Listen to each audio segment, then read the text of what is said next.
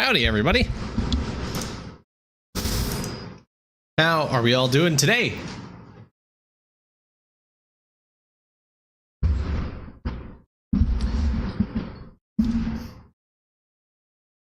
All daily check-ins. Hey, yeah.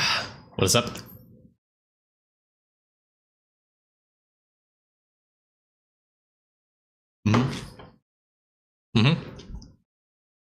That slaps.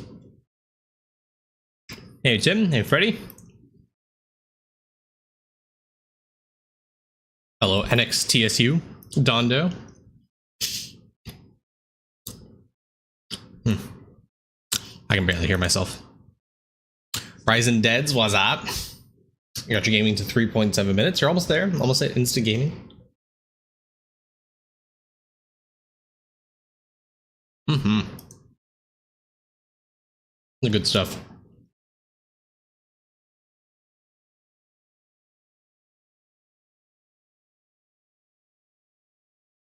Luna, the Hobo Dad. How are you doing today? Dondo started playing a couple months ago and your account reviews are golden.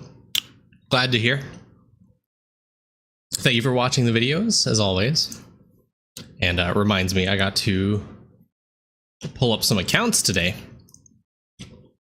Alright, let's go straight down the list. So we have, pulled up Malik twice. Yeah, those are pretty updated.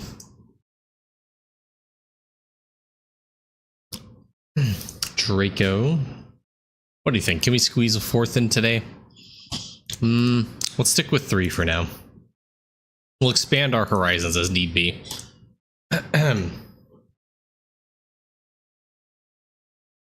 Mackie rolled FAO.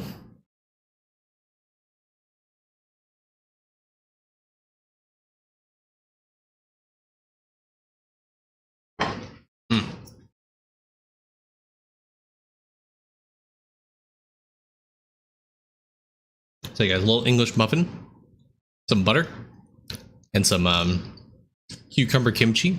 Fantastic. Anyways, wow, Ylon looks a little stretched now. Oh yeah, I see why. There we go, that's better.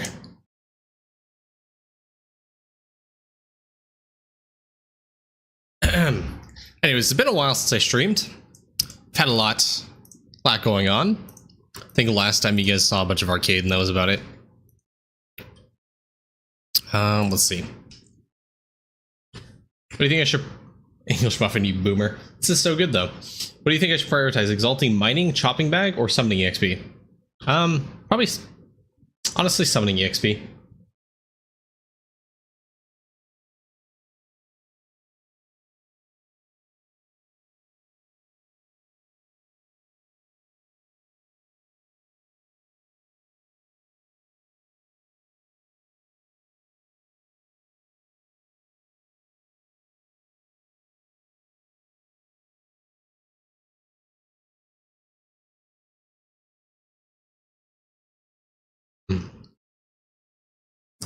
Let's see, over in YouTube chat.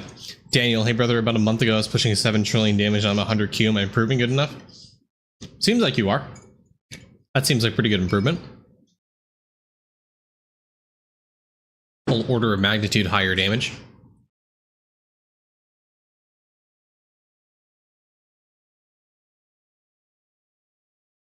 Oh, a couple of them.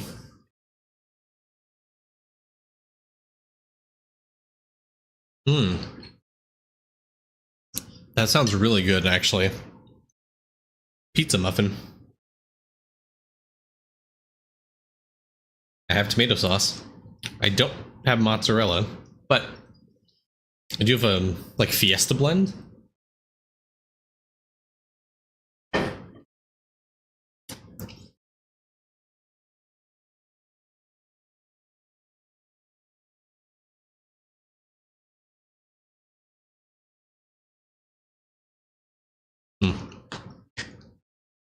It's a better pace. I like the song. Speaking of songs, so have you guys, anyone here listen to Ed Sheeran? I have to know. No? God, no? Okay. song last year. His new song with Arjit Singh.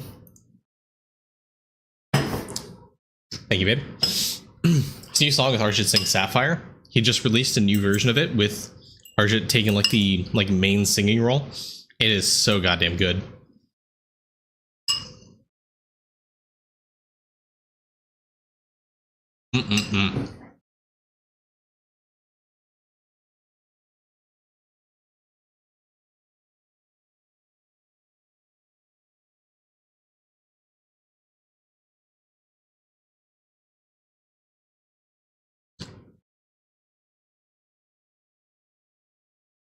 I am munching.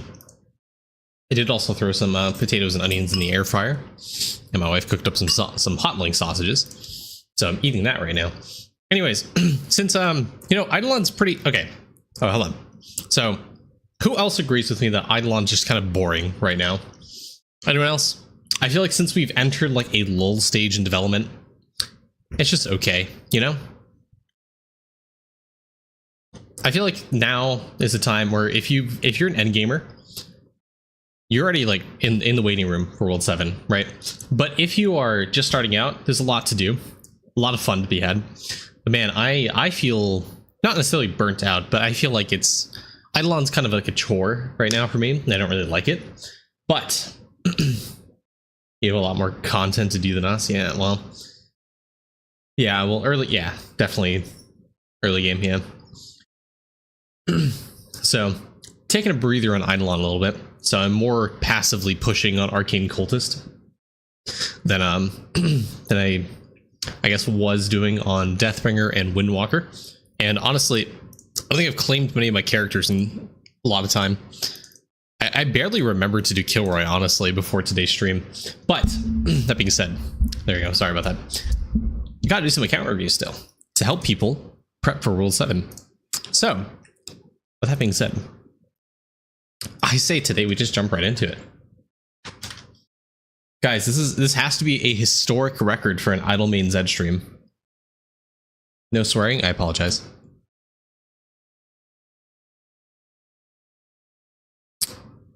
Is this good view?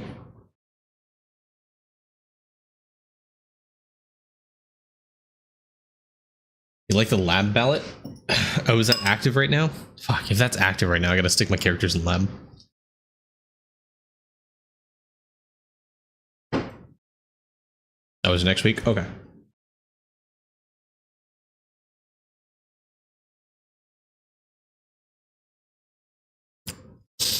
No. Can I bug you real quick for the link to the justice spreadsheet? Not a justice spreadsheet, but here's the website. There you go, Chris. Just started nearly 2 months ago, still grinding, currently salt locked out of getting troll gear for your peeps. Yeah, I'll take a little bit. Remember to try to unlock the Omnifal God to help you with refinery. Smoke, what is up, my dude? All right, let me get my notepad up. Timestamps. What do we got today? 15. Oh, is that the live or is it the recording? Let's go 16. Potato 1 2 3 7 8 9. I'm pretty sure. Isn't this like this is an alt account for Braveheart? No, one of Braveheart's many alt accounts, I believe. Anyways, let's get into it, guys. 3 2 1. Hey guys, it's Main here, back again with another account review. Today we're looking at Potato's account, who I believe is actually an alt account to someone we've done an account review before in the past, his name being Braveheart. And I think Braveheart, you've also made another alt account called Idle Main Fan to help me to kind of like move along with the speed run, by the way. Haven't done any editing on that, so at some point in the near future, when World 7 drops, or World 8 perhaps, the mythical episode 7 and part 7 whatever of the speedrun will come around. Anyways, Potato, today we're looking at your account. This looks like a very early game account ish, probably like a few weeks in, maybe. May 25, about 2 months actually, not a few weeks, but pretty early, like, you know, game account. I don't know. World 3, Death Note, like where exactly are you in the worlds? Beginning World 6, okay. Was this 2024? Oh shit. Sorry, 1 year and 2 months, my bad. I can't read. Account's been on the back burner for a while. I think you probably recently started picking it up because you've uploaded rather recently in the past week or so. But you're in World 6 now with this account over at River Spirits, right? I believe it is. So let's see what if I was at your stage like I am with the free-to-play account, what would I aim to do? My number one priority is getting obols done. I would try to aim to get my obol page for my family page set up. So for pop obols, so get silver pop obols, go do dice obols as gold dice obols, and then the hexagon obols as dice obols as well, and the sparkle obols as dice obols. Those are the optimal.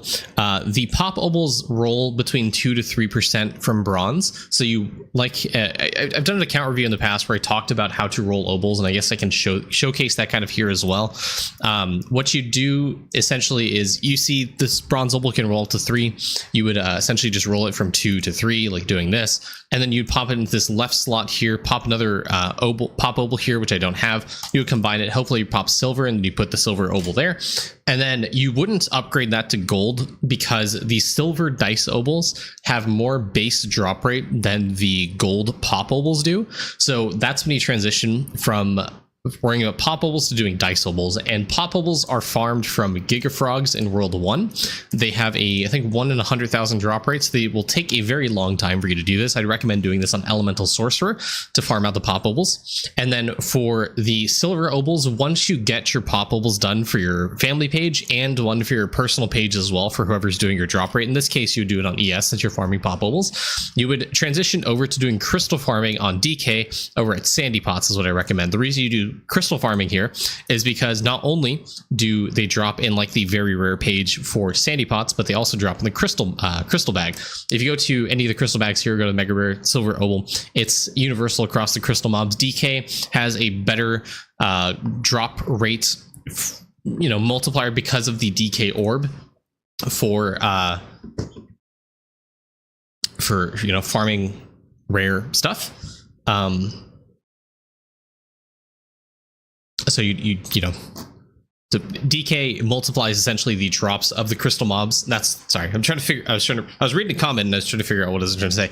Anyways, ES is good for the first page non-crystal drop rate type stuff. DK is good for crystal drops. Now the challenge early game with DK is getting a high uptime on your Orb of Remembrance, because that is how you get more drop rate. So how do you get more of that? Well, you need to start scaling talent levels, and that's going to come very, very slowly with things like summoning, trying to aim towards getting the Fury Relic, trying to get your checkout takeout talent for World 3 completed, so making sure you complete your 1,000 checkout books every single, whenever you can, using your books every single time that you have them available. Just remember to check your dashboard, I believe it's where it's located.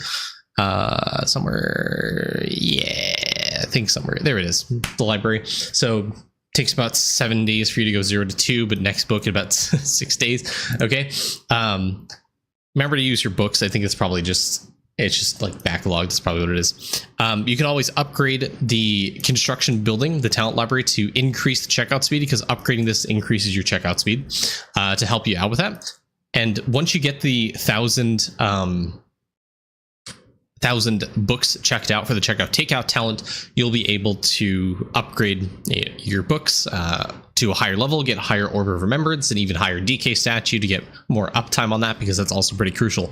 Now, the other thing you probably need to, Equinox is going to be far away, but Fury Relic, as I mentioned, is something early game people want to try to aim for. It's right here. This takes a lot of sailing speed, so to get here, you're really going to need to focus on trying to get your Ancient Fossery Tusk and Ancient 80 Tablet. The Fossery Tusk will help you in finding your artifacts a little bit faster. Obviously, this is the best early game source of artifact find chance you get. I always recommend trying to upgrade this when you're trying to push new tiers of artifacts, for example. So from normal to ancient, ancient to eldritch, eldritch to sovereign, and who knows, somewhere in the future there might be sovereign to, I guess, emperor. I don't know what new tier there would be.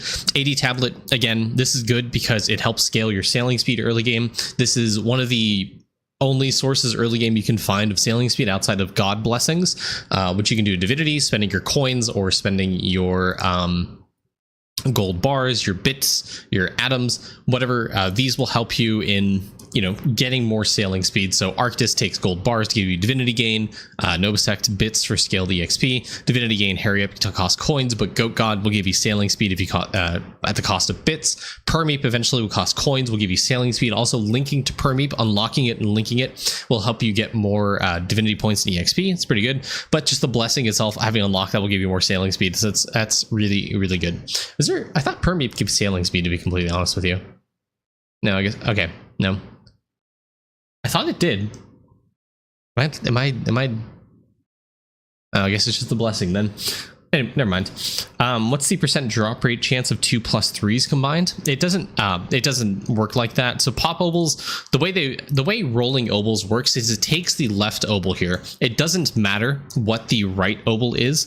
You would only upgrade this obol, right? You only upgrade one of the 2 obols and put it into the left slot. It takes the left slot stats and upgrades that, and it just destroys the one on the right. So it neglects whatever you did to this right obol and just uses whatever the stats of this obol and just up tiers it by whatever the number is. In the case of pop obol, is going from 3 to 4 in a silver. Okay. Yeah, sailing speed early game is pretty hard to come by.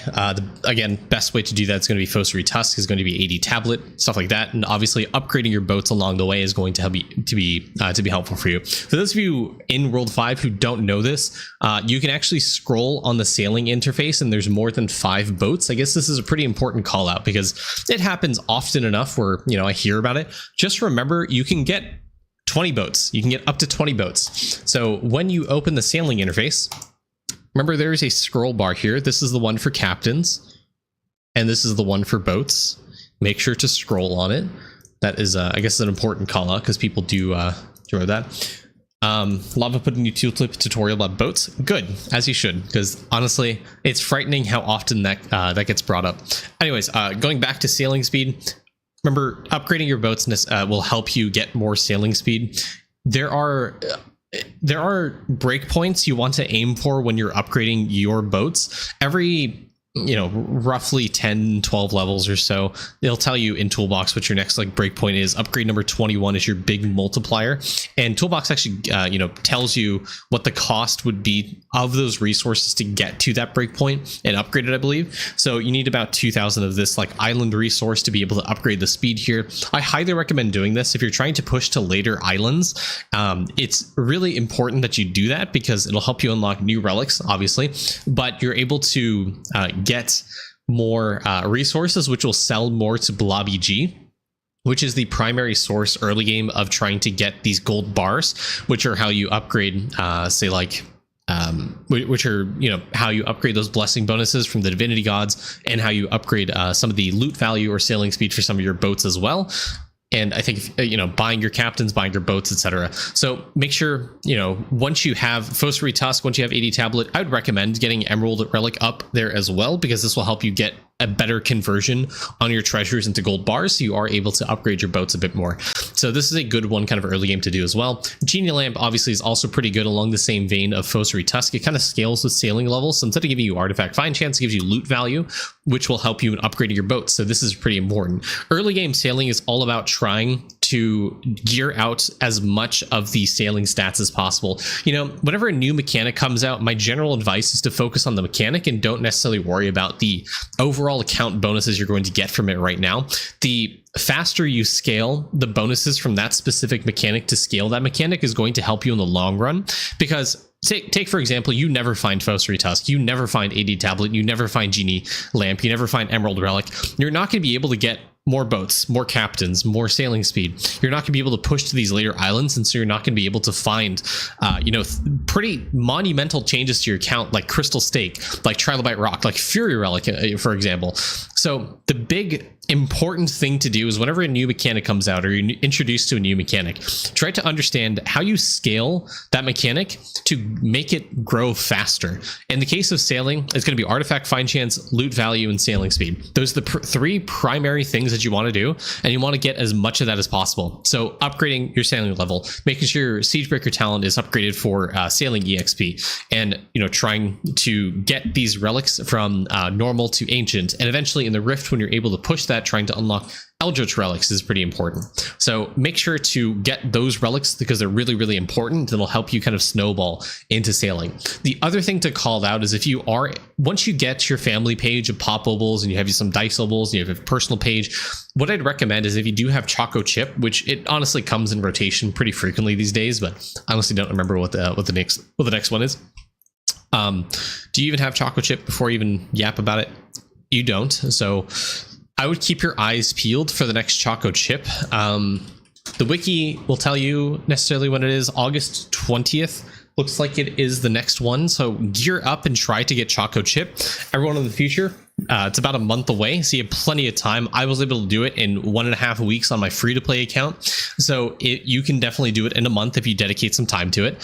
You can aim to get Choco Chip. Choco Chip is a massive deal for your account, and I'd highly recommend doing that. And this will help you farm a little bit of World 5 gold food. World 5 gold food notably has golden hamster gummies, which give you a % chance of claiming sailing AFK time whenever you claim AFK time on your characters.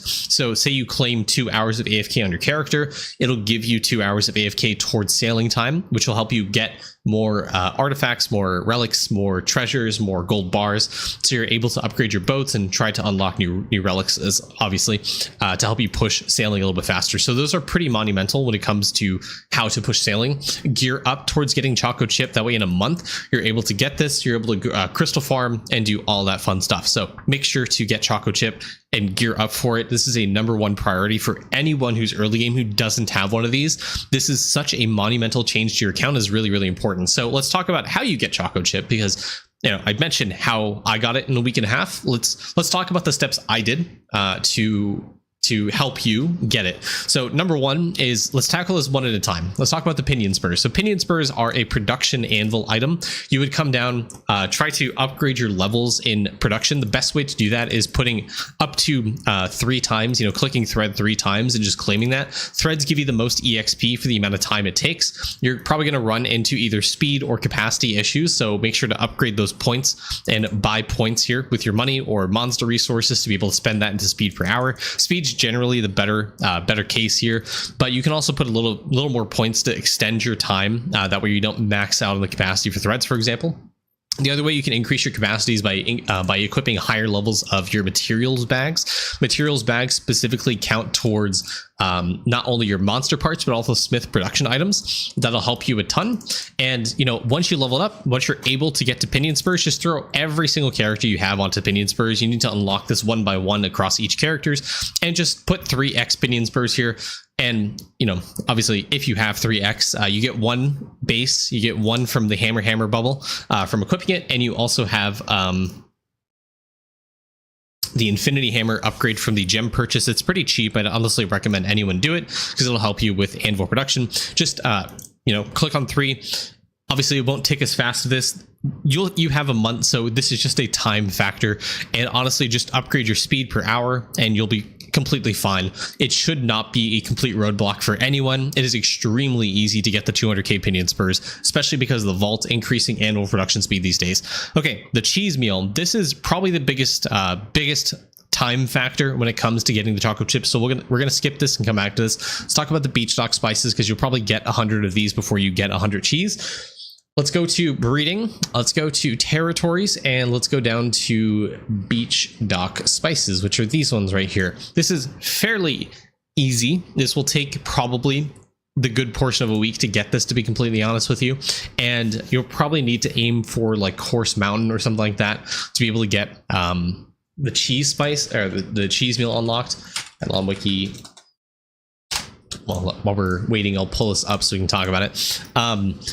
So when it comes to, let's see, Eidolon resources, when it comes to breeding and territory spice battles, this guide sheet from long ago still is valid. It still helps you in trying to get your spices. So this is what I recommend for most of your spices, using all of these available. These are the optimal like spice battles, depends on what pet you've unlocked. So these kind of necessarily, you want to copy this across your spice fields. And honestly, I wonder if I can. No, I don't want to spoil the account since it's not public to the YouTube channel yet. But this is pretty good. This will generally just help you with your spice battles. Here are generally what you should aim for early game if you're trying to get these early spices. Like a targeter is a really big multiplier to your spice production. Here's that in YouTube chat if you guys want to look at that as well. If you have the Opticular, you can use that. Otherwise, you can use Targeter, Miasma. Remember to read the traits because some of these are... You need to gear these out specifically. If you just follow this, it's completely fine. But Miasma will help multiply your speed. The Forager is just a good pet to have. The Fleeter will help you increase the speed. The Targeter just kind of multiplies your production speed as well. This will help you get more than enough beach stock spices eventually to be able to get the 100 that you need, and obviously to upgrade it as well. Also, I don't know why dark mode is not on. Wiki is kind of broken right now, so I apologize about the flashbang here. Going down to, let's see. Unlocking recipes. Here's the menu. Okay. Here's the table from the wiki. Also, Eidolon efficiency does a good call out for this, so you can look at Eidolon efficiency instead. The cheese meal. So no one's going to have this early game. You're going to need to rely on one of the combinations here. The Twilight Desert Spice, the Coarse Mountain Spice, Tree Interior, and Encroaching Forest. Or for a little bit lesser chance, but this is more fire speed. Oh my lord. Yeah, no, I would probably just stick to Encroaching, Tree Interior, Coarse Mountains, and Twilight Desert, because this takes the least amount of fire speed, so it'll take less time for you to physically actually cook this. And, you know, if you... I don't know, I guess if you want to more brute force it, I don't know why this column is here, to be completely honest. Or I guess earliest chance. Okay, so you have these spices earlier in the game. You'll be able to get this, but this takes a very, very, very long time for you to be able to get this. So if you are able to get these spices within a month, this is probably the best chance for you to get it. If you can't, these spices will also help you as the earliest chance. The earliest spices you'll encounter, this is a good combination as well. So use these two to try to unlock the cheese. And apart from that, try to aim towards getting your meal cooking speed up and higher as much as you can. So you can reduce the fire speed in your kitchen so you are able to find that new meal as quick as you can. And looking at it, I actually didn't even realize if you had cheese. You don't have cheese unlocked yet. So yeah. The biggest thing, I guess, when it comes to cooking is trying to unlock Diamond Chef, which you have unlocked. This is a fantastic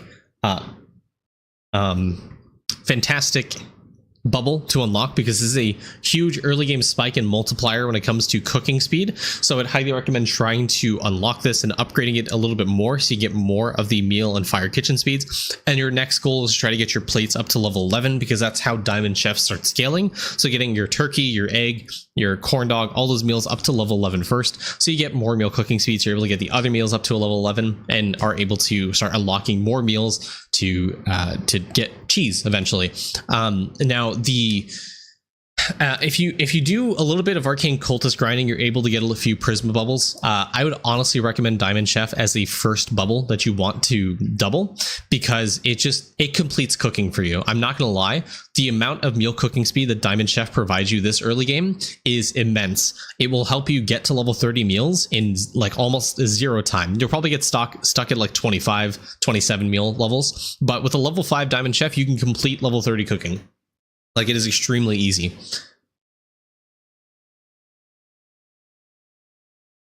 Okay, vials. Since we're on the topic of...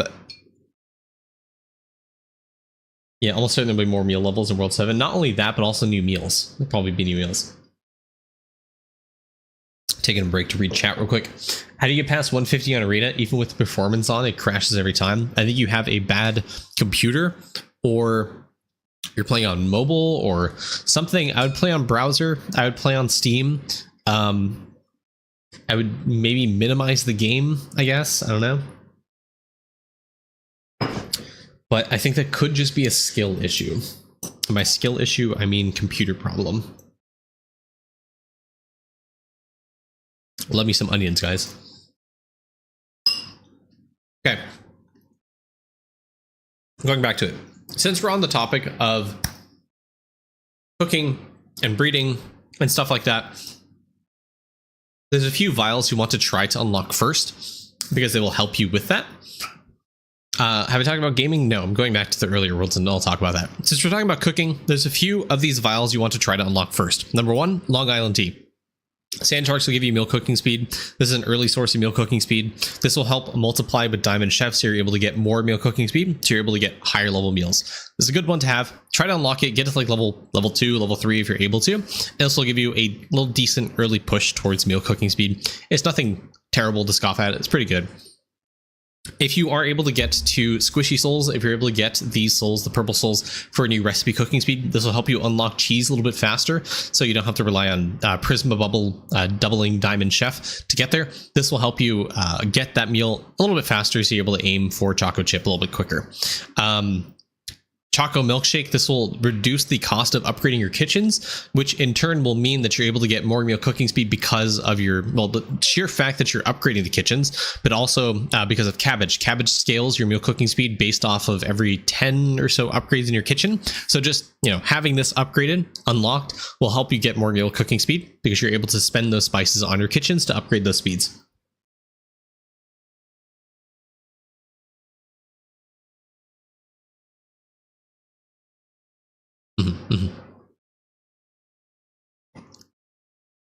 And Dreadnogg's probably a little bit too out of reach for you, so I wouldn't worry about that. Sigils, don't start sigils. Cauldrons, you got a decent amount of bubbles unlocked. The biggest issue early game in unlocking bubbles is the huge time gate it is. Until you get 200 tentacle, bubbles are going to be pretty slow to unlock, and it doesn't surprise me you don't have some of the World 5 bubbles unlocked just yet. So again, as you scale talent levels, as you get more of that, and as you get Choco Chip, you'll be able to get more uptime on Cranium Cook, which will help you get more bubbles unlocked. And hopefully eventually one day unlocking all the World 6 and eventually World 7 bubbles as they come around. So, it's, focusing on sailing right now is probably just going to be the best way to scale your alchemy, because you'll be able to get to those 200 talent levels and eventually going to be able to cranium cook more often, which means you'll be able to stick your characters into these cauldrons, get these cauldron liquids, and start upgrading, unlocking new bubbles to help you in your adventure. But outside of that, just leveling up any bubble right now is going to be good for you, with the exception of probably Anvilnomics, to be completely honest with you. Keep this at level 1, keep Cheap Shot at level 1. I'd keep Bappity Boopity at level 1, although you leveled to 29. I guess it's fine. Those bubbles don't really have a large impact on your account, so it's completely fine not upgrading them. The reason you don't want to upgrade them is because it completely eliminates the possibility they get hit by no bubble left behind. So you can be a little bit strategic about your bubbles and not upgrading the ones that are a little bit more tedious, a little bit more painful to upgrade, and you'd rather have no bubble left behind upgrade, because early game having resource problems is a reality, and not being able to have like the threads here, or whatever this item's called, iron cords or whatever, the PVC pipes, is completely understandable. It takes a lot of time and resources to be able to upgrade some of these bubbles, so keeping them at level 1 for now and having some of the earlier bubbles upgraded is completely fine, and it's a pretty valid way to approach alchemy, to be completely honest with you. Okay, refinery, yes, printer. Always look to reprint if you're early game, it'll help you out. Refinery, no matter, oh wow, I realized change to 0.01%. When it comes to refinery, red salts and green salts at 0% is always what you want to do. I would get redox salts to like level 12 before you consider leveling explosive salts. There is a very early refinery chart floating around somewhere that I don't have handy, to be completely honest with you, and it's honestly not really that good. But there's a few ways you can kind of tell if you are messing up your salts in some way. Remember, your cycle here, or your hour production for red salts is at 152. The hour cost for your orange salts is at 107.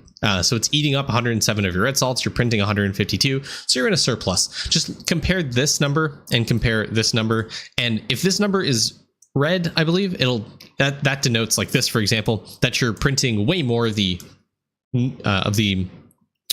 newer salt than you are able to sustain the older salts. Now, I do want to give a little call out. This doesn't matter so much for green salts consuming blue salts, because yes, this consumes 8 Well, actually, I guess Toolbox kind of accounts for this now. I have no idea. I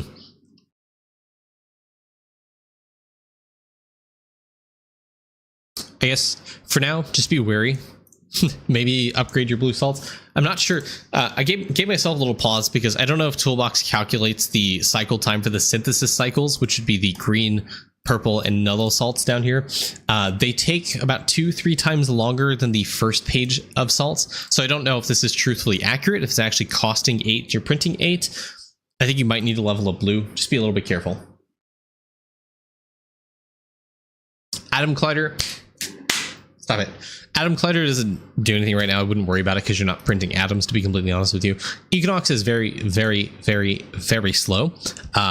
You know, if you're able to get some of this stuff unlocked, I would do that. But as you're progressing sailing, as you're progressing alchemy and stamps and all this stuff is going to help you with this in the long run. So completing those, I guess, account milestones, unlocking more sailing relics and all that stuff is going to help you in the long run. With Equinox, you'll be able to come back to it. Equinox is kind of a like mid-game-ish thing for people to push because, I mean, right now, you're extremely time-gated on refinery ranks, you're extremely time-gated on samples, you're extremely time-gated on 20 green stacks, and especially the 50 waves of the first 6 tower defenses. Like, that's pretty hard. So be vigilant. It's not going to take days. This is probably going to take weeks to months for you to be able to complete some of these streams. It's meant to be a hard thing for people to do, and early game, you're not necessarily able to do that. Buildings, chest space, you know, it's pretty nice. Death Note to help you with multi-kill, to help you in the later worlds, and, you know, in the earlier worlds, unlocking V-Man if you haven't already. I actually don't remember if you have V-Man. This is definitely something you probably want to do, is try to unlock V-Man. V-Man is such a huge part of your account, so make sure to farm out the Death Note is probably what I recommend doing, because V-Man does have a multiplier to statues, and statues, though they're pretty low level and you don't have Onyx to them, they still give you a ton. For example, the mining power, if you're able to get like 1.2x voodoo statification, it's pretty good for your mining prints.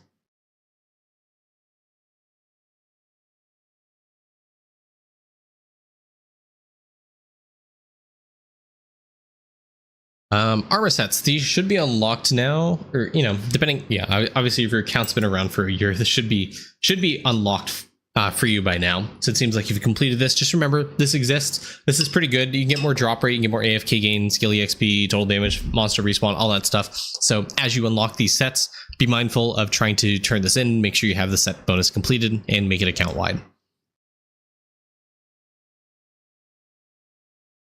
You can get Turtle Vial. That takes up to Q Jade coins, so I don't think that's feasible right now.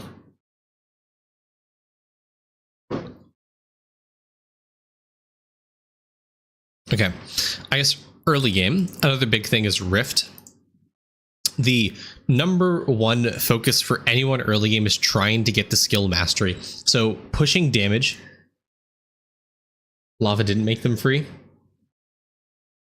Armor sets? Yes, they are. They are free. What?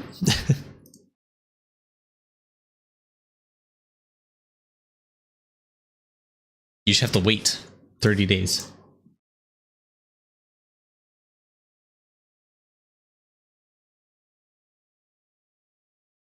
Oh, Turtle Vial. Well, you need to get to the map, no? Hold on. Yes, but Turtle Vial is not part of the set quest from the Trapper guy. It's part of it's part of Jade Emporium upgrades. Here, I'm gonna try this on my free-to-play account real quick off screen. You can get Turtle Vial. What the f? Oh, but wait a second.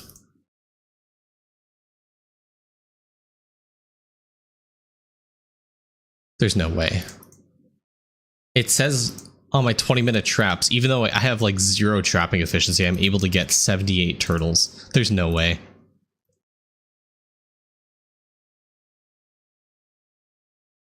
All right, we're going to come back to that in a second.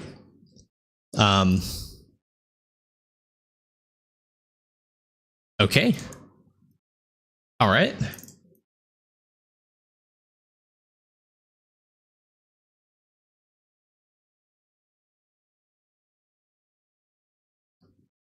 That's pretty big then.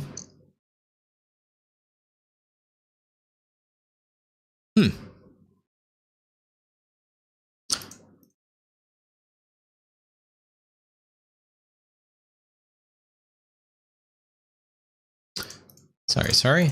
Put that back in lab. Okay.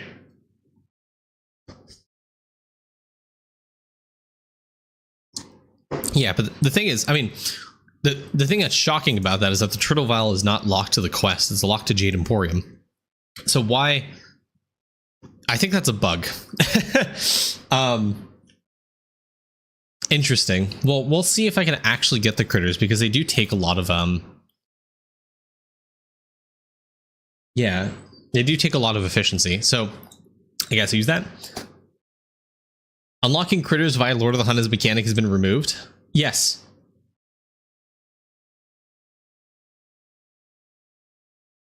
Although you still need to reach the respective maps, of course. I'm not at the turtle map.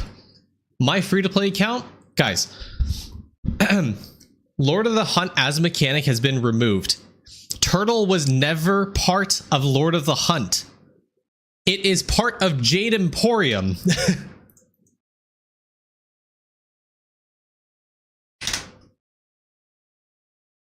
It is literally a Jade Emporium unlock. I don't have the Jade coins to unlock that, and I'm not at the Bamboo Spirits. It is a bug if I'm able to get this. You guys, read, please.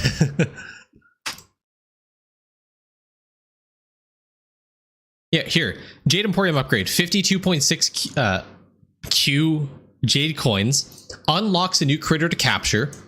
Adds tortoise and turtle to hunt down. Located in Bamboo Labyrinth map. So if you're able to get Turtle Vial right now without having unlocked the Jade Emporium upgrade, it is a bug.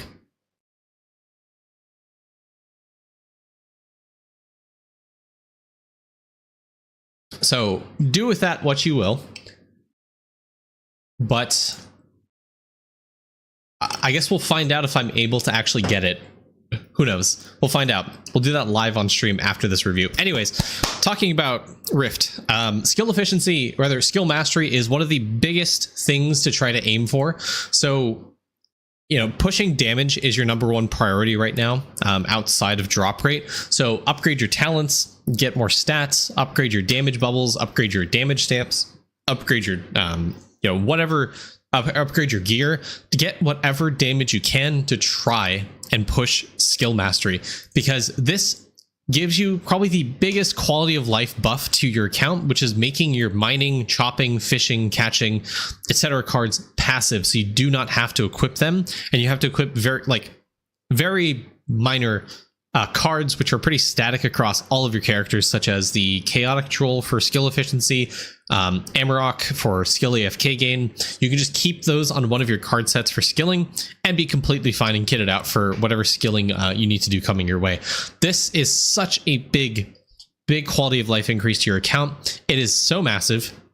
I would highly recommend trying to push the skill mastery if you're early game, because of how powerful it is. However, that being said, you do need to get level 300 across your account for mining to be able to unlock this bonus. So it's probably something you want to aim for in the next few days, or weeks rather, to try to get level 300 mining, chopping, fishing, whatever, to help you get that. But also along the way, you're going to get more EXP gain, you're going to get more efficiency, you're still able to reprint. But eventually, when you get this 300 level reprinting, you're going to see probably a huge spike in your prints because of the mining AFK nodes going passive, mining speed going passive, mining efficiency going passive, all that stuff, and it's going to really help your account. Okay. I guess the last thing I want to talk about is farming. Farming early game pre-OG is really slow. So whenever you claim your crops, really try and get a little bit more stronger vines, try to get more land plots, try to get more growth speed. That's kind of all you have early game. The big thing for farming, the big, I guess, kind of scaler is going to be in later in World 6, where you're able to get to, I think, Mama Trolls, I believe it is, where you have the Legumulite, and you're able to trade in a crop transfer ticket, of which I'm not going to do here because I'm not ready to trade in my crops. But if you drop this ticket here at this guy, you'll be able to get magic beans, and you use those magic beans to try to unlock new upgrades. in the market, the night market here. You first buy the overgrowth. It is the first thing that you do is try to unlock overgrowth. And then from there, you'll be able to unlock evolution GMO. Early game, you're probably not going to see up to 200 crops early game. It's honestly probably not going to be your big focus. Maybe getting 1 or 2 crops to help you get your next crops unlocked. Because as you unlock crops, you're able to get more farming EXP, more farming levels. You're able to get the next like crop seed, like earthy seeds, to be able to unlock those. But mostly, getting to OG early game will really help you with farming. Farming is just a pain. There's no way around that early game. And if you have the gems, or you're able to buy some of the gem shop stuff, specifically land plots, but also Instagrow generators, this will really help your journey. Big call out to Instagrow generators. Obviously, this is a really good thing early game. It's a really good thing late game. So you want to buy this because it is good at pretty much all stages of the game. It gives you Instagrows, number 1. Obviously pretty good, but the most important thing is that it gets you a 20% chance for +1 crop when fully grown. What this is essentially it is, well, I can't go back. It's the Stronger Vines upgrade. It just adds to it. Talk about this all the time, so I hope it's kind of sunk into everyone's skulls. But Instagrow generators are like a huge, really important upgrade and focus for early game people, because it'll help you get more crops faster, so you're able to upgrade the day market faster.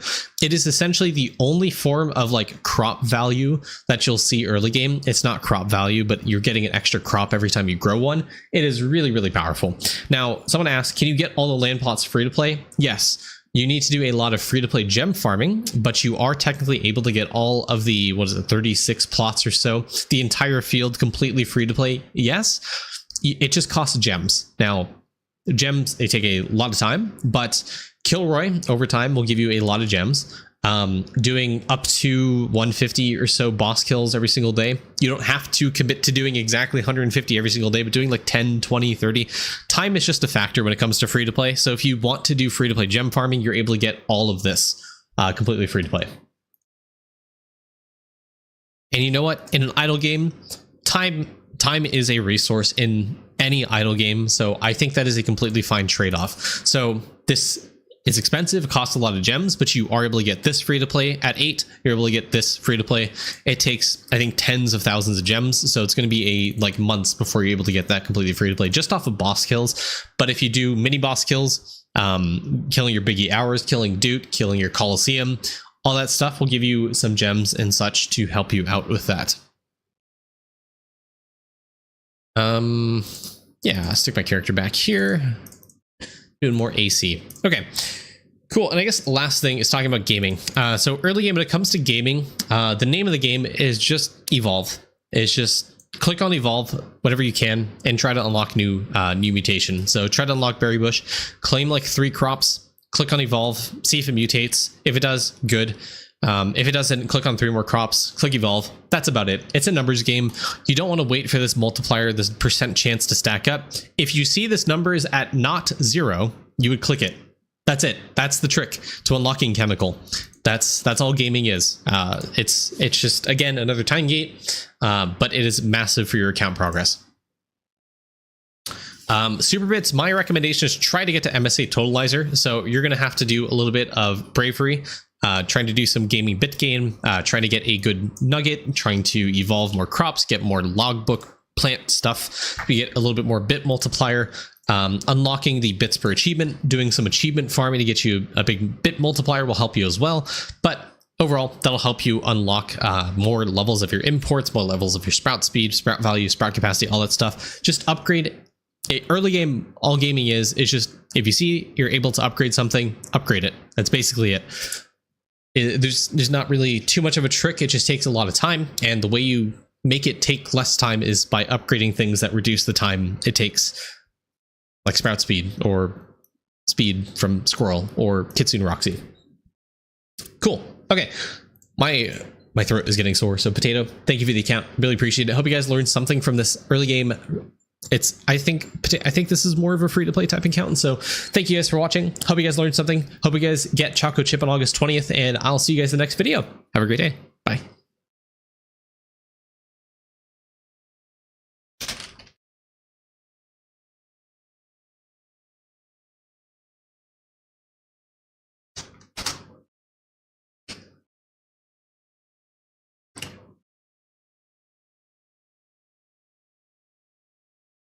It's a pretty good review. All right. Back to this. Okay, let's catch up to YouTube chat because you guys are kind of a little bit far away from me.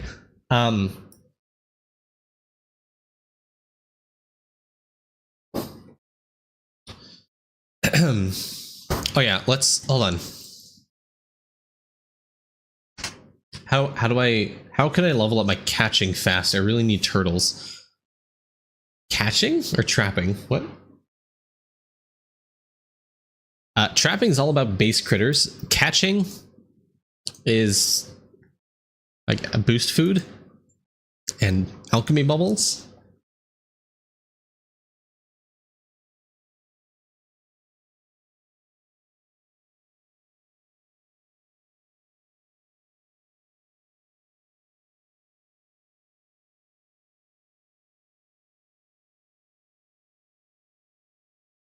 Trapping is all about base critters.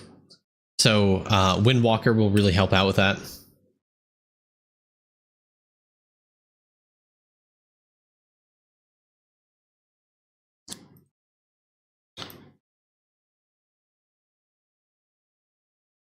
Oh shit. I got a lucky lad on my free to play. My second lucky lad, actually. LOL.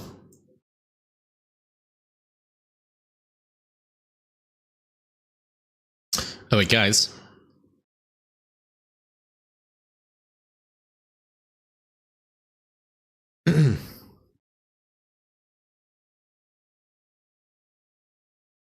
Hold up.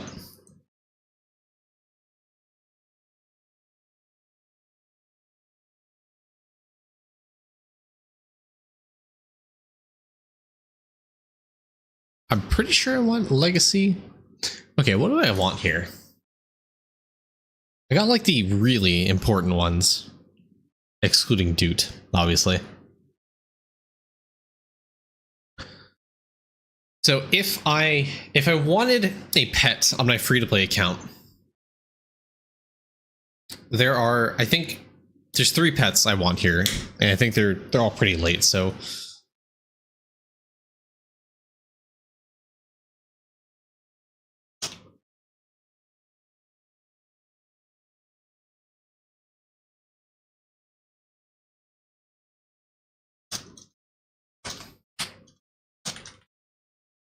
I'm gonna give you guys a minute to predict.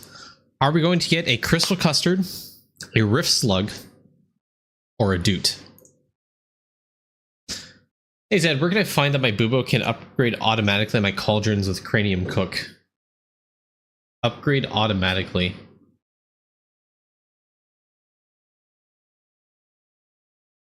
Well, there's no such upgrade, but there is an Equinox upgrade called Liquid Vespent, where whenever you do cranium cooking, it will overfill your cap and rate, and it doesn't automatically level it up, but you'll need to just spend liquid and it'll just level it up. I'm assuming that's what you're talking about. It's an Equinox upgrade, so you need to complete Equinox challenges, and it can cap out at level 9 for a 99% reinvestment to both cap and rate. The way it works, I'm pretty sure, is it is 99% of whatever your overfill is goes to cap, and 99% goes to rate. Oh, sorry, level 11. My bad.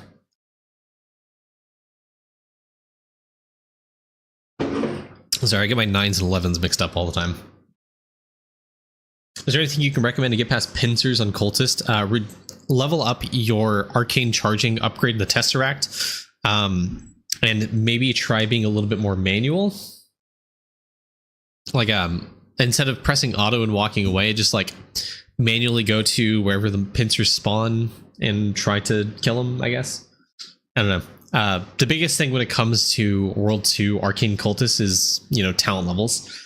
As I've said in my guide, not necessarily 350 is, needed, because a lot of people have pushed past it with way less, but you're going to hit a wall at some point, and upgrading arcane charging will help kind of lessen that wall. So maybe 300 talents is fine, maybe 250 is fine, but it'll take a lot of effort and a lot of time with AC, which in my opinion, if you're taking that much time and putting it into AC, it's probably not worth it. You need to do other things with your account.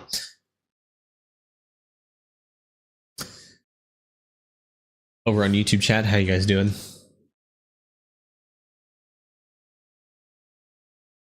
using my V-Man to trap level 120. Yikes.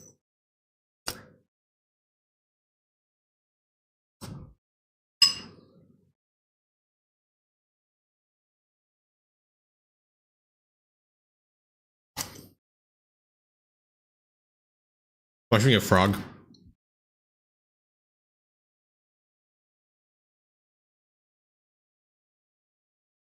I already have a sandy pot, so I don't want that. Damn it. Yeah, well.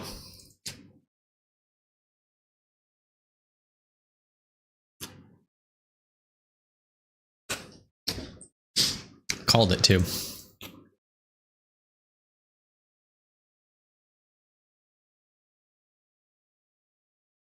Hold on. Where am I in here? That's right. I have. I think I was trying to unlock eggshell, right? That's right. I wanted eggshell because it'll help you with arena.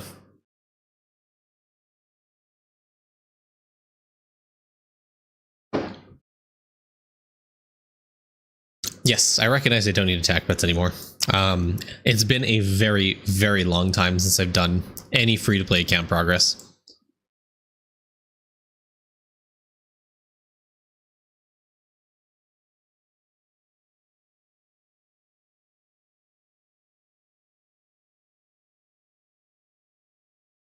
Oops.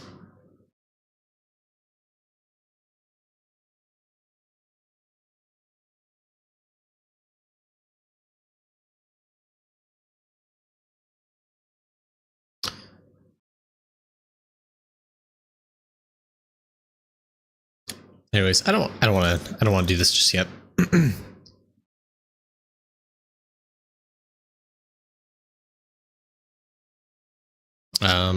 That's right. Let's go into World 3 and we're gonna see. My trap is ready. 3 minutes. We'll see if I can get a turtle, guys. It's gonna be crazy, but I'm pretty sure this is a bug.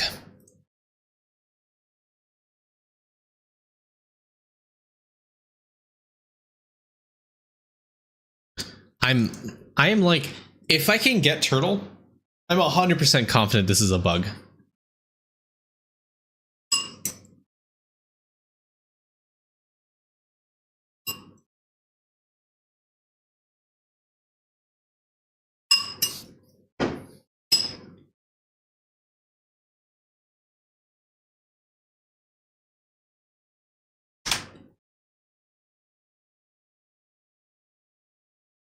The anticipation's killing me.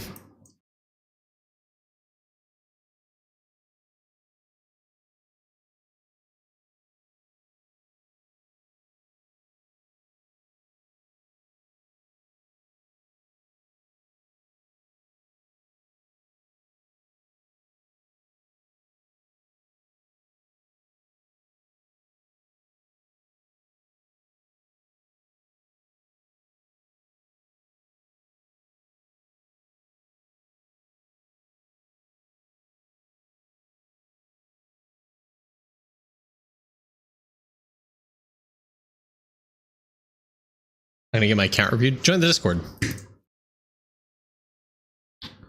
I try to do giveaways every Friday, which I did not do one yesterday.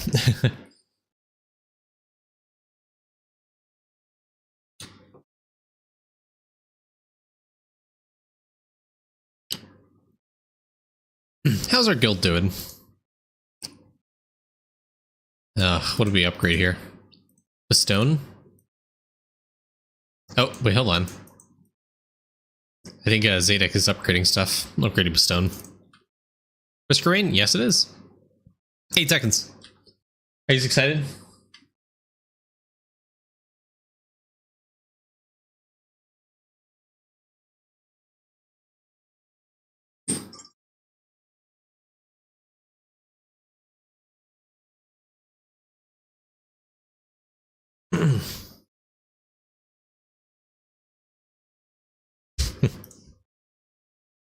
Okay. That's crazy.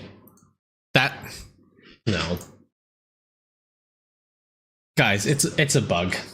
This has to be a bug. There's no way this is an intended mechanic. There is zero chance this is intended.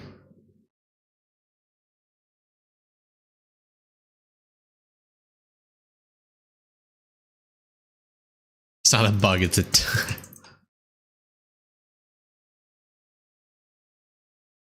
there's no shot.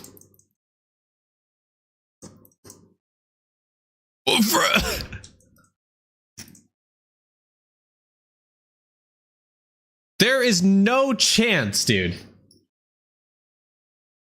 This has to be a bug. Guys, I'm gonna lose my shit. This is...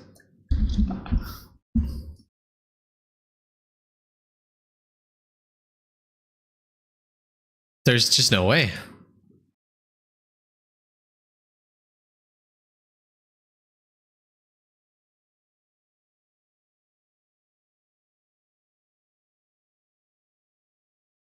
No.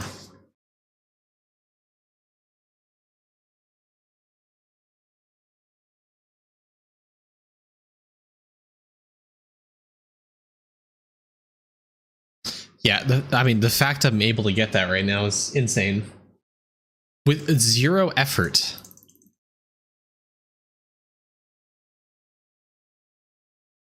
Yeah, when implementing that change, he for sure forgot about it.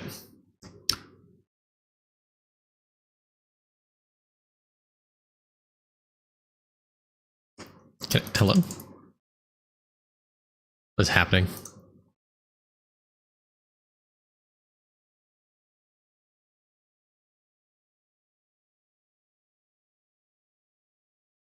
It just has to be a bug. It has to be.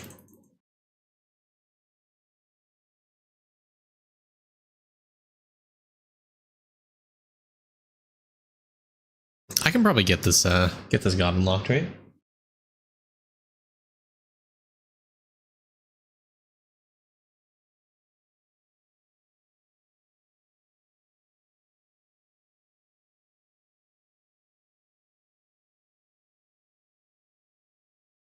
Yes, using Goat God.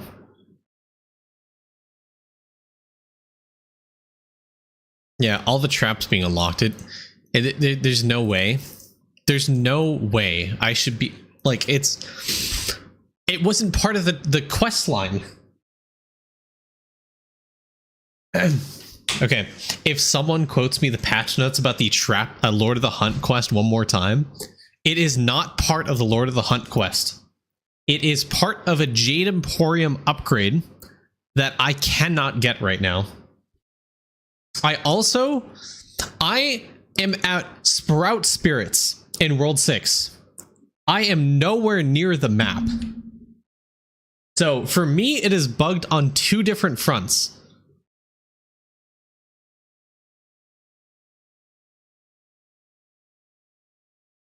You're right, the blobfish is also not part of that same quest line.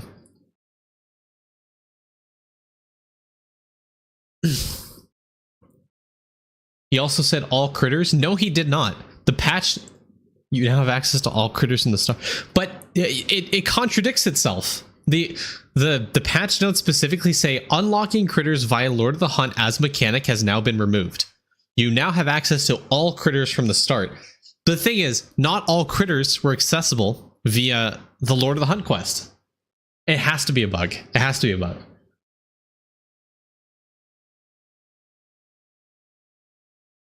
See, but it doesn't make sense. Why even have it as a Jade Emporium upgrade then anymore? Yeah, no. We'll just chalk it up to he forgot about it. And now it's a game mechanic, so.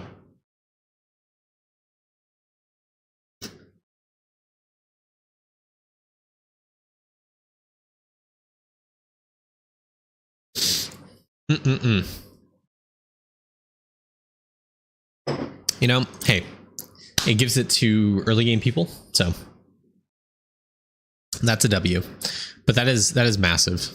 That is a massive thing for people. So So if you're early game and don't have the turtle vial unlocked, get it unlocked.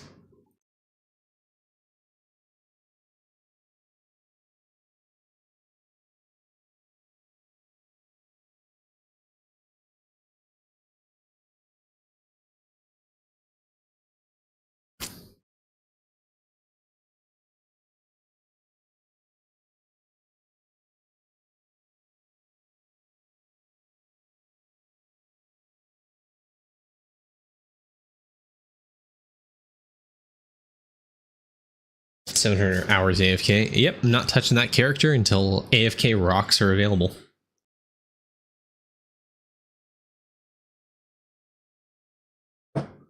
Yeah, that is a lot of artifact find chance. Like, that's a 10% multi. So, honestly, I should have mentioned a Braveheart in that review. Get Turtle Vial unlocked. It'll help you with artifacts. You have 2 Boobos? Yes, I do. Now I do. This was my ES.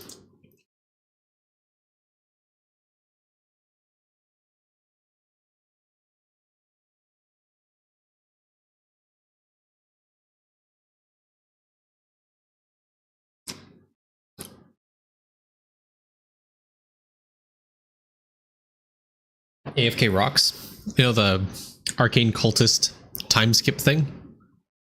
You know how there's AFK bones, there's AFK dust. I guess AFK tachyons would be more appropriate, but the no, it's called the charred bones, aether moons, and these things that were once available in the gem shop, the rocks.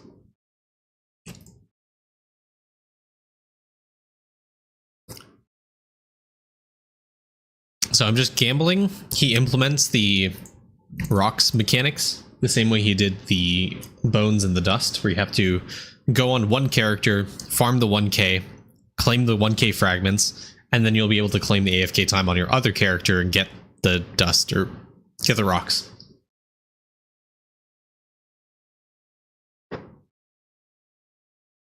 And I stuck it on Ancient Golem because, you know, Dragon Warrior statues are cool. You're not touching the character until September? Exactly. So I think, honestly, I think that's part of the reason why I don't play Eidolon that actively anymore, is because I'm personally scared of touching that character out of habit.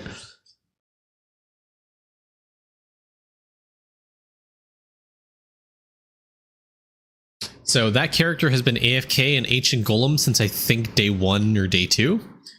He was an elemental sorcerer. Then I used a master class swap token to change it from an ES to a Bubo. Then I just turned in the quest and I got a second AC. Now he's just stuck on, and his talents are spec'd into summoning. So that way on this character, I don't have to change a preset at all. I just, you know, I just have it active all the time permanently. Alpha, hey, what's up, man? It's going good.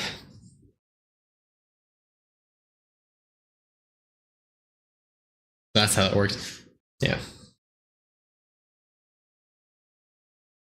Yeah, honestly, there's not much to do on AC anyways. Like, going on a multis, like going on this map, for example, I just sit here and do this. Smoke, do you know if the tech for the crystal mobs works here? Because honestly, I put this down here for a little bit because I remember Ando a while ago showed me some tech with like citringes. Where you put the crystal on a non-mob platform, you just let it stack up the arcane mobs, and then you just like massively throw out like a huge amount of skulls.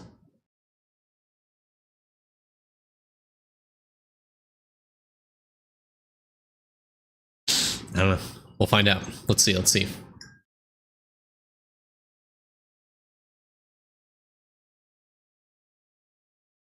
How many kills per hour should I have for clip skulls? Good question. I don't know. Doesn't seem like it works here now. Yes, that one. That tech. That's the one I'm talking about. I wonder. Hold on. Platform too small. Portal? No. It's not an exploit? Oh, hell yeah.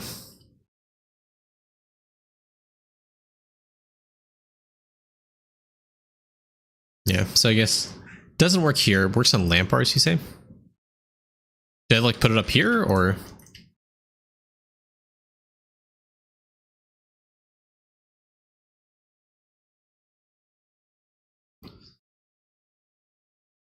All right, well, let's take a gander. Let's see.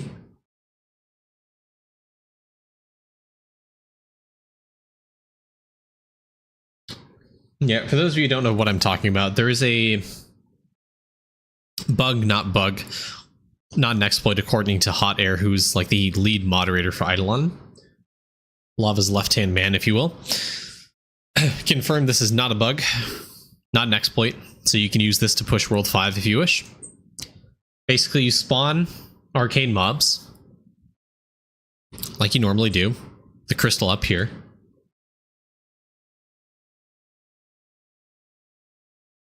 And then does it work like now? There we go. You shoot out like 1 billion skulls. How this is not an exploit completely beats me, but yeah, so that was pretty quick. All those mobs are dead now. You can do this on Citringes pretty easily. You put the rock up here, the top portal.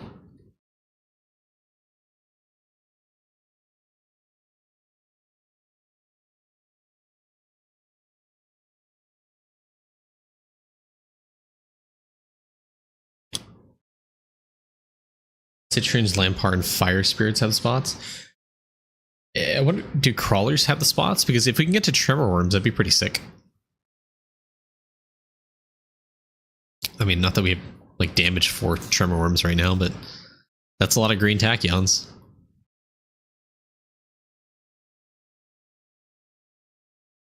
There would honestly be a lot of for Fire Spirits farming this. What's the exploit in this? So you spawn the crystal mobs up here for these specific maps, and you see all of these skulls firing out. These all like shotgun the arcane mobs, and you're able to kill them pretty quickly. Like, see, there is no way you'd be able to actually kill these that quickly. Like, I just killed 24 arcane mobs in a matter of 2 seconds. And they have like 5 times. Yeah. I'll showcase what it looks like when you have more arcane mobs. It actually gets pretty insane. In a map like Citrin's that any faster than putting it with the mobs, since you'll be killing them at the same speed? Well, the thing is, I think it only works on this platform. I think you can only put the crystal up here, spawn the crystal mobs up there, and do that skull trick up there.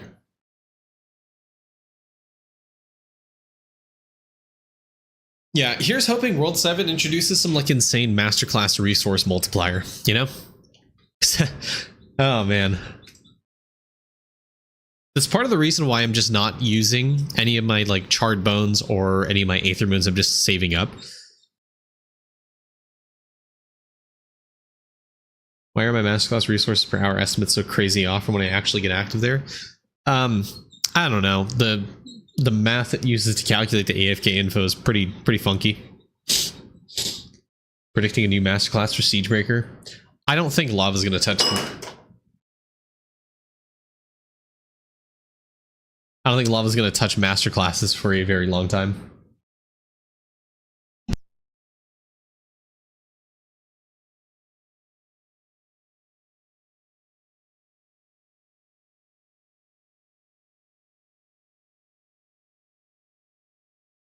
Alright, you guys ready for some insane lag? Look at this.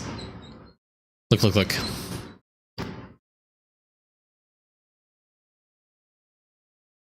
This is peak Eidolon gameplay right here.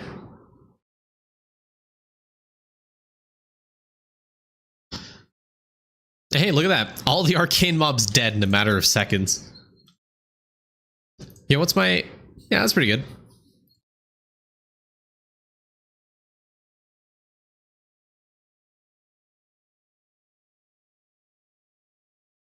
Is my streamer lying? What am I doing?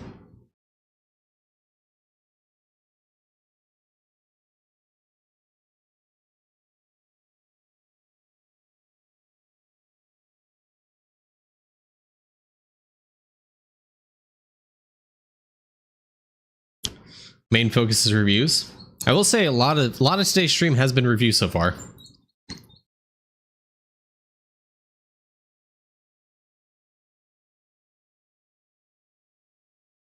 Fine. We'll do more review. Just to please Hour.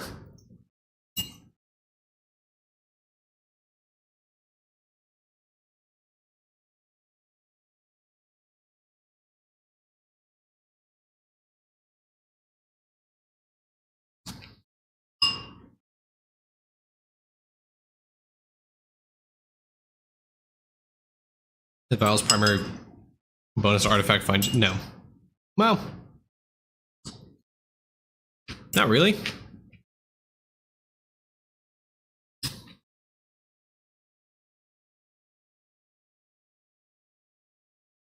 Hey, Practice. How you doing?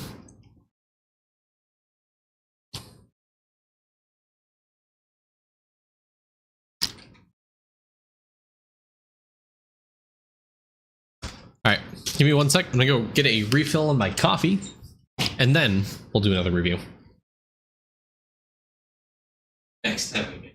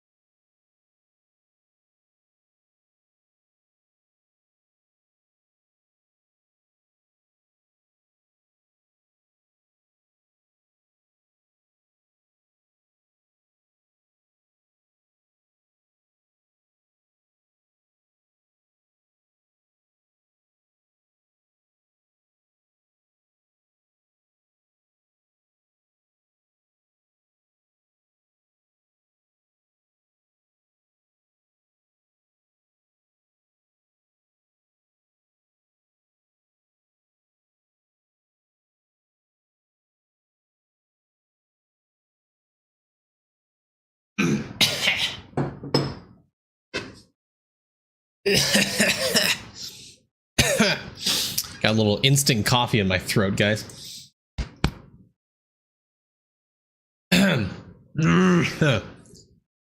Chair stream. You don't have to walk? Fuck. Okay. Not gonna let. Okay, hold on, real quick before we start the review. I just want to say, guys, this past week I got myself a gym membership. I've been, let's see, I went on Tuesday twice. I went on a Thursday. I went yesterday, and I ran today in the morning. I feel pretty accomplished, you know? No, I'm not benching. I'm just doing cardio. That's about it.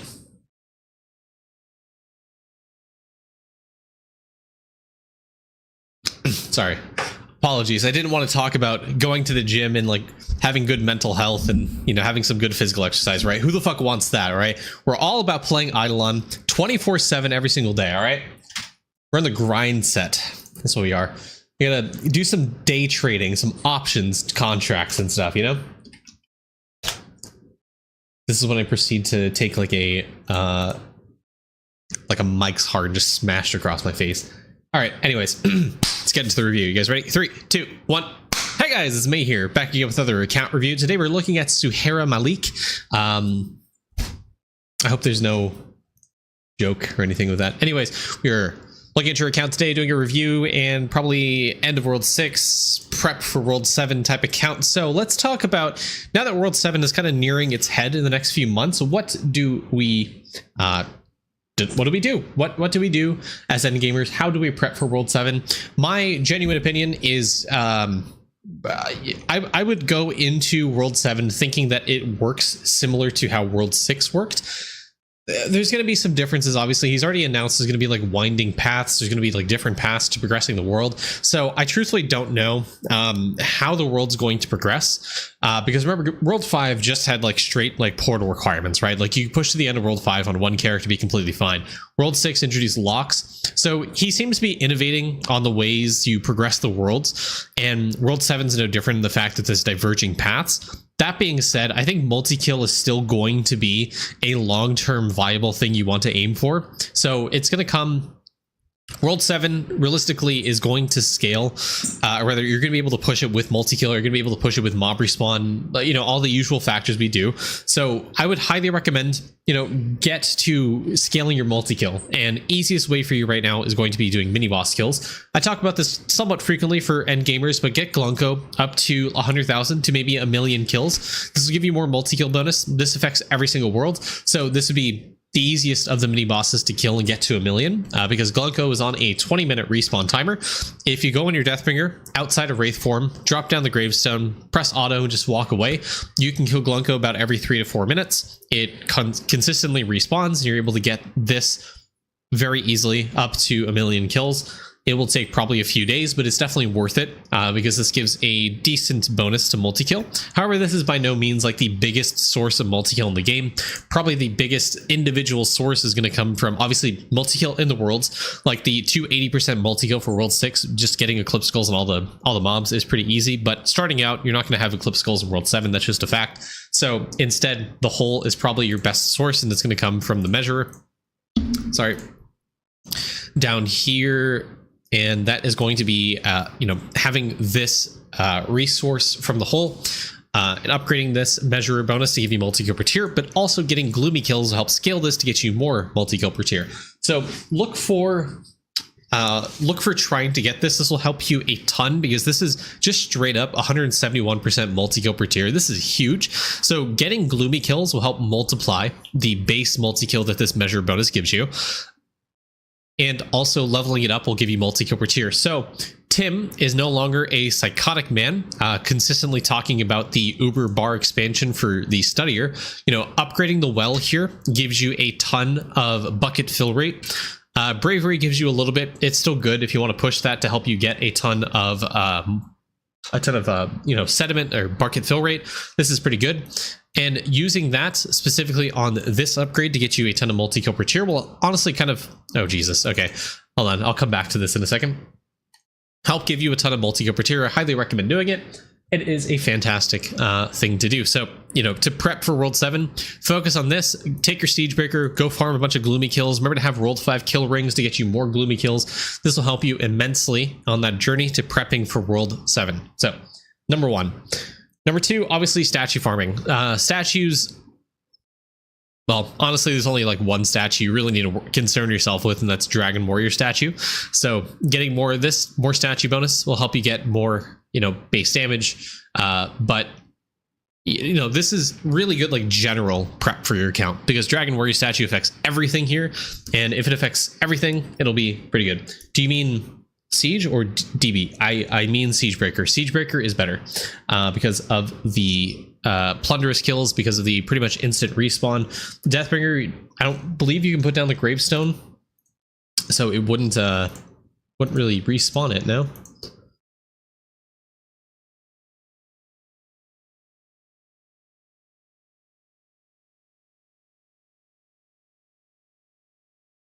Yeah, you can't put down the gravestone, the Gloomy Cavern.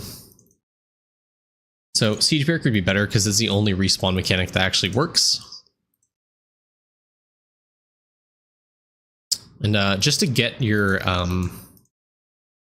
plunderous kills working,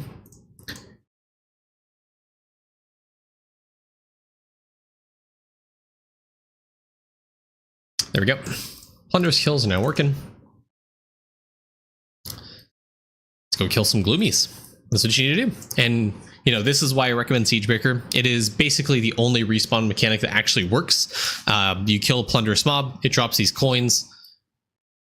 There you go. You spawn a bunch of gloomies, and there you go. And you just, go find, if you have World 5 kill rings, I would equip them because they help increase the amount of kills you actually get. And that'll help scale the measure bonus even further. And obviously getting more multi-kill here will help you get more kills, which means you get, more kills towards another Gloomy Cavern completed, or you'll be able to get, just generally more of the Gloomy kills for the measure bonus. So I'll kind of leave that there running in the background. I'm just going to minimize that. And yeah, that's what I recommend doing.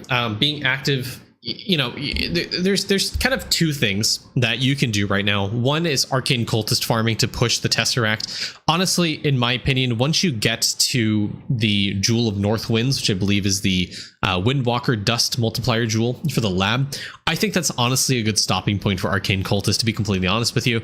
It takes a very long time to push any further upgrades than that. You could continue pushing if you want, but if you want to prep for World 7 to get more multi-kill, if you want to, I guess, kind of overall generally help your account, I think focusing on many different things is probably going to be worthwhile for you. And specifically in trying to get those gloomy kills, scaling that measure bonus, getting more multi-kill per tier is probably going to be a better thing and return on your time investment than doing just Arcane Cultist until the heat death of the universe.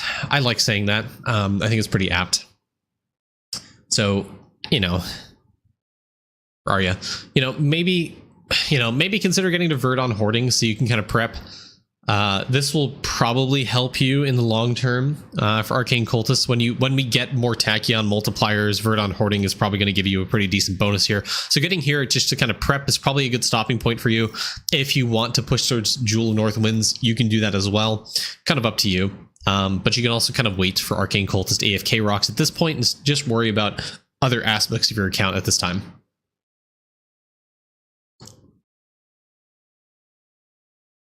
Cool. Okay.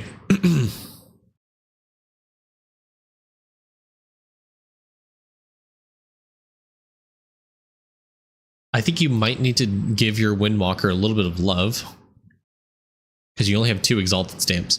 So it means you haven't pushed this pretty far. AFK Dust is around, it exists. So, use your Aether Moons and try to push this a little bit more. In my opinion, I think the stopping point for Windwalker is going to be your atoms. I passed already. Yeah, atomic potential, trying to get this to 20. So farming out a good dust bow, farming out some good Ellie bows to push World 5, get into World 6. Once you're in World 6, get a good dust bow.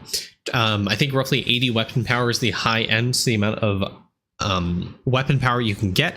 That's the number one priority, is getting 80 weapon power, and then just 5 out of 5ing the bow with the new upgrade stone upgrade will really help open World 6 to get you more dust gains. So I highly recommend trying to do that and farming out a good dust bow and trying to get your atomic potential to 20, because this is a huge thing for your account.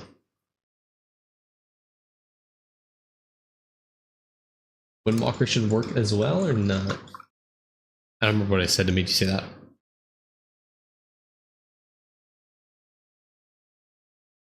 How are you in Grimoire?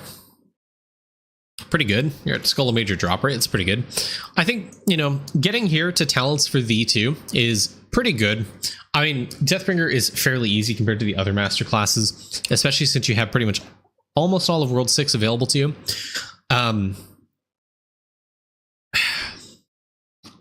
There's been some evolution with Deathbringer tech that honestly I really don't even want to get into because I don't want to go back to switching to Eidolon and going back to the review. But I recommend looking at the Discord. There is tech with getting up to 1 billion craniums an hour. Sorry, 1 trillion. Is it a billion or trillion? No, it's about a... No, it's not trillion, is it? It's billion.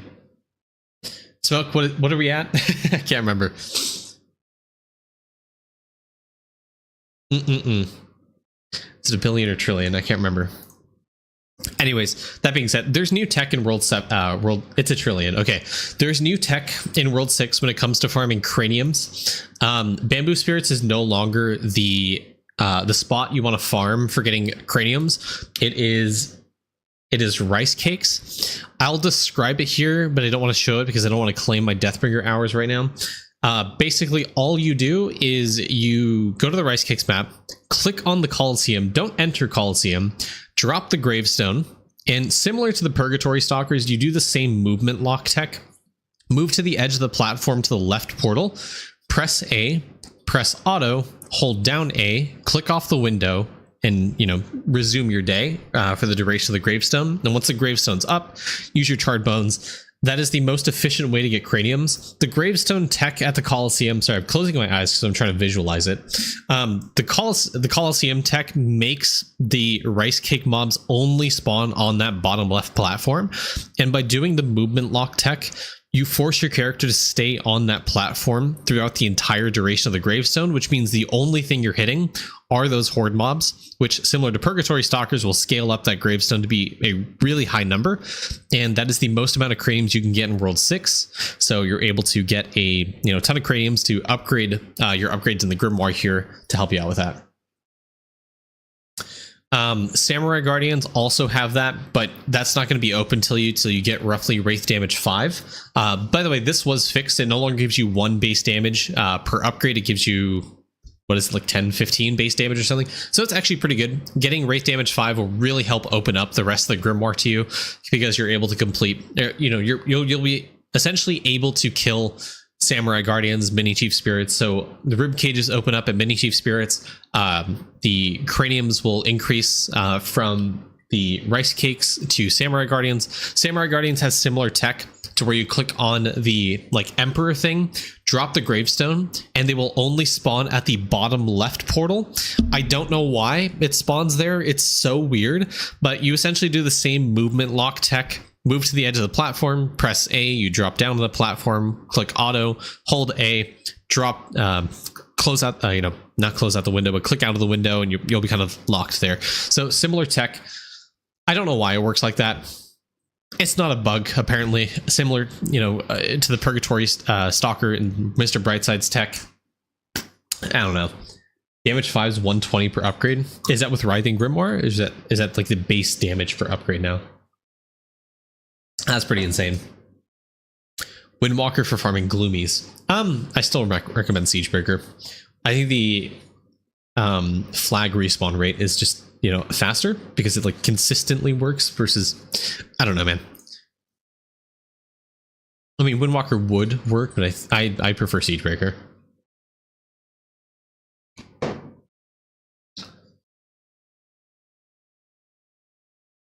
It is really hard to explain the Deathbringer tech without actually showing it, but I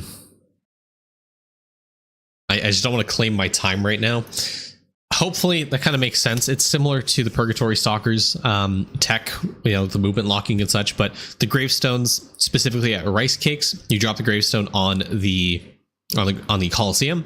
For Samurai Guardians, if you have enough damage there, but enough damage, you're probably at Wraith damage 5 to be able to do it.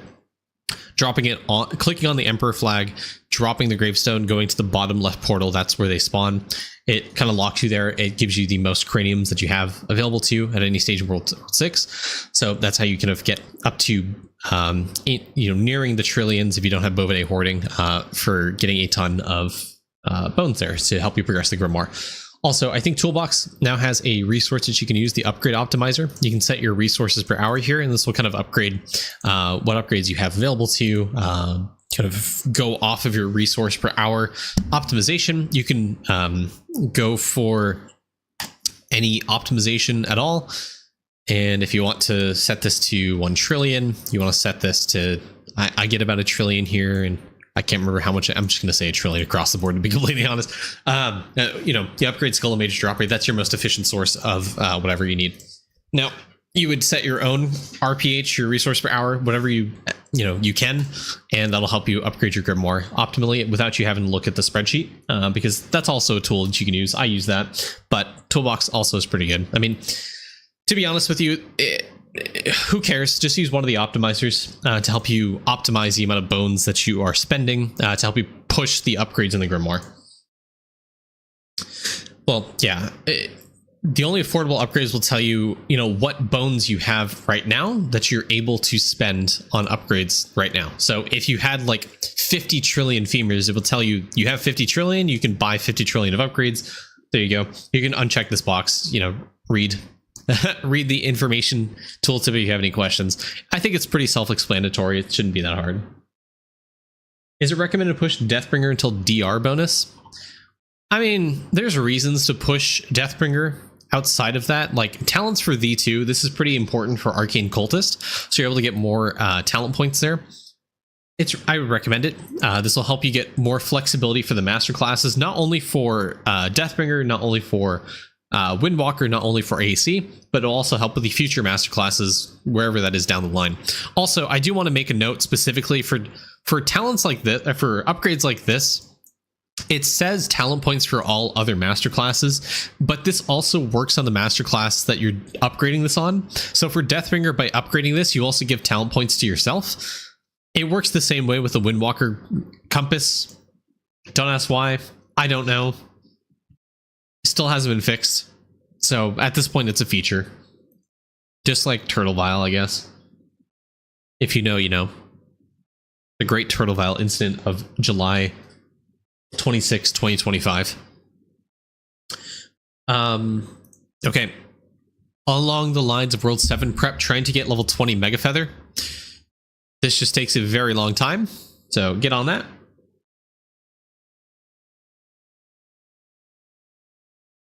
Time to milk Kilroy. Speaking of Kilroy, I guess we can look at that. Remember to do your Kilroy. Get your seconds timer up to like 180 seconds. Get your bonus skulls up to 120. The optimal ratio here is you do 3 points of second timer to 2 points of skulls, and then faster respawn.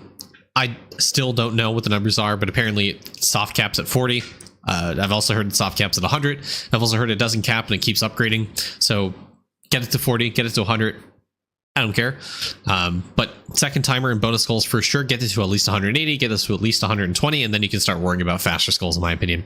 Talent drops, dungeon drops, pearl drops, keep it at 1.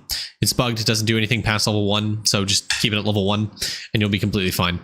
Now, the upgrade bonus here, make sure you have your third fight. If you don't have your third fight, get your third fight, and then you can ignore just about everything else here, because all this stuff is pretty negligible, because we can get a ton of artifact find chance already, we can get a ton of crop chance, and we can get a ton of jade gain. It's just not worth upgrading these right now, to be completely honest, because the numbers bonus you actually get here is fairly minimal in the face of how much multiplier, or how many multipliers we have available to these 3 separate mechanics. Also, why would you spend 5 Kilroy skulls on 1 nugget? It wouldn't make sense. So you can ignore these permanent upgrades once you get your third fight, and that's the most important thing once you have Kilroy Prime. Kangaroos actually is pretty good. You have 11 Megafish. Good job. Prince, I guess, short term, ish goal is try to get to 1 trillion prints. So it's going to come in the form of doing more statue farming, getting more of the mining statues, getting more dragon warrior statues, doing more bravery, trying to get bravery multi, trying to get more mining efficiency. All that will really help you and push towards those 1 trillion prints. That's kind of what you want to do if you want to get there. Salts, auto refine it at 0, try to get into the thousands of levels to get more DK damage, and obviously just, faster upgrade time for your Redux salts, and aim towards getting your vial up to level 13. Atom Collider, this kind of gets upgraded naturally as you get more atom generation, so getting to the trillion prints will really help you out with this. So, in the short term, try to look towards this 1 trillion prints to help you out. When it comes to Equinox, what I recommend is obviously Equinox symbols number 1. Don't upgrade Laboratory Fuse. Get 1 point into Food Lust if you want. If you have Diamond Chef doubled, don't worry about Food Lust. And just do Equinox symbols. Number 1 priority, Equinox symbols. Number 2, faux jewels, in my opinion. And then maybe matching skims. When it comes to buildings, just upgrade whatever your fastest to upgrade building is. You're focusing shrines right now. That's actually good. You can cap these out fairly easily. So this is a good focus right now. Make sure to upgrade your undead shrine. You can also get Primordial Shrine to level 200. You just need to get a lot of Neptune lenses. I recommend... I think in Whip has his review, I think I talked about this, where, getting black lenses is somewhat easier nowadays because of Arcane Cultist. You're able to farm out the AFK gain multiplier through the crystal, as well as the drop rate multiplier for the crystal. So you're able to get more black lenses to complete this shrine at level 200. That's honestly probably something I'm going to do in the short term, is try to get this shrine to level 200. I just need a bunch of black lenses, which is, fairly easy for me at this point. So maybe something you want to do as well. That's pretty good worships. You're on the 120 trapping grind. Okay, so my biggest call out when it comes to trapping is just base critters. Base critters is what you want to do. That gives you essentially a multiplier to the trapping EXP you get. So focusing on the Honker Vial to level 13, which I believe you already have. Yep.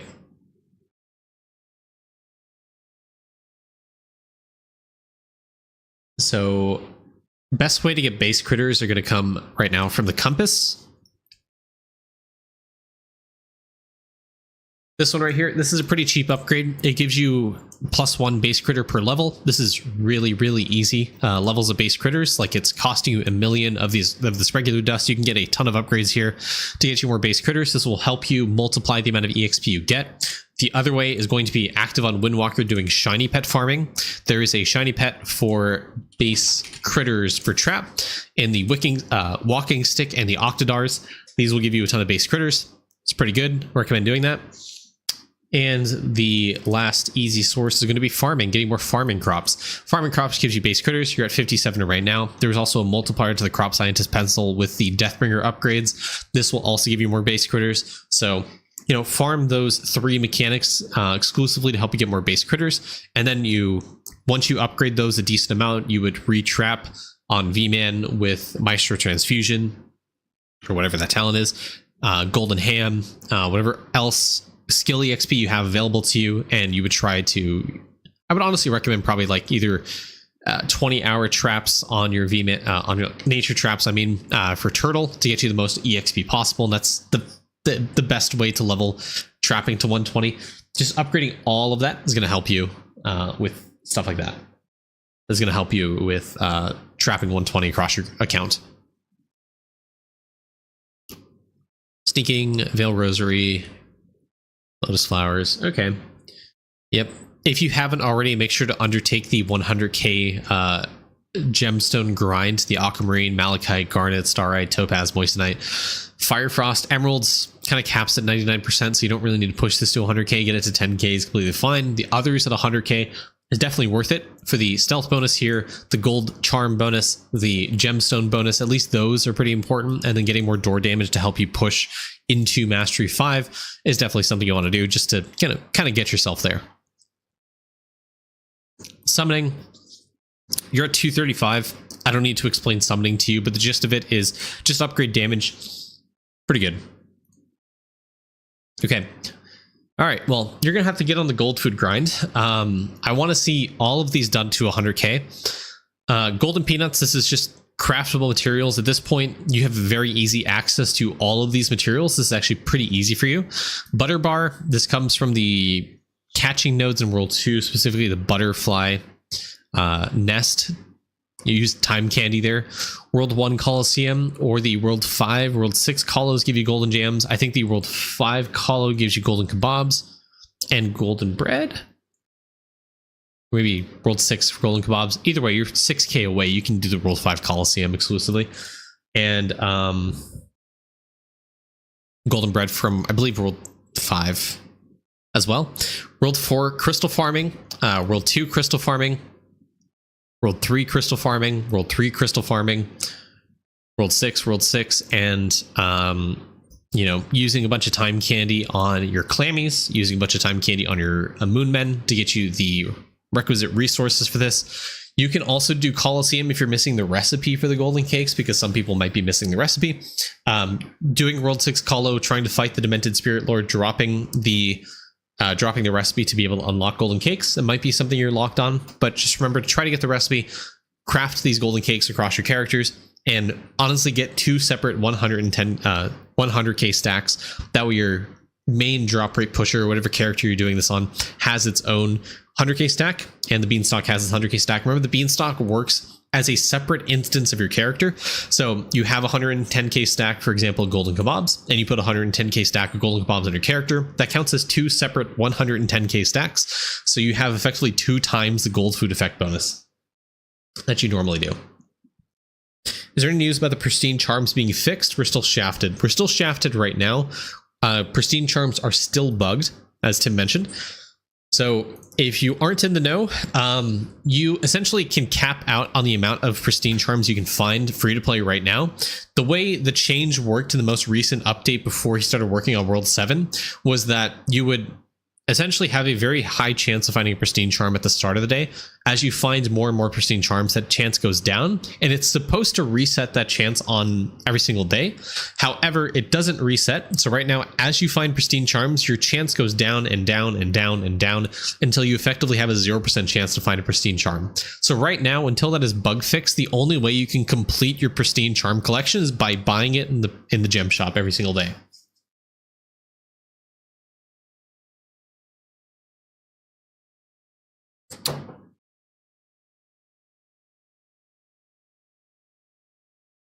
Okay, slab. This is a great one to always go back to because people tend to neglect it, as you have here. There's a bunch of party dungeon stuff that you can do. There's a few obols I see that you can do. Well, just one obol, I guess. The Dementia obol of cards is like the easiest one to do. The other one's like the Grumpy obol of the Grand Frogger. This comes from random events. And obviously the Emperor obol. Good luck getting one of them, as is most things in the game.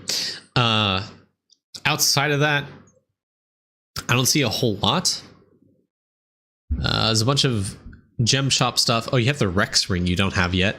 Protector's Pride, Midnight Stopwatch. Like, some of this stuff are either craftable materials or like party dungeon or equipping the star sign, as I mentioned in some of the videos. This is I think Cronus star sign. You would equip it and drop it. You need this equipped. Infinite star signs don't work for this. You need to actually equip the star sign, kill a bunch of mobs, be able to drop the ring. And then you have a bunch of tokens as well. So completing quest, going to slab, registering that it exists will help you out with that. You can probably get like around like 100 or so slab, maybe a little bit more, by completing the party dungeon stuff and doing some token farming as well. Oh, also your V-Man stuff. Go on your V-Man, talk to the slab, and it should register the V-Man name tag as well as the other V-Man items if you're missing any. Armor smithy, you're missing the gold food. Okay. And you're missing God Shard. Okay, so if you want more talent levels, God Shard set will help you out with that. As a quick disclaimer, the summoning upgrade as it relates to the talent library max, not all sources of winner bonus multiplier affect that. This upgrade from the smithy set actually does. So, you know, getting this unlocked number one is going to be pretty important. You just need to get level 120 trapping on someone that's not V-Man, because farming gloves is a complete pain in the ass, and that's one of the last things you want to do, because the gold food effect multiplier obviously is insanely powerful for anyone at any stage of the game. However, right now your short-term goal is get 120 trapping on someone that's not V-Man, and you know, as we mentioned with the base critters and trying to get all that is pretty important to help you get this god shard set, because that will actually increase the amount of max talent library books, whatever, so you can get to 301 talents. That's how people are getting at 301 talents, is because of this bonus right here specifically. Okay, Malik, I hope that helped, man, with your account and kind of prepping for World 7. You know, I think the big focus right now is trying to get the 120 trapping on your characters, so make sure to do that base critter farm, be a little bit more active on Windwalker, upgrade in the compass, specifically to base critters, have the Octodars and walking sticks trying to farm out the base critters upgrades that they have, as well as doing a little bit of farming along the way to help get more crops found, which will give you more base critters, to a retrap on your V-Man, and try to get 120 trapping and try to unlock that god shard set. Do some rebooking, get higher levels of your characters to help you out with that as you prep for World 7. And along the way, you can also do a little bit more Dragon Warrior statue farming, be a little bit active on Siegebreaker, do some Gloomy Cavern farming to get more multi-kill from the Measure bonus. That'll kind of help you in the prep for World 7. So I hope you learned a little bit of something in that account review. And as always, thank you for the account. I'll see you guys in the next video. Have a great day. Bye-bye. Oh, 5837, Sukera, Malik, you, end. Anyone know any good early sailing guide? I feel stuck weeks without relics on like Island 4. Golden hamster gummies. The World 5 gold food will really help out with sailing. Even if you get 1 or 2, yeah, it's worth to unlock Overachiever star sign. Unlock every star sign. Infinite star signs don't take the negative bonus, so if they have a negative bonus, it doesn't work. It gets disabled essentially for infinite star signs.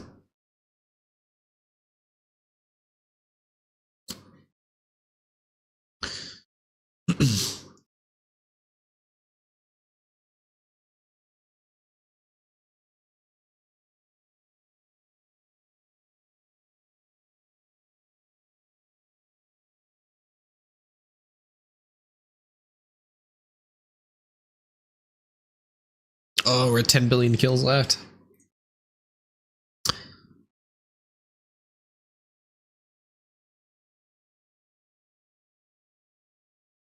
I suppose I could just get more multi-kill.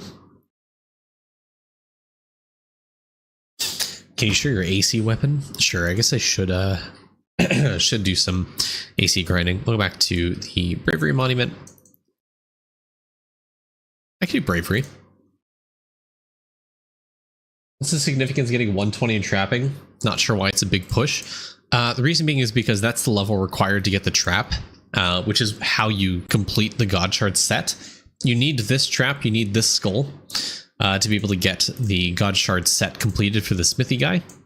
So 120 trapping is really important, and the reason you don't do it on V-Man is because the God Shard set also requires the weapon. So if you do it on V-Man, you're going to have to equip the Mittens of the Gods, which early game might just not be feasible for a lot of people because it takes 100,000 Dark Lanterns.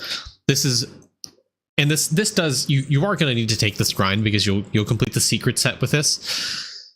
But early game, as you're trying to complete the God Shard set, you're probably more likely to get 120 with 120 trapping with your other characters than you are to get the Mittens of the Gods on your V-Man. Anyways, here's my AC weapon. I thought the sets worked on everyone. Yes, they do. However, what's more likely? You dropping 100k Dark Lanterns and completing that secret set on your V-Man to complete the account bonus for everyone? Or you getting 120 trapping on, say, like your DK? No. No, you're fucking cooked, man. There's no way.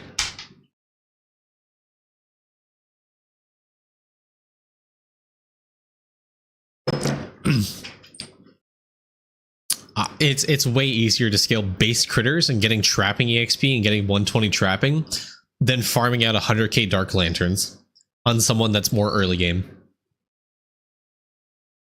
If we had a million drop rate, sure, fine, right? But not everyone has like 200 drop rate, right?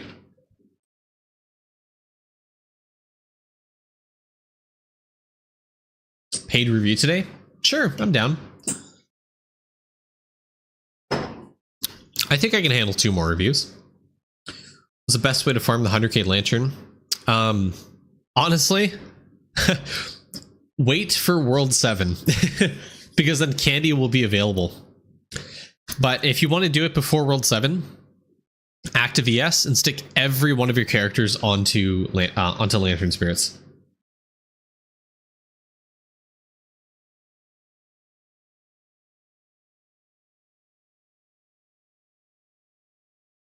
Tips increasing class EXP? Justice. Justice Monument is the best way to scale class EXP. Speaking of justice, guys, we have to do justice.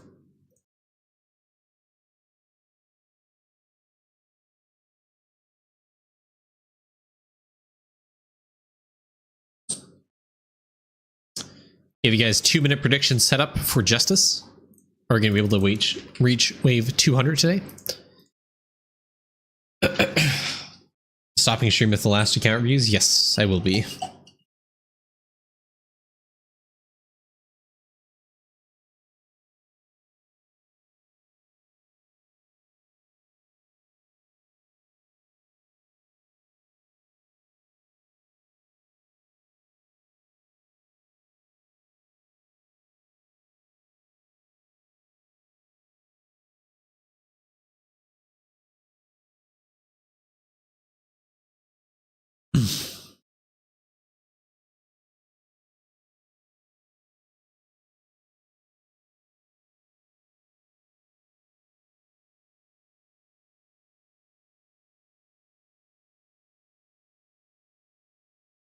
You know, I've heard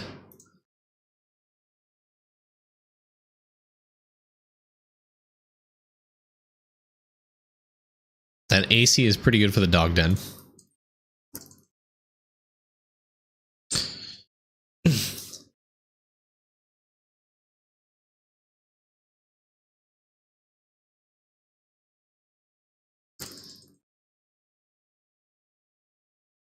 Which actually do I have? 2 QQ.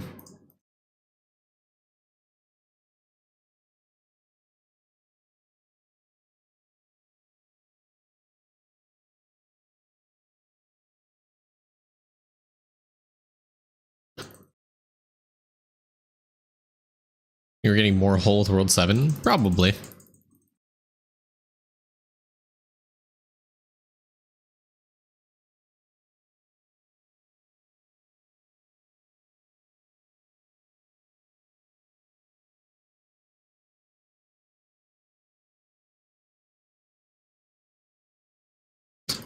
What's the max level on this?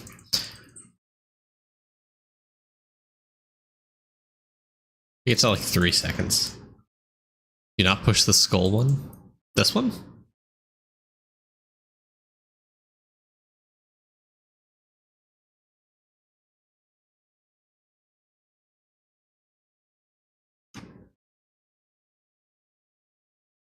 We'll see how much damage these guys do. Oh, hello?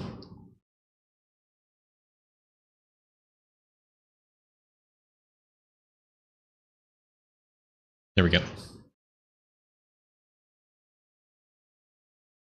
We'll see how this goes. Also, I don't know how much damage these... I don't think I'm taking any damage. I think I can upgrade the HP one. Maybe you should do a leveling stream eventually.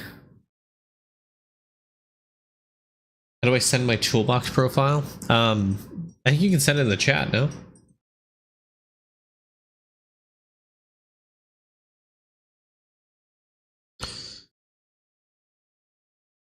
Now, to be fair, I have not done Dog Den in a very long time. I think since like day 1, day 2 of Belaya.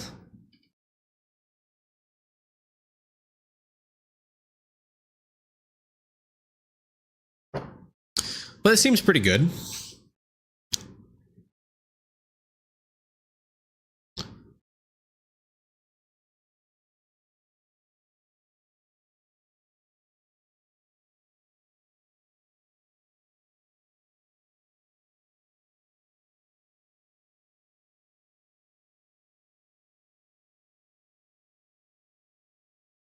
4 extra opals. That's pretty good.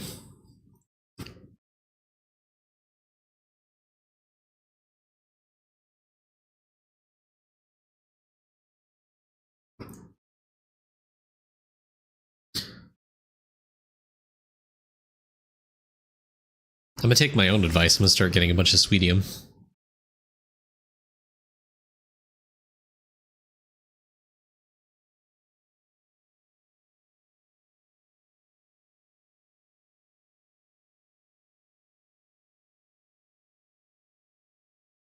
Trying to get multiple in World 6. What? How do I like import it or create a link? You go to your data. Go to data. Eventually.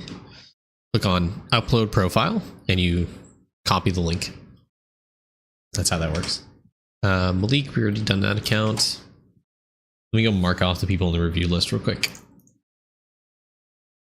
So Potato's done. Malik is done. We're down to 4. Hold on. Has Moasa updated yet? Moasa still has not updated, so keep him on the list. No. Sticky updated? June 10, so Sticky is not updated. Draco, Oof Oof, Arctic, and Tishode.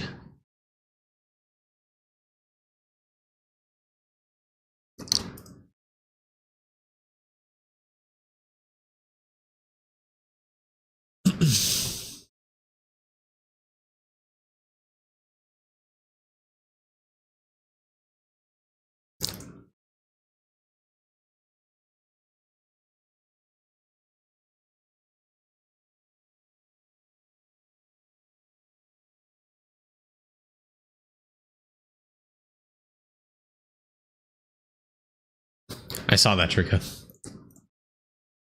All right, back to Justice. Is the free-to-play account challenge series never going to be posted? It will. I'm not going to lie. I'm so burnt out of editing that I'm taking a very long break. So eventually, my goal is I want it uploaded before World 7 because it wouldn't make sense to do the World 6 free-to-play series like upload after World 7. Like, what's the point? Should it take hours to farm Perlo Shells 10k with DR 100x, or am I missing something? Use candy. Just use candy. If you're farming Perlo Shells, candy would be the best.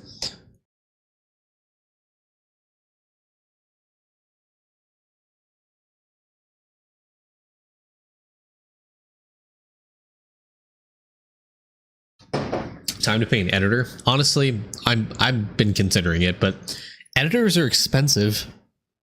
They're really expensive, especially for how much raw footage it is.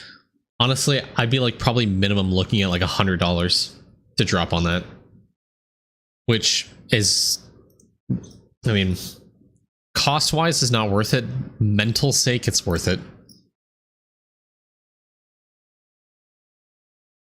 These are pretty good trades.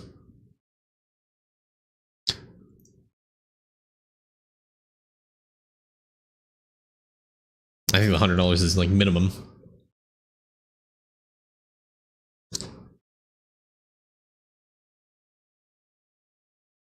Ooh, that's good.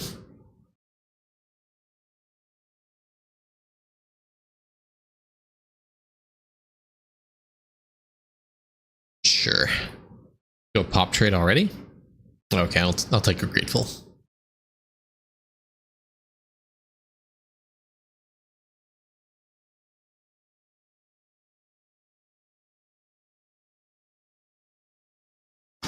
All right, Timmy.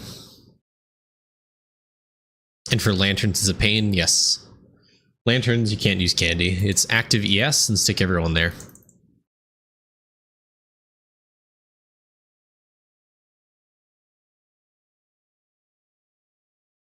Can I get the bean back? Like, I've gotten 2 Grumblos already. Alright, fine.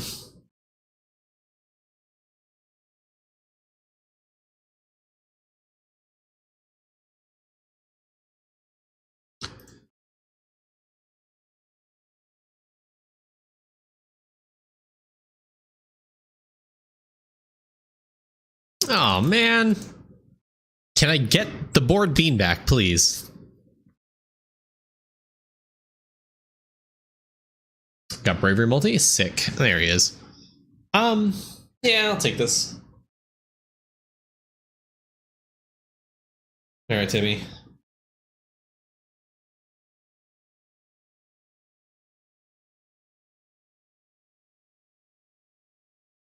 Reject.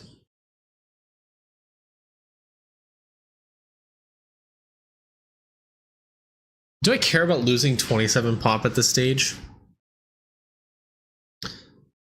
No. Hurts, but...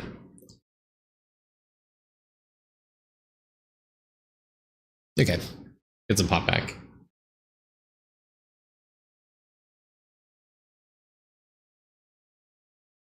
A lot of pop, sure. I need my coins back, though.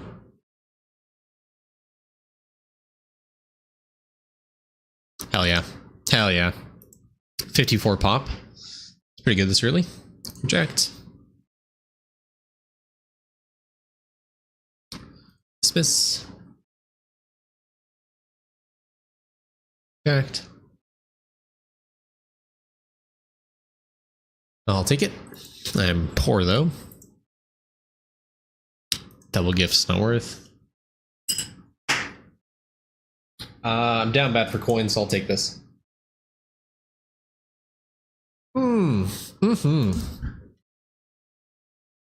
That's pretty good.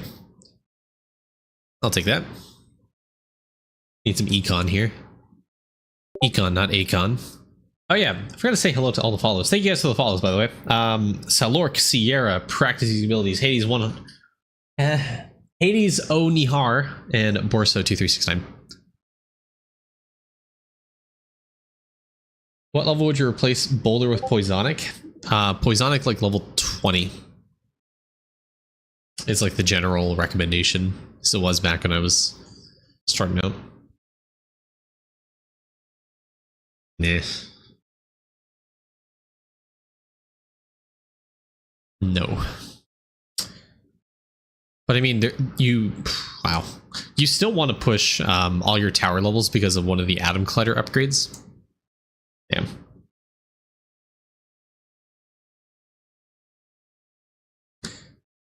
What XP per hour should I go for Explorer level 15? Ooh, mental. I'm gonna take that. You need a lot of EXP. I don't know a rough breakpoint, but you're gonna need a lot. Like, oh, yikes. I'm gonna dismiss that just because I have 0 pop and that's really expensive. No.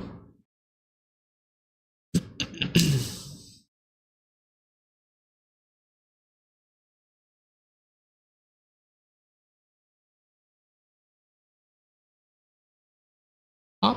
I'll take it.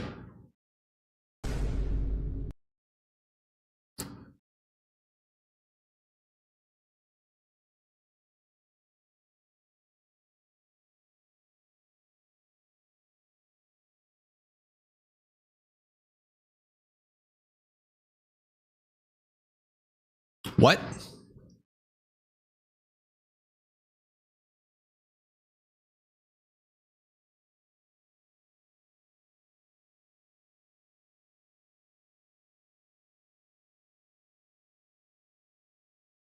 What?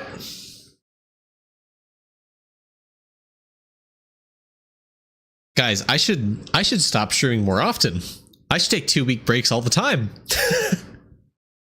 What the fuck? I think huh? Well, Tiga 1985 with the 100 community subs. Holy shit, man. Wow. Well, thank you so much. If you guys got a gifted sub from Taiga, just got the editor cash. Okay, well, I guess tomorrow I'm gonna be easy dodge. I guess tomorrow I'm gonna be getting to editing that video then. Well, thank you so much. I appreciate it, man. Wow. 100. That is insane.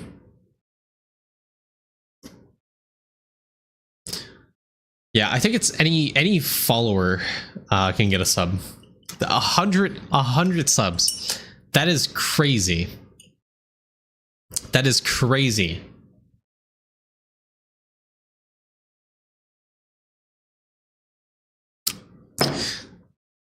Okay then. I think you guys get to listen to Gas. That's your guys' reward. You guys now get to listen to Gas as on repeat until I complete this justice. There we go. 104 coins.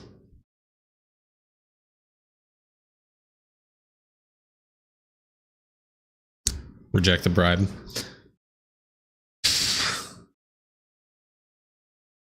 Twitch finally allowed you.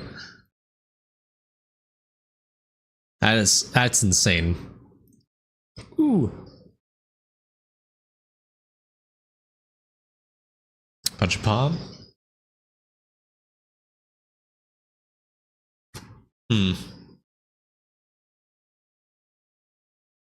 I'll approve that. Oh, that's a good one.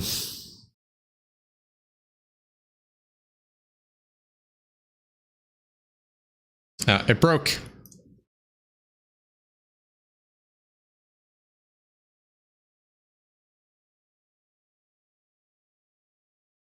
There we go. I fixed it. Did we win? I want those 30 coins. We're fixed. It's good. Meow.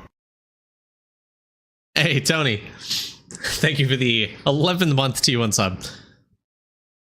Welcome in, man.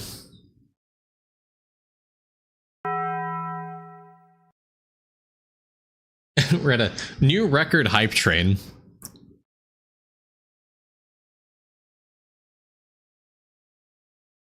Two coins per pop. I'm taking that. And then I am dismissing this. I'm gonna take this. I think I want the pop, actually. I got chest, damn it. It's a pretty expensive chest. Reject that.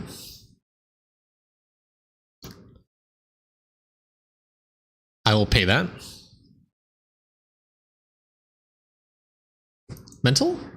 Pop, okay. Hey, Bravo, what's up, man? I'm doing good. Nothing much new. The huge. Good old Eidolon streams. Good old Justice run.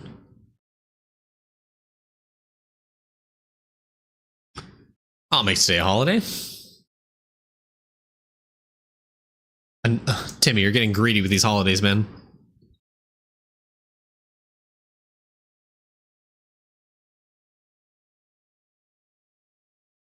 Damn, I would have bought that too. Mental? No. Damn.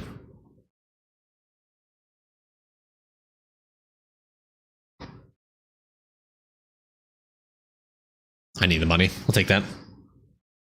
Another grateful. You playing other game? Which one? The mushroom one? Not really, no. Reject that. And thanks for your advice. If I didn't candy him at first place. Ooh. I'm gonna do this. Reject that anyways. Hopefully no grateful here. Okay. And then I lose my mental. No to that.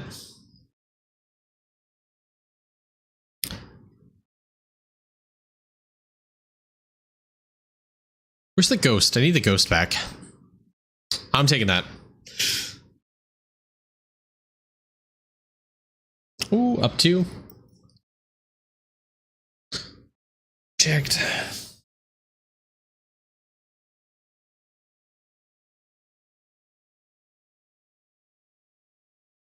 Ooh, free chest. Okay, okay, okay. I need popularity again.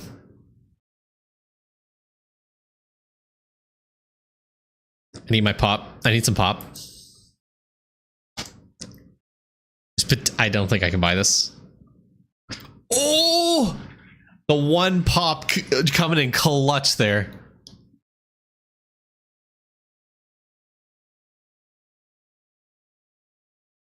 Oh! Taco. As soon as you say that, man.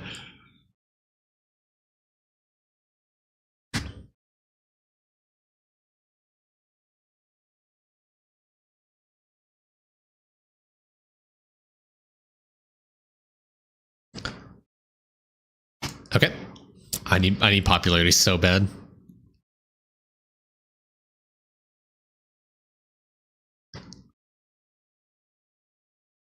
No. It's giving you fresh fire. Okay. Hey, Kalen, what's up, man? 42 popularity, Grateful Bringer. What?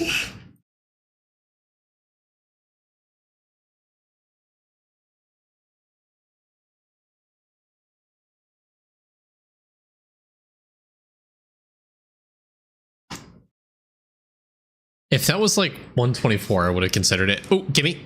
Damn.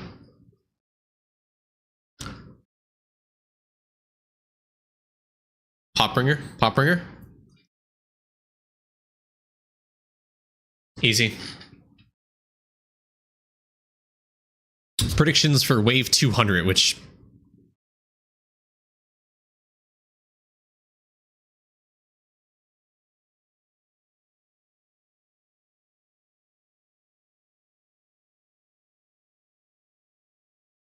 It's so Jover.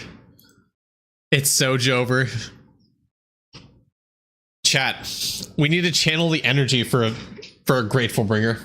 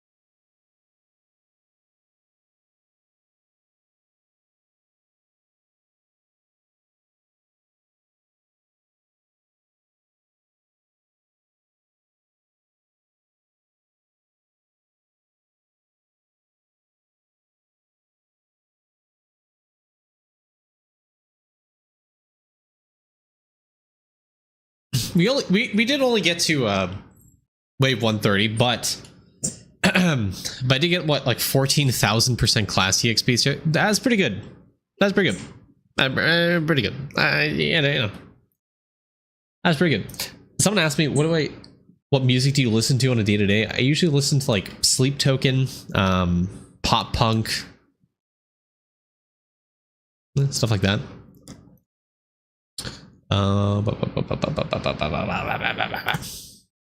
back to our usual playlist. I got somebody get this account reviewed by you. Is it written somewhere in Discord? I don't know if it's written, but I now mostly do giveaways in the Discord, so join the Discord.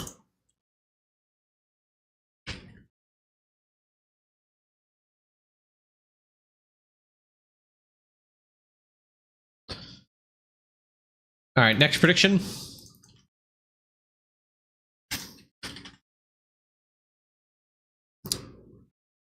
Do we see a bravery multi? I'm going to claim some bravery hours of my characters.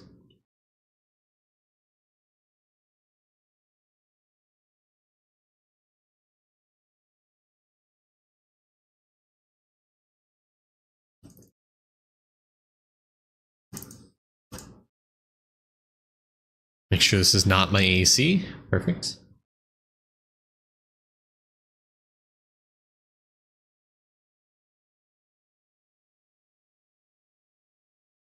For the account review now? Sure, why not? After we do bravery, I'll do some more account reviews.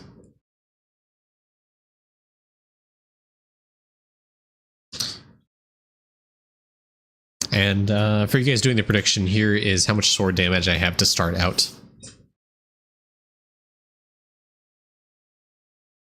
Just wondering why you chose Artifact Find Chance. I think the other ones were pretty bad. Also, it wouldn't hurt if he adds another tier of artifacts, or if he introduces more artifacts. May as well get more Artifact Find Chance now to kind of prep. That's the only reason you just want to prep for it. But yes, I do have all sovereign artifacts.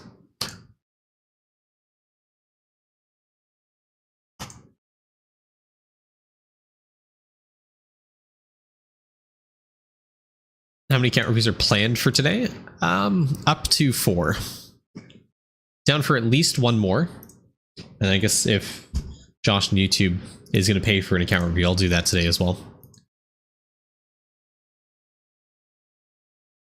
So far, I've gotten through 2 of the giveaway reviews. I'm going to do 1 more, and then potentially another paid review later today.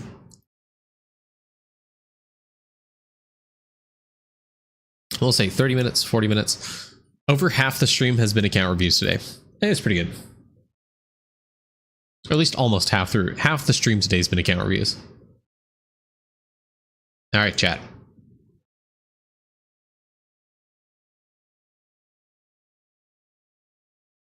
Gonna reach 450 with either 1 more Econox symbols, 3 more divinity levels, poor AC spin this tube. Yeah, that's how a lot of people feel right now.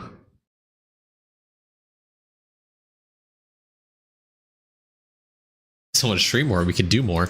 I'm very limited by the fact I have a voice box that gets destroyed easily. Do you know? Did you know that for World 7 lava has plated reach multi? What?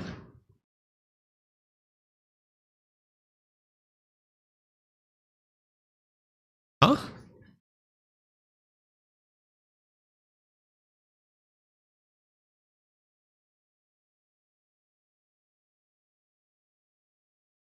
We're our 3rd month of playing this week. Do you think it's too early for a review?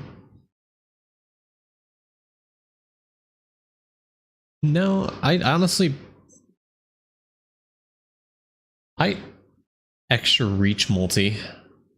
No. No, I don't think it's... I think anyone can use review, especially for early game. I like reviewing early game accounts because I feel like people get sick of hearing the same like end game goals for people to hit. Because if you're, to be honest, if you're like 150 plus Dragon Warrior statue, what do you need an account review for? All of it's just World 7 prep. At which point your answer is just do everything in the game. However, if you're early game, there's a few things that you can like target focus, you know?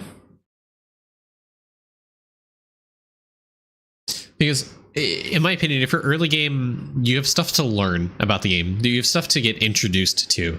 If you're more end game, like you're at Dragon Warrior statues, you're at like Eclipse Skulls, everything, you have like 10k, 100k, million Glungo kills, you have overflowing damage numbers, you're not able to hit 120 trapping because you're playing on mobile, you're hitting those limitations, you have a general idea of what to do, right? But if you're early game, there's always just the knowledge block that, you know, an account review can help you understand a bit more.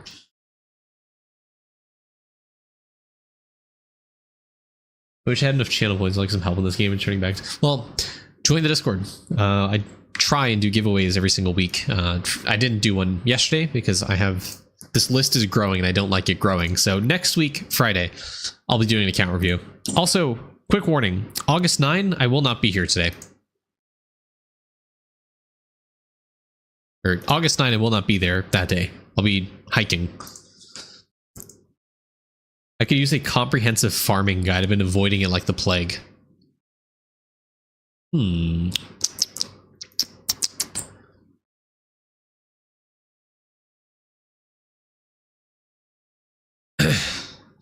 Farming's fun. I like farming. What's your least favorite Eidolon mechanic? Wisdom. Wisdom by far is the worst. Honestly, it's so tedious.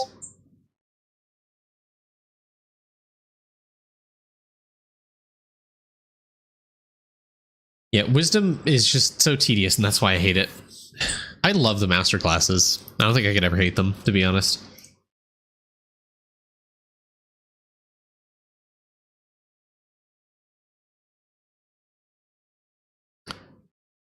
Wisdom's better than bravery? Oh, no, I prefer bravery.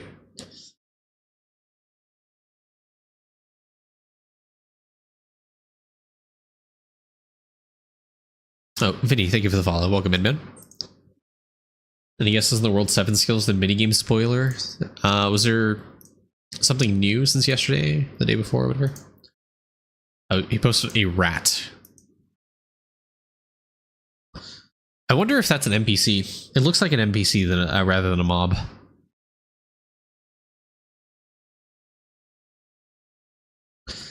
So this honestly feels like a spelunking type mechanic. You know? Feels kind of spelunky-y. Like you're gonna be like, I wonder if like mining at all is gonna tie into this, you know? Like having a high mining level is going to impact this skill. Like, what if there was skill crossover? You know? Oh, that would be kind of cool, actually. Wait, hold on. Like your mining skill impacts your like your World 7 skills. What if he did that? What if he did that? Like mining impacts World 7, World 8 skills. You know, mining, catching, chopping, all those impact those different skills. What bravery hour did you get bravery multi? I think it was around 70 to 80,000 or so. That'd give World 7 rushers a reason to do all their skills. Exactly. That would be, honestly, that would be really good design space if you think about it. Because that gives reasons for people to go back to those earlier skills and level them up. I should probably level up my skills for my characters. Thoughts on World 8? Okay, so we have grassland, we have desert, we have. I wonder if like World 8 is gonna be like hell or something.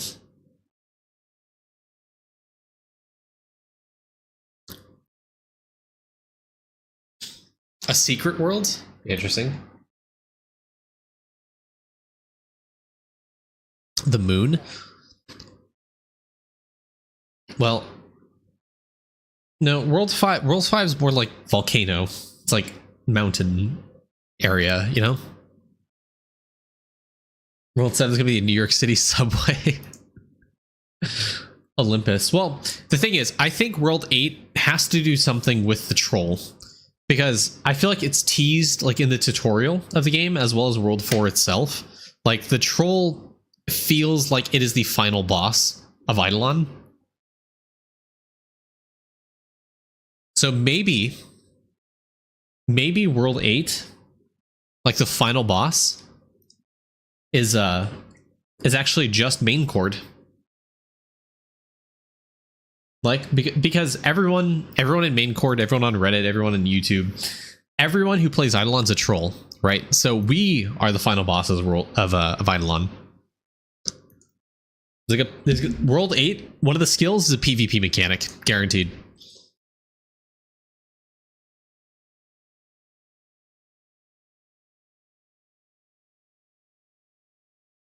1v1 arena. Not gonna lie, I dislike Justice. And a lot of people dislike Justice. World 8 was the friends we made along the way. Or like the enemies we made along the way. World 8 is going to be like a mass collection of all the mobs we have killed. Like every single mob that we've killed in our Death Note is gonna like coalesce into one giant mob, and that's the World 8 boss.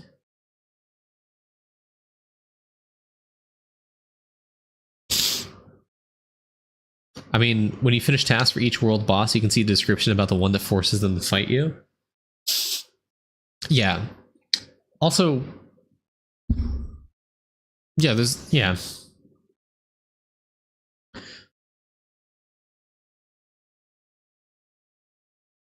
World 8, I mean, I feel like there's going to be some interweaving of idle skilling, because, I mean, that always comes back, like returns in Eidolon in some way. All right, 47. Now we're going to start seeing, hopefully, Bravery Multi.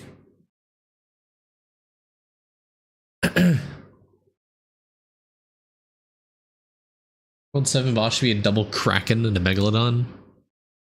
Honestly, yeah, if it's like an underworld type. Chat, do we throw this last sword? Surely we hit it, right? Okay.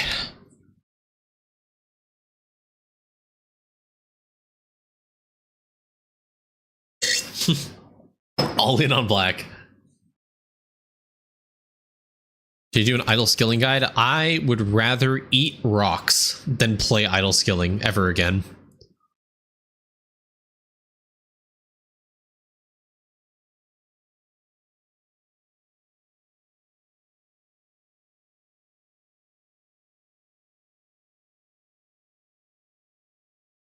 And you say eating rocks like it's a bad thing. Sorry, Tony, I didn't mean to disrespect you. What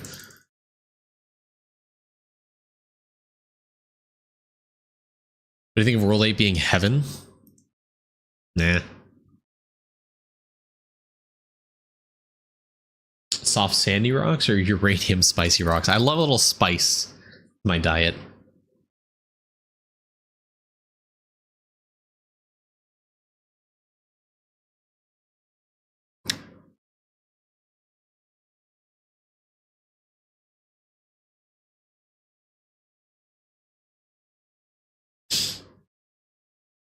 World 8, augmented reality is going to be introduced to Eidolon.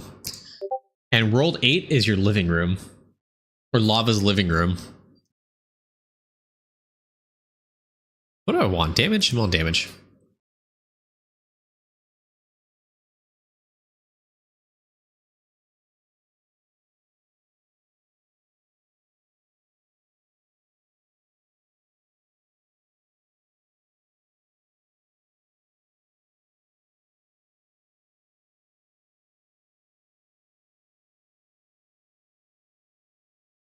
I think I can do one more just fine. Right?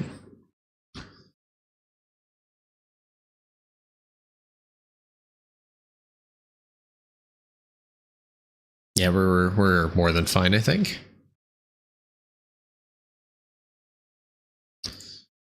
All right, can I do 59?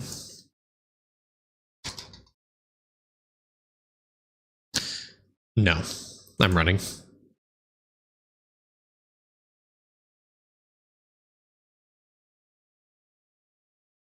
Sadly, chat, no bravery multi. Unfortunate. Let's see if I get more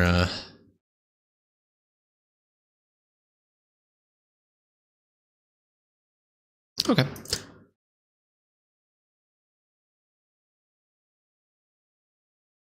$6.5. It's gonna stay there forever.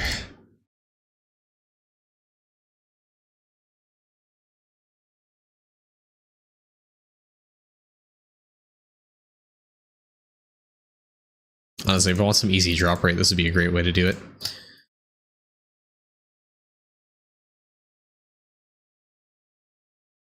Back to multi-farming, lamp farms. Okay, Okay, is there a better place to farm purple tachyons at this stage? Are Purgatory Stalkers good?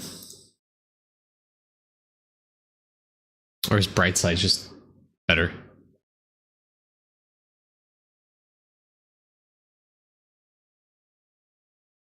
I would assume Purgatory Stalkers are just not good. I get around like 5 to 600 mil purple at Brightsides. We'll stick here and find out. If you place Crystal on top platform, they're better than Brightsides. Does it have the same funky bugs or? Sanctum 40 when? Never. I'm not insane like you. So Crystal up here?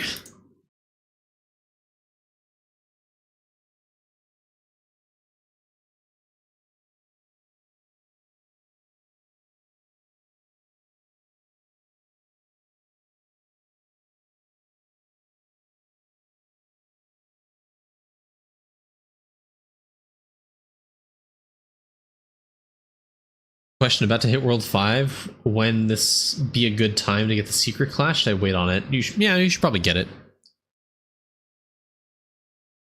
Like you don't even have a Journeyman yet? Or yeah, you should definitely get it. Now would be honestly about the time you should aim towards getting V-Man.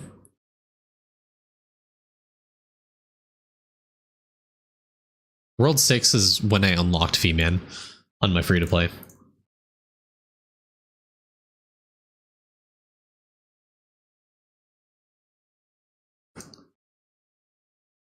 It's roughly equivalent to okay, if I put the crystal here, I'm just curious.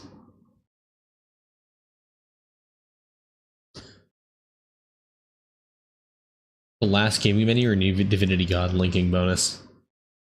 Honestly, probably new Divinity God.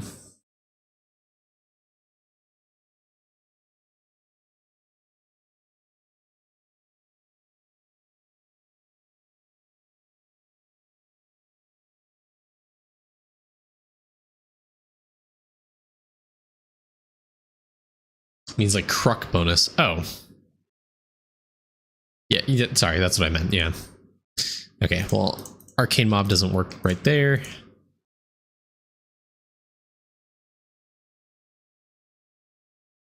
May as well clear this and then I need to go to the bathroom. Okay, I'll be right back, guys. And then after I'll come back, we do a new review. I'll be right back.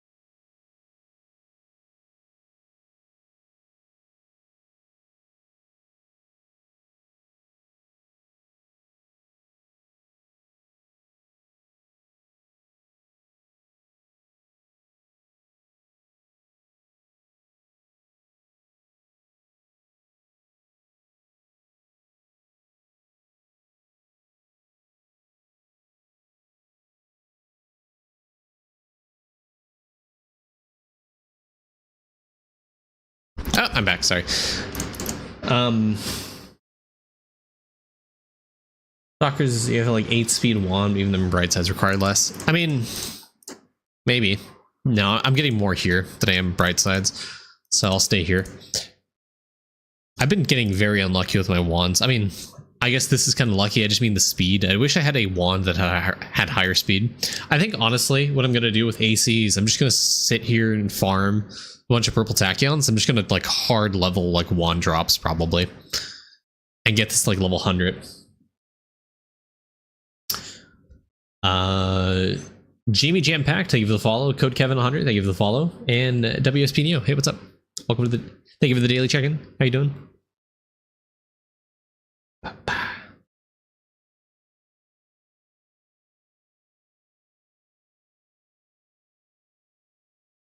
Main looks like an NPC sometimes. Damn, what did I do to, what did I ever do to you?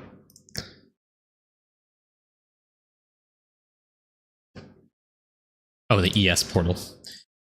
Desktop view. Okay. Are you guys ready? We have Draco Bringor. Hold on, let me see. You said you updated today, so let's see if it refreshed. Sometimes there's like a caching bug. Nah, it's fine. Did you have anything like important that you uploaded for Draco if you're here? That's how you type in earlier today. The question mark and Prism Bubble. Oh.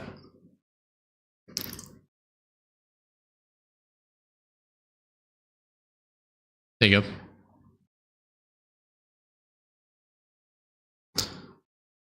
Hope you found what you're looking for. Does Equinox max level from World 6 summoning affect not maxed out upgrades? It doesn't increase the max level for a few things. Liquid Vestment is one of them. It'll upgrade matching skims, Food Lust, Slow Roast Whiz, Metal Detector, Faux Jewels, Equinox Symbols, the Voting Ballot bonus. I think that's it. Maybe one more. I'm not sure if it upgrades Laboratory Fuse or not. Shift reload to possibly clear.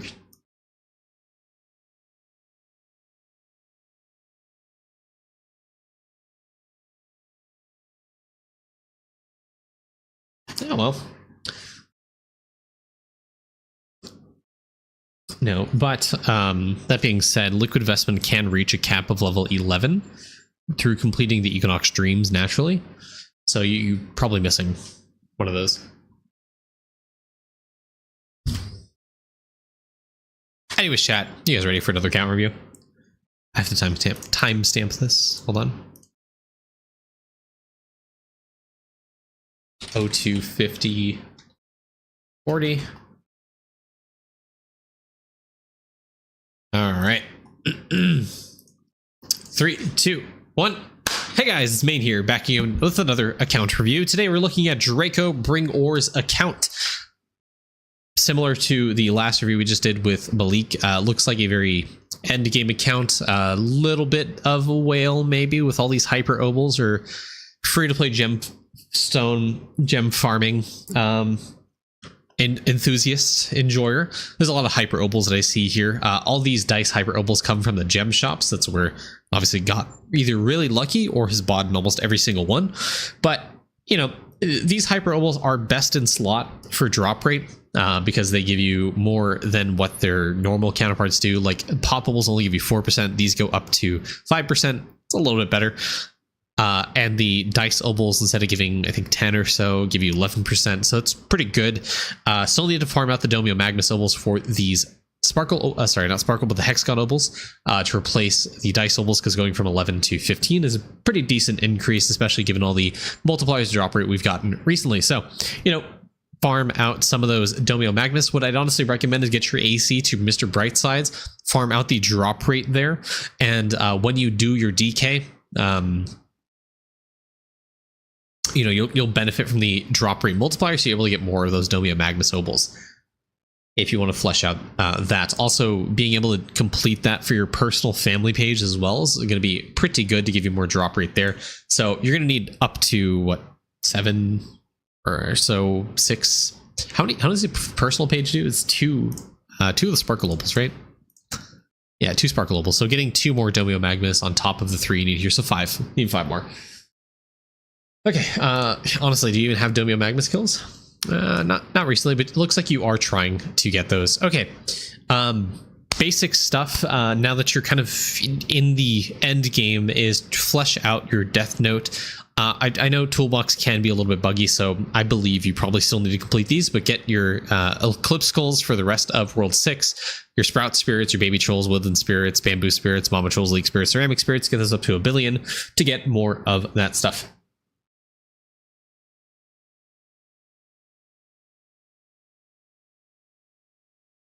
Thank you, Crazies. Appreciate it. Looks like you've done a little bit of mini boss killing though. Do keep on the Dr. Defecus grind, because that is probably, is really time gated compared to some of the others. Just respawns on a daily timer. I guess Dilapidate / Mutated Mush, Domio Magnus, and Invented Spear Lord. Those also kind of have a timer, but Dr. Defecus only spawns once per day. So, it's a very slow grind, but getting up to 100k eventually is what you want to aim to do. And Glunko getting it up to 1 million is also something you want to do. So doing a little bit of active Deathbringer, again, going outside of Wraith form, dropping the Gravestone, and killing Glunko every 2-3 minutes. I mentioned that in the last review. Also something you could do trying to get to 1 million, because I believe Lava Skull is kind of where it caps out. So keep that in mind.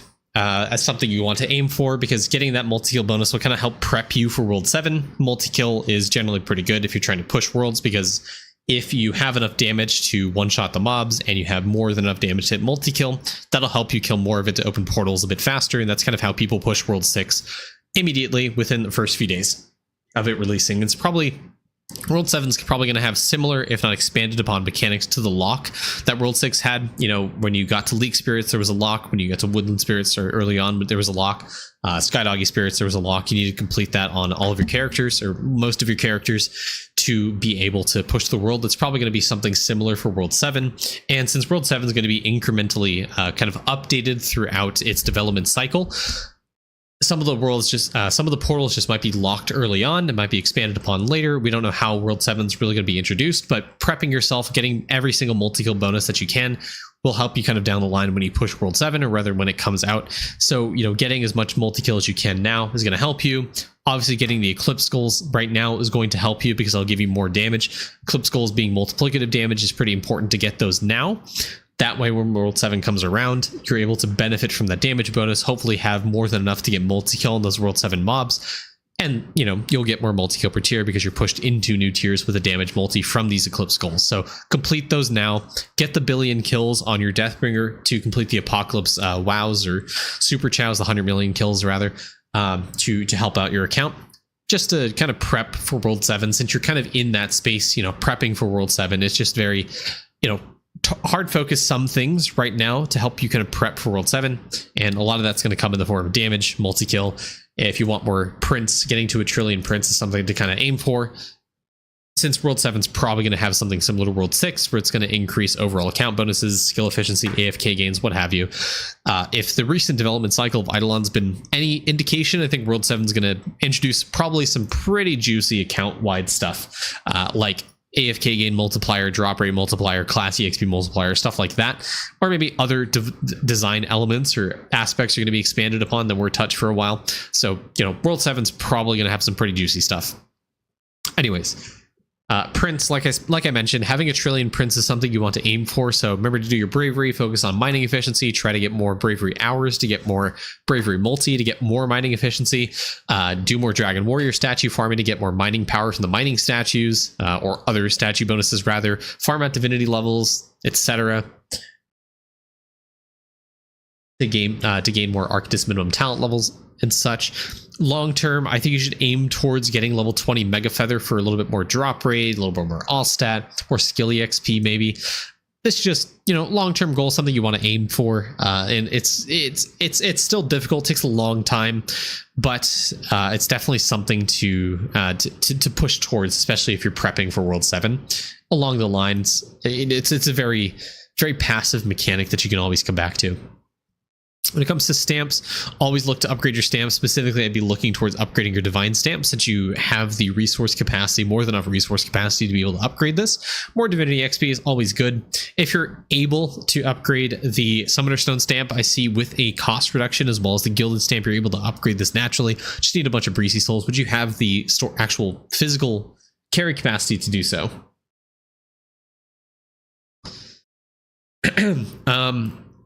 You have the carry capacity to actually upgrade crystalline stamp. There's always a reason to upgrade crystalline stamp, so honestly, I would recommend doing it. Yeah, why not? I mean, this isn't accounting for, yeah, with the gilded stamp plus a cost reduction from hydrogen, you'll be able to upgrade this. This is probably something you want to aim for. The more often this gets hit by no stamp left behind, the more inefficient you are with it. So, you know, because you have the natural carry capacity as it stacks up over 3 days, you should be able to upgrade this. You just kind of need to create multiple stacks in your storage to be able to upgrade this. So have 1 billion, have 17 individual 1 billion stacks. And then as you have that 84% cost reduction, put them all on your, I think V-Man has the highest carry capacity to be able to upgrade this to 280. Bubbles, okay. I think overall you should aim towards getting your your warrior's rule, archer bust, or mage's best bubbles up to level 4,950. That is roughly 99% for those bubbles. Yeah, 4,950. Just gonna know that off the top of my head. So using your atoms every single day on trying to upgrade those specific bubbles, I'd probably prioritize like you are mage's best first and maybe warrior's rule. Although if you're aiming for the 1 trillion copper ore, maybe focus on warrior's rule first to help you get that skill efficiency needed to be able to get those 1 trillion prints. Outside of that, if you're looking for more, you know, I guess clicks on your alchemy bubbles, remember trying to upgrade your atom collider is probably something you want to do. Getting to level 50 atoms is your probably next big breakpoint. So doing windwalker farming, trying to get a good dust bow, and upgrading the atomic potential upgrade here for plus 20 is going to be something you want to do. Since Aether Moons are now introduced, the AFK dust mechanic is available. Getting a high dust bow, trying to optimize for stardust and trying to max this out at 20 is like a short, mid to long term goal you want to aim for, because you're missing 8 levels here, which translates to 16 atom clicks, which translates to up to 64 bubble levels every single day, which is pretty significant in the long run if you think about it, because that's 64 levels every single day that you're missing out on. Actually, more than that, right? Because of the Gambit Cavern multiplying the amount of clicks you actually get. So up to 128 bubble levels every single day that you're missing out on.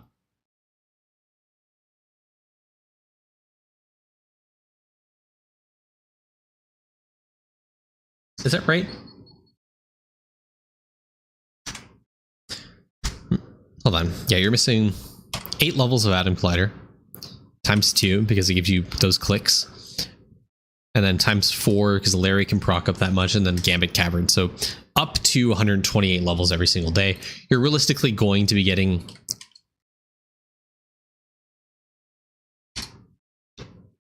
3, and times 2, 96 to 128 levels per day, because you might get 3, you might get 4, depending on if you've Larried, you Diamond Chef Larry, which yeah, you have. Hey chat, what's the meta for shrines? Well, I haven't moved mine from World 4. The way shrines work is you need to place them in the town where your characters are AFK. So say your character's like AFK in the hole. You would put the shrines in World 5 town, and it would claim and gain AFK time since that character's in World 5. If you had that character in World 6, it would not level up the shrines because the shrines are in World 5. So place the shrines in the town that the majority of your characters are AFK, and that's how you level them up.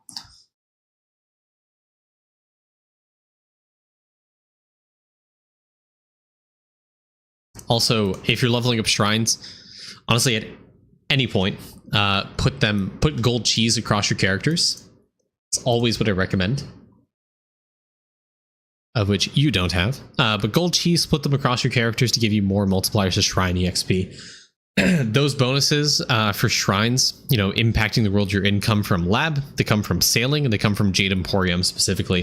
The lab bonus makes it so the lab, the shrine bonuses are active across the world, and World 5, I believe, makes it so the shrine bonuses are active everywhere, but you don't get the EXP unless you're in the same world as the shrines.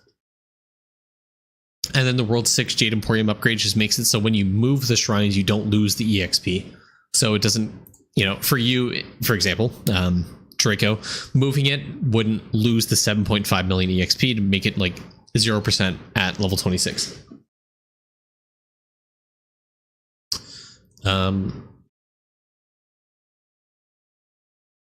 Yeah, that lab node I think is right here.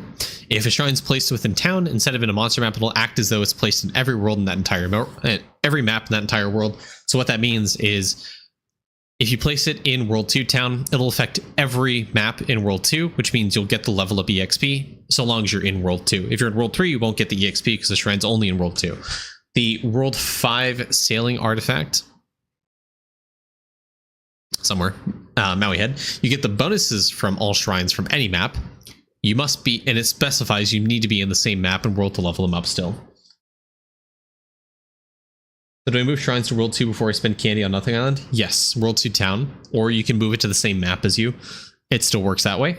You can just put it in town and kind of forget about it if you're going to be candying Nothing Island. But remember, after you candy, move it back to where the worlds, wherever the majority of your characters are. Which these days is mostly World 5 if you're doing like Bravery and Justice and stuff. Okay,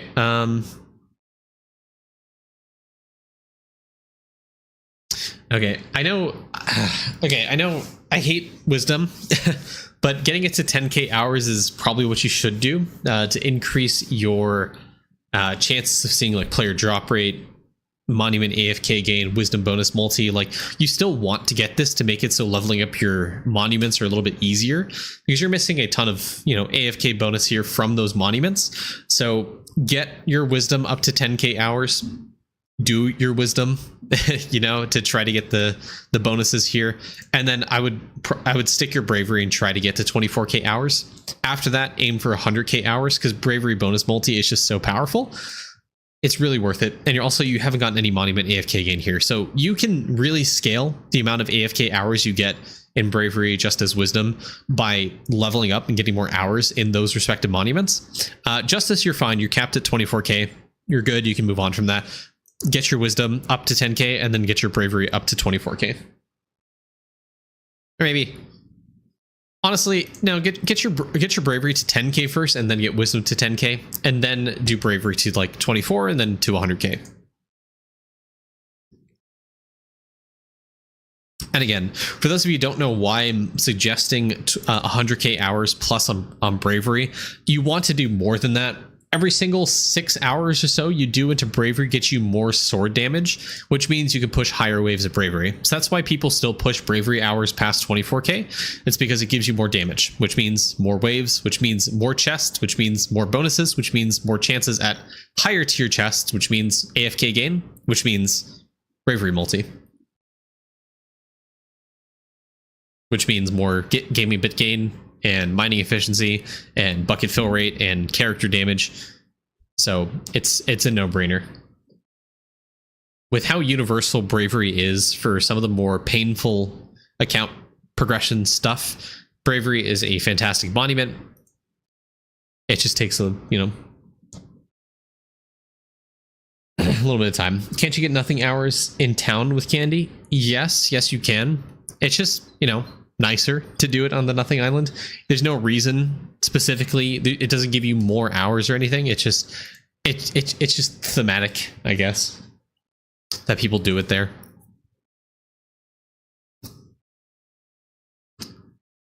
Yeah, to get nothing hours, you just do literally nothing. Your character does zero activity. It gives you peace of mind, yes.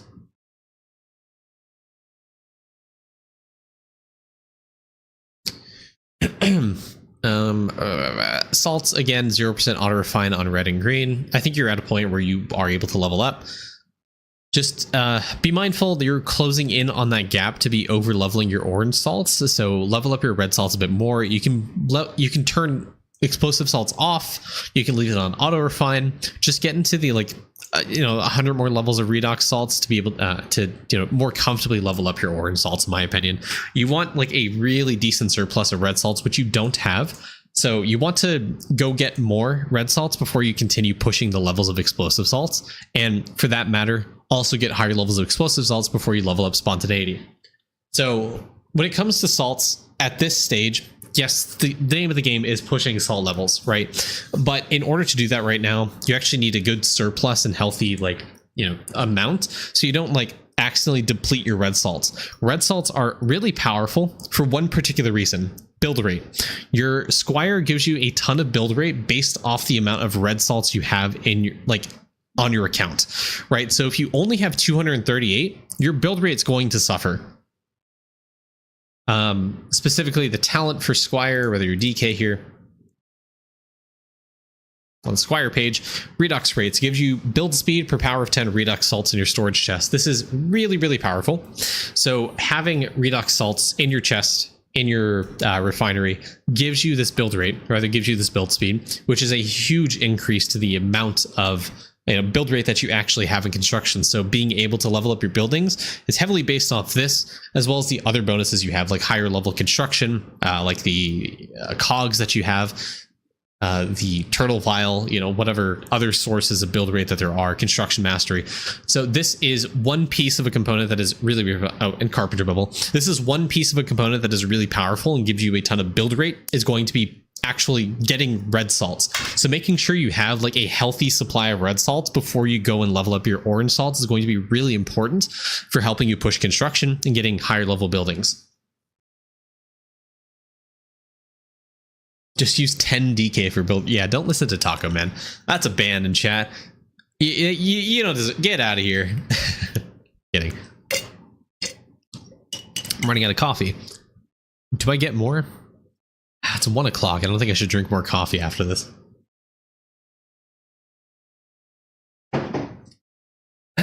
No idea how you're getting endgame in 3 months, considering World 4 such a roadblock.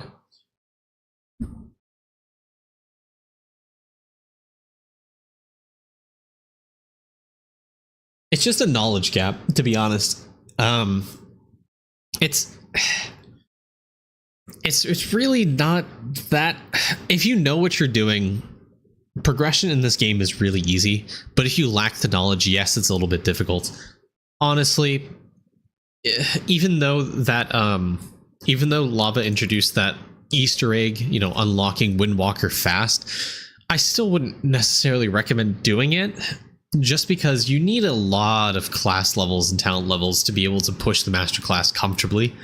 So it's such a bait. It's such a bait. What levels are worth to spend time in the master classes? Like Deathbringer, 550, 600. If 500 to 550, I think is fine. Windwalker, you need to be 600 plus. Arcane Cultist, 700 plus.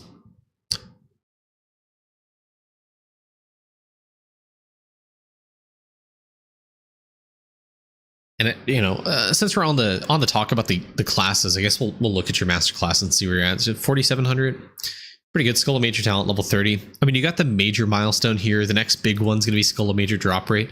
So use the Deathbringer progression guide that I mentioned.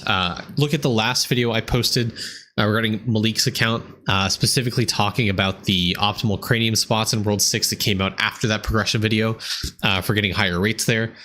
But keep progressing it. There's still a reason to progress it. You can get a little bit more drop rate from the Grimoire here, and getting the talents for the two is going to help you with the Arcane Cultist class and other master classes that come out. Also, this upgrade gives you talent points for your Deathbringer, despite it saying all other master classes. I don't know. It's been a thing since it came out, so, and it also affects the Windwalker upgrade that's similar to this anyways. The other talents for the two also gives you talent points for your Windwalker class as well as the other master classes. So those are kind of the things you want to push for in the Grimoire, along with the, I guess, late game upgrades like Death of Adam Price with the thousands and thousands of hours that takes to get to.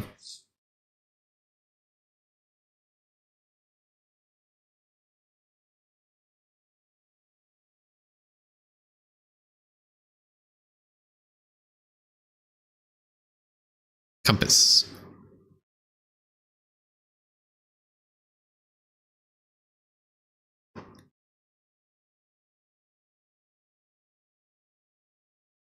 Is 3 Deathbringer actually what you should do? No, I think 2 is fine. 2 is the meta. Oh yeah, 9200. What was I looking for here? Just looking at fighter path. So when it comes to Windwalker, you know, obviously getting a high dust bow is what you want to do. So farming World 6 for those 80 weapon power bows is what you want to do, and putting all of your 10% stones on that with the new stone upgrade. You know, the 500 guarantees a +1 upgrade. Cool Dust Hoarding is your next big damage increase. It is a damage multiplier to Tempest Form. So this gives you like a huge increase. This really cracks open the rest of World 6 for you. So, you know, using your Aether Moons and trying to progress Windwalker as much as you can. The biggest thing here, obviously, like we mentioned already, is Atomic Potential. So scaling more damage will get you more dust gain, and that'll mean you get Atomic Potential a little bit easier. So this is kind of what you want to aim for, is getting level 20 here. But in order to do that, obviously you kind of need to level up damage a little bit more and probably get a higher bow. Can you not get 80 weapon power dust bows from Sugmas? No, I think 80 is only for World 6. Unless I've also heard people say that you can get up to 85 weapon power, but I haven't seen that since I don't know. The last time I actively farmed bows on Windwalker was pre AFK Dust, I believe. Okay, when it comes to the Tesseract, honestly, in my opinion, I think a good stopping point is either Verdon Hoarding or Jewel of North Winds. I think after that, it just gets really, really, really slow. Equinox bar fill rate is nice, depending on if you've messed up your Equinox and leveled up like the Lab Fuse upgrades or too much of the Food Lust upgrades, then you could push here. But going from Arcanist Damage 4 to Eternal Stream might take hundreds of hours for you. So it might be a complete pain in the ass. It might not be. You can continue pushing it if you want to. Just be mindful every time you unlock a new upgrade, the next upgrade is going to take like an extra few hundred hours. Arcanist Accuracy 4, probably another few hundred hours. Fractal Tesseract, probably thousands of hours, to be completely honest with you. But this would be a good one to get if you could get to it. God. Because it'll multiply the amount of Tesseract bonuses. And this would increase your damage. This would increase your accuracy, so you're able to get more tachyon gain. Am I saying dust here? I apologize. More tachyon gain.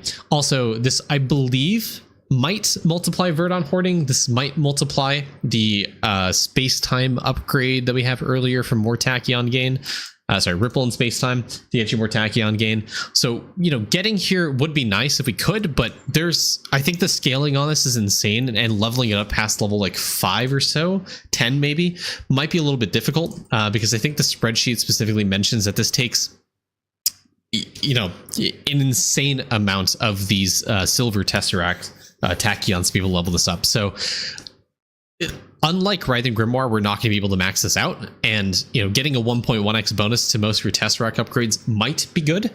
But I mean, we kind of hit a slowdown point in Arcane Cultist for a while. Leveling Lab more on AC so you can hit 100% crit. That's also valid. You can also, you know, aiming to hit that 100% crit is also going to be pretty important for you to pushing World 5. I hesitate to say it's necessary, but it would definitely help you in pushing it, because you obviously have more consistent damage uptime in trying to push like Purgatory Stalkers, or, you know, Stoltmos probably is where you're kind of stuck right now in, I guess you're going to kind of find out. Oh, you're at Sugma still. Okay. Yeah. Okay. You still have a lot to gain from pushing Arcane Cultists, because, I mean, think about it. You're not even at Bright Sides yet. So I guess talent points, maybe? Is that what you're struggling with? 400? Okay. Sugma should be doable to you. Okay. I would despec points out of Arcanist form. I would max out Lobotomizer first, and then put your points in Arcanist form. That's my recommendation. Crit damage is too important. This way, it kind of saves you a little bit from having to level up Lab. The more crit chance you get, the more uptime you have on your crit damage, which means you're able to push those portals a little bit faster. So make sure to upgrade Lobotomizer over Arcanist form. And if you want arcane damage, I would just focus on the Tesseract and upgrading the damage points there. Also, remember that this talent exists, and being able to upgrade the damage by upgrading Tesseract, this is going to give you more damage than the Arcanist form like talent points would do. And to the point I mentioned earlier, doing your Deathbringer and trying to unlock the talents for V2 is going to help kind of optimize your talent spread here. So upgrading the Grimoire is going to help you in, you know, managing your talents a little bit better, so you are able to get a little bit more Arcanist damage out of it. So, you know, optimize your bone farm, try to get to talents for V2, and use that World 6 trick, because I think you should definitely be at the point where you have enough accuracy to kill rice cakes, right? You'll get probably hundreds of billions of craniums doing that trick. You know, fine. I guess I'll showcase it. So I'll waste the hour here. You know, okay. So I'm gonna go windowed mode because it's kind of necessary here. So I apologize for the small window, but it is necessary for this trick. I'll go into Wraith form. I'll go to World 6. I'll go to craniums. Oh, sorry, rice cakes. And this is the trick in short.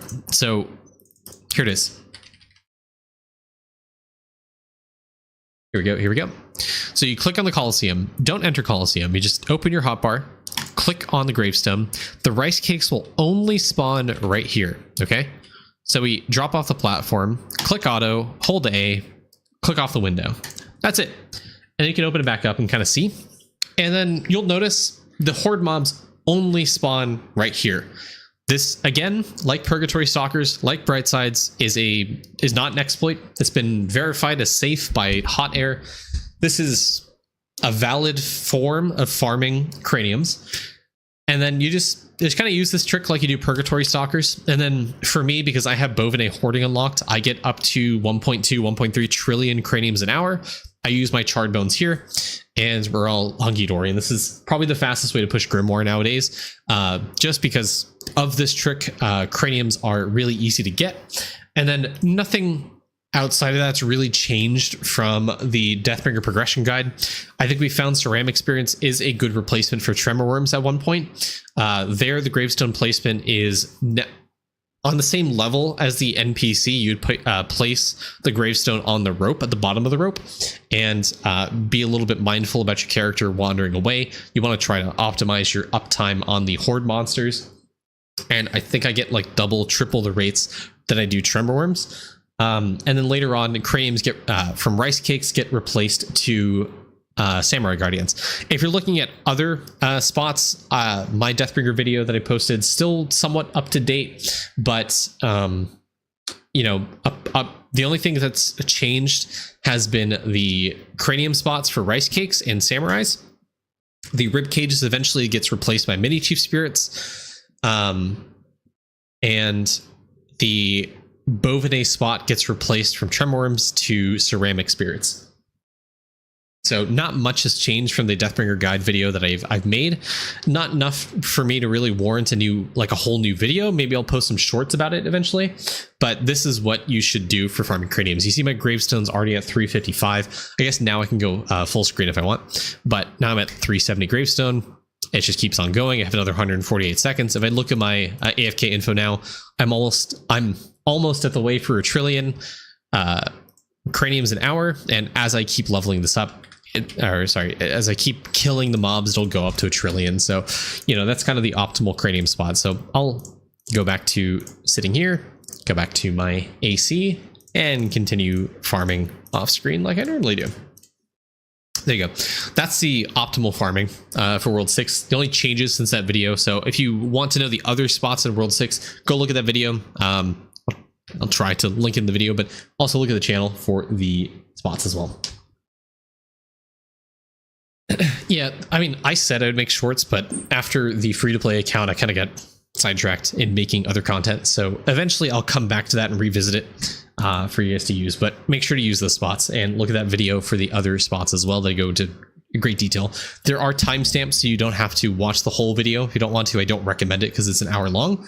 But you can definitely look at that video for reference and look at the timestamps in the description. Also, Path of Exile, absolutely. Kind of sidetracked me.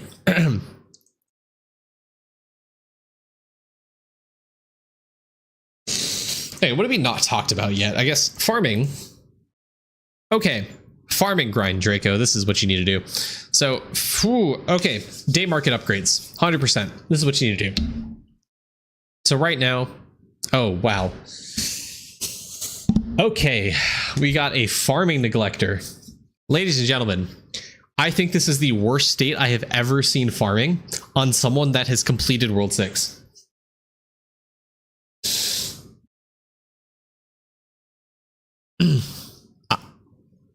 How have you found 120 crops is my question.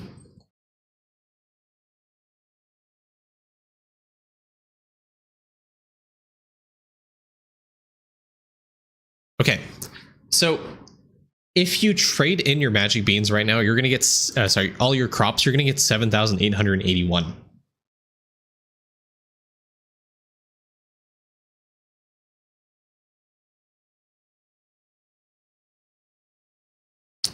I think you have more than enough magic beans to get this to 1.2x. You have enough magic beans to get this to at least 5%. And you can unlock land ranks. You can get points into value GMO, and you can get points into super GMO, and you can get a lot more points into OG fertilizer. Honestly, you need to upgrade everything here in the night market when you trade in your beans. And then you need to level up your land ranks, right? Put most of your points into production boost. And you need to farm out your day market until like 240% plus one crop, 120% growth speed, like 2000% crop evo, 150% product doubler, 100% more beans, like 200% more land rank exp. Like you have, if you trade in your beans, like it's farming is going to be a like complete joke to you. Wow, you can like super accelerate your progress in farming. Like you can probably get to like 180 crops like easy overnight, to be completely honest with you. Okay, so I guess okay. I guess you kind of need a little more hands-on approach for farming, Nudu. So a little trick before you actually do a bean reset. Here's what I'd recommend. So I kind of need to do this anyways. So maybe not this much, but what do I even? How do you even do farming resets this early right now? What's your growth speed? This is probably going to help inform me what you should do. Crops. Jesus Christ. Okay. You have like no speed GMO though, so 15-minute growth cycle. I'm an old school farmer, man. No beans or land ranks. It makes no sense. It makes no sense. I don't understand why you do that to yourself.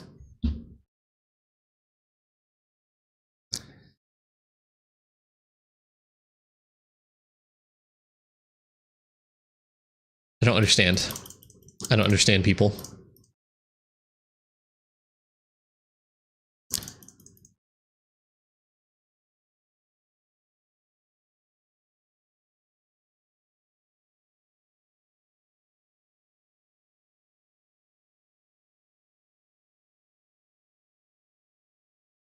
I mean, if you had speed GMO, if you had value GMO, if you had super GMO, you'd be able to do this type of reset, but I don't even know how to help you if you're trying to destroy your account like this. Like farming is such a big, farming is so monumentally game changing for your account. Like I don't know why you would impose this challenge on yourself.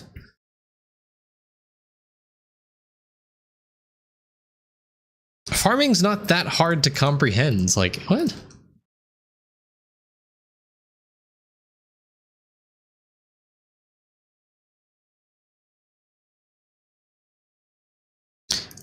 There we go.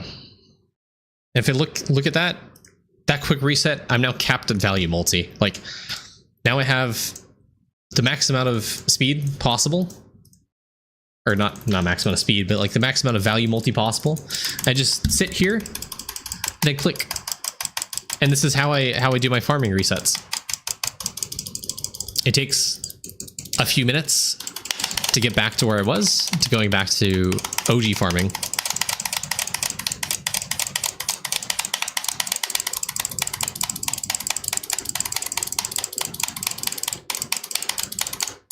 And then make sure to, you know, when you grow the crops, check the market again to refresh the bonuses from your multi, because it doesn't catch up. And then, you know, just I don't even know how to I don't even know how to advise you how to progress farming without magic beans. Like it's like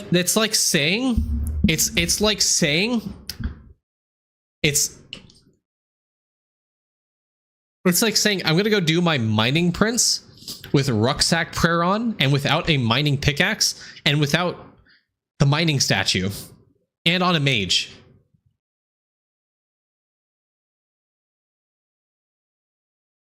It makes no sense.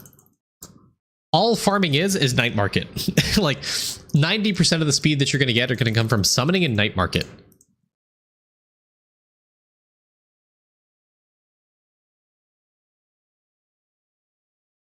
So if you're neglecting night market, then of course your farming is going to suck absolute donkey balls, man. Like don't do what Draco's doing, because it's like almost short of bricking your account. Just for funny haha memes. It's like equipping slush skulls.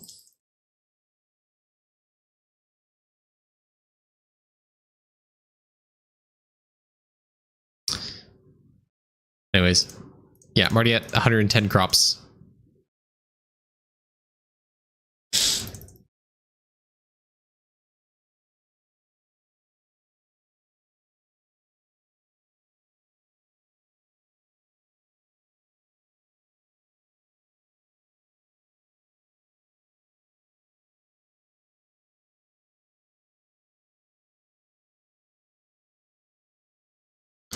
There you go. We're up to glassy crops. And once you look at that, I've surpassed your total crops found already. And then, you know, just sit here until I'm done with I'm up to the most recent or latest glassy crop that I can grow, and there we go. It's that easy.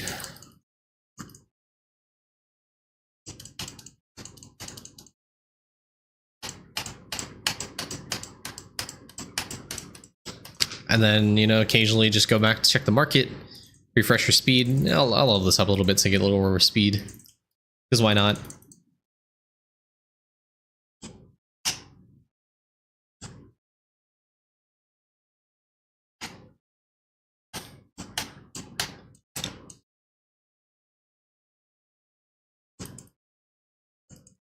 I don't understand people. I don't understand the silly challenges people impose upon themselves. It makes no sense. It's like someone playing the game candyless. I don't understand.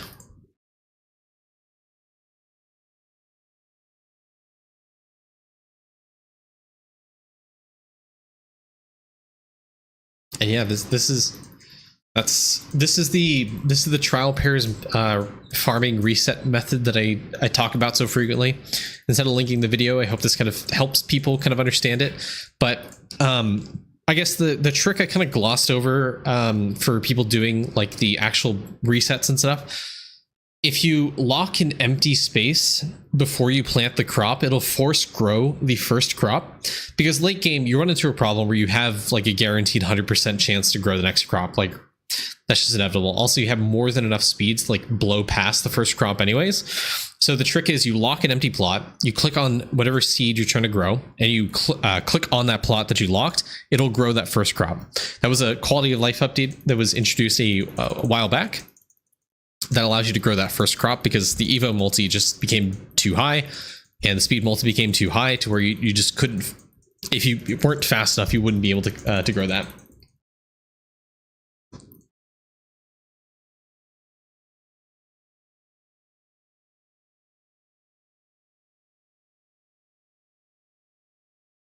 I went a while without working on farming and thought it'd be funny, so I just left it. Definitely agree with that. Upgrading farming would be huge for you.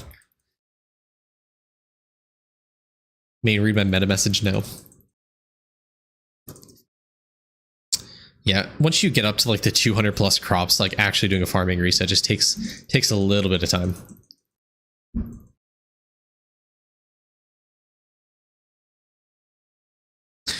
Eventually my speed GMO and super GMO will catch up to where I'll have enough growth speeds where it's less than a second growth time, which will really ramp up the speed. I'm honestly considering spending a lot more magic beans on growth speed right now to make this reset just a little bit faster. You see, now I've hit that sub 1 second and it's like really growing fast. And this is, you know, if you're endgame, hitting this sub 1 second growth speed for glassy crops is really important for this exact reason, because it really speeds it up.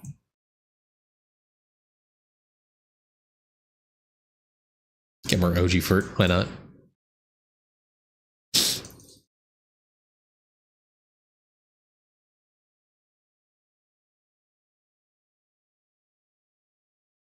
Sure, click check back on the market.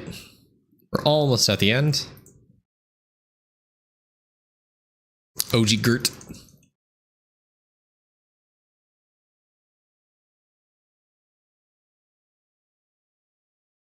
OG Gertilizer.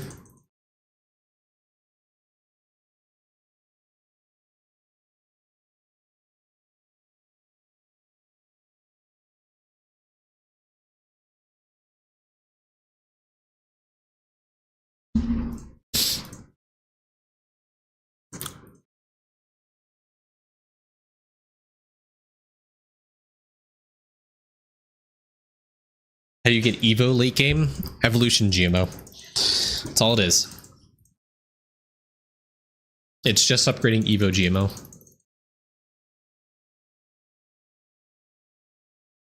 It's this upgrade. This is the vast majority of your crop Evo multi. Should I be buying all the stuff from all the shops I can afford? Yes, I mean, initially you want to try to get like the green stack for a lot of the crops, or a lot of the shop stuff.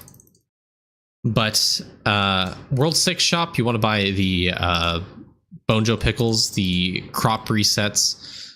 Upgraded stones are going to be obsolete probably pretty soon with World 7, so not as much. World 1, you want to buy this from the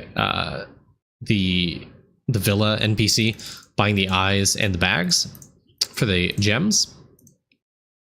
Probably this pepper here, getting the vial up for no good reason. The tape you want to buy from the World 1 shop. And that's really it.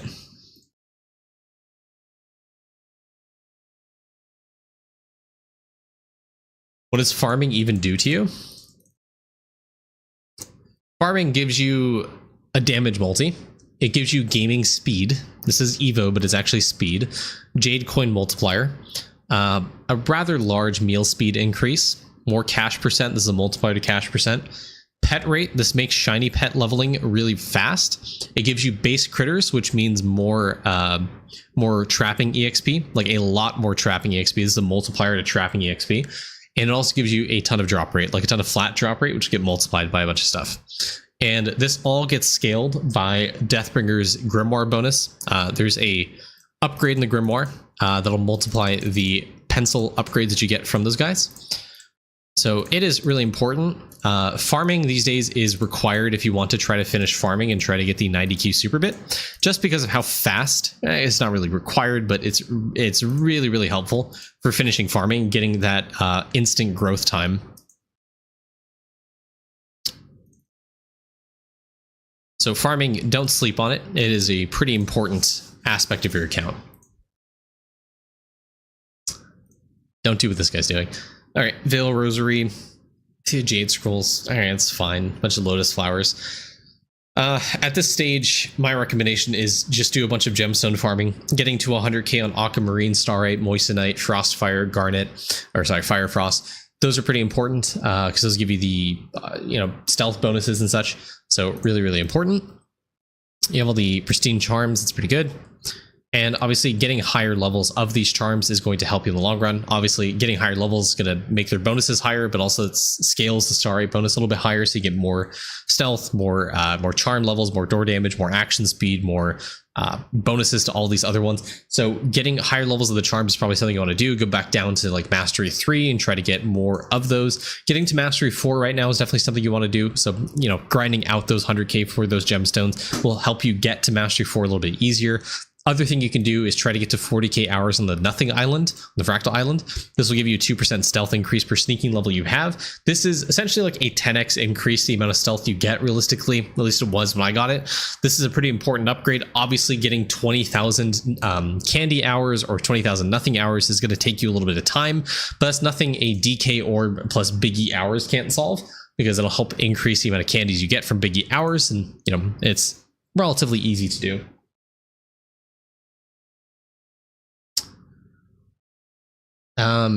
I guess other long-term goals to aim for, obviously getting level 13 of the Red Salt Vial, getting level 13 of the Dreadnought Vial is probably something you want to do.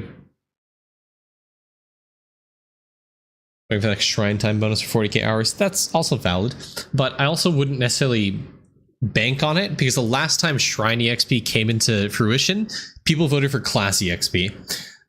So, you know, I would just use your candies, because if that's any indication, we're never going to see that ever again.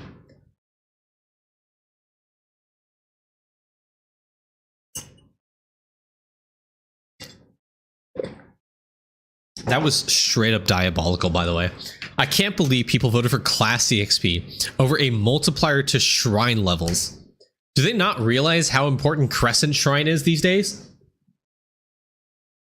I can level up grind time I can level up grind time 5 times and get almost as much EXP as the ballot bonus.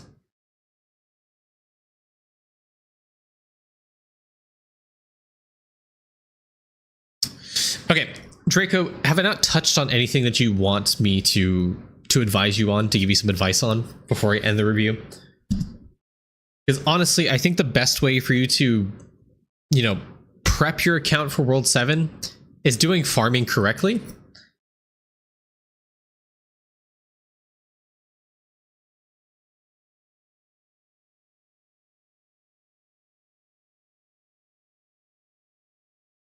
I mean, as always, Kilroy, do Kilroy, level up timer, level up the bonus skulls and such. Don't upgrade. Well, I guess in your case, this is a good upgrade because you have 0 Evo GMO. This is crazy. This is not a good upgrade for anyone who's doing farming. This is straight up awful. I don't know how this works in the calculations, but it feels like this is additive to Evo GMO.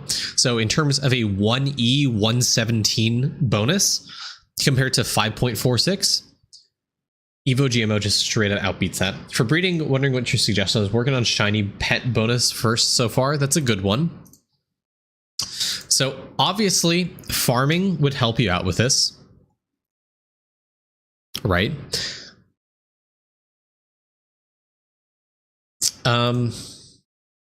I guess big question is what skill levels you have, right? Because if you're not trapping 120, which you aren't, base critters is definitely something you want to aim for. So level up your base critters with shiny pets. So this is like number 1. Get this to like level 8, 9, 10 or so. That should be relatively easy based off your shiny multi that you have here. Remember when you're on Windwalker to equip the star sign bonus with a star sign chip doubler to help you out with that. Getting this level 10 for the base critters right now is going to help you out in the short term to help you get more trapping levels. Make sure once you get these level 10, do a retrap on your V-Man with the Maestro Transfusion, as much skill EXP as you can to get you the most EXP. Because remember, base critters is a multiplier to that. And then, you know, what you're doing right now, the shiny level up rate, this is pretty good. Honestly, I think you can stop here before you hit level 20. It's just going to take a little bit of time. I think I'd rather see the base critters right now. Getting to 120 trapping, I think, is a bigger milestone than trying to get to 20 faster shiny pet level up rate. Because all in all, it's not really that impactful. Like, look at the crop bonus you have here, 20.43x, summoning's 10.63. The breeding bonus itself from all these shiny pets is only giving you 3.75. Like, it's not bad, right? But you could also use your lamp wishes instead and probably get more from this. Yeah, you have these at 20, so I think you can stop, right? I think maybe get Crescents to 15 because that'd be a lot easier than getting Mode Board to 20. And then do base critters, and then probably what I would do is meal bonus if you haven't done that. This is, oh yeah. Okay, base critters and then do meal bonus. Get this to 15. Get both of these to 15, right? And then, you know, if one day you see the light and you do farming correctly, then you can go back and do those pets to 20. Yeah, I think I might go do some shiny pet farming myself, because it's been a while since. Hold on real quick. Reading a YouTube comments. Choco Chip's coming in a couple of weeks. I just got to World 4 yesterday. Is there a way I can get enough resources before I buy it so it can shows up? Yes, you can. If you really hard focus and like lock in, you can get Choco Chip in a week and a half. I did it on my free to play. The way you do that, I just did an account review.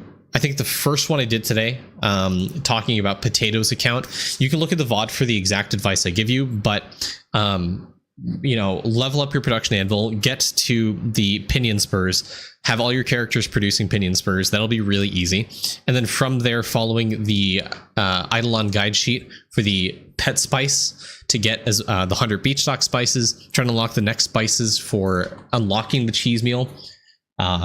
You should be able to do it relatively quickly. And if you have Prisma fragments to be able to double Diamond Chef, that is going to make getting the cheese meal like extremely easy, like very trivial. If you can't do that, then it's still feasible to unlock it, because I didn't have it Prisma doubled anyways on my free to play account before I got the Choco Chip anyways. So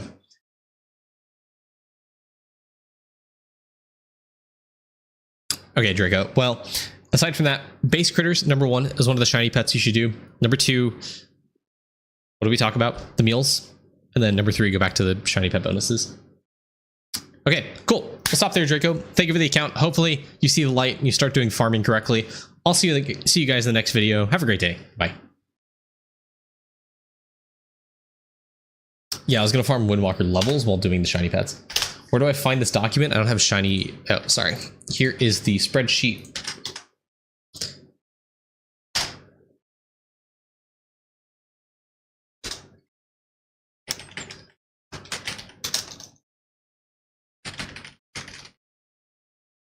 Okay. Pretty good. From Draco. Also, before I end the video. Yeah, I think what I'm gonna do is I think farm out. My goal right now, I think, is farm out Arcane Cultist. I don't know how far I want to push this, to be completely honest.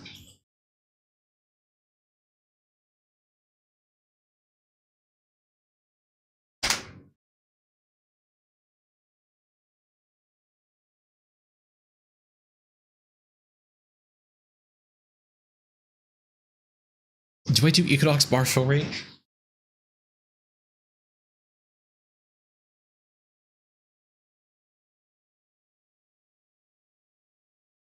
Trying to get AC up to the Windwalker Lab gem before I use my Aether Moons. It's not a bad idea. It's probably just going to take you a little bit of time. I mean, you weren't too far off, so yeah, I'd advise it. Why not? I think I'm going to get to the Equinox one.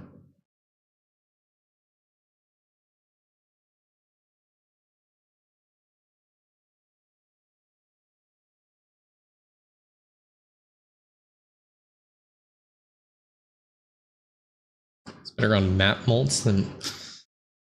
Yeah. I mean, my damage is relatively high. I could push it. I could push the worlds.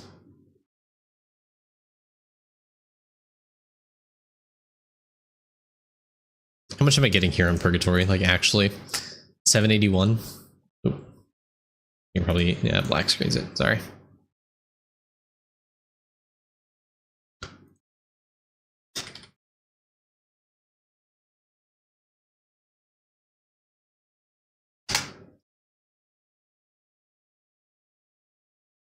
pause stream so you can use the restroom. I'm not going to be doing too much right now.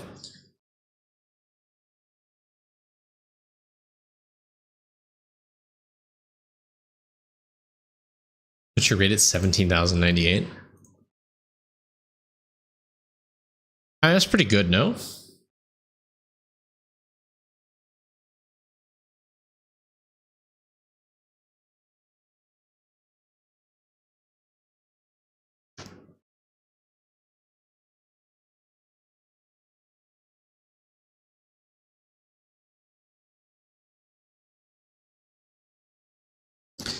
So it's going to take me 1,100 hours to get to Fractal Tesseract.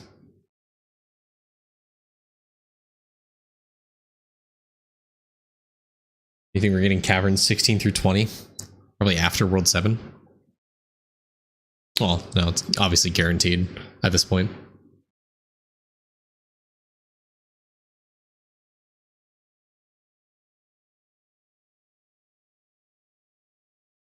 Yeah.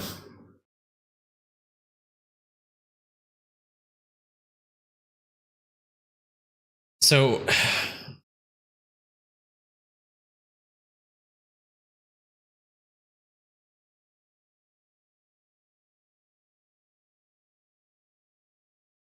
ES is struggling.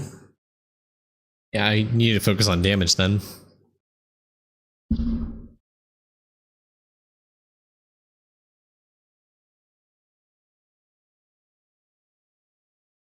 So 107 hours for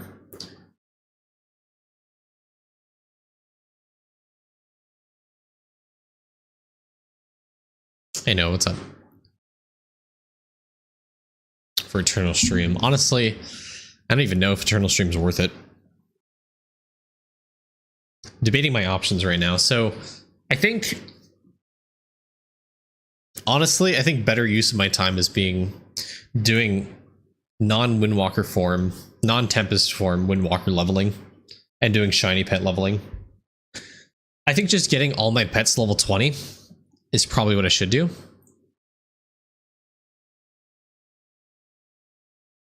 So here's my account. I have a lot of pets. I don't have a 20 yet.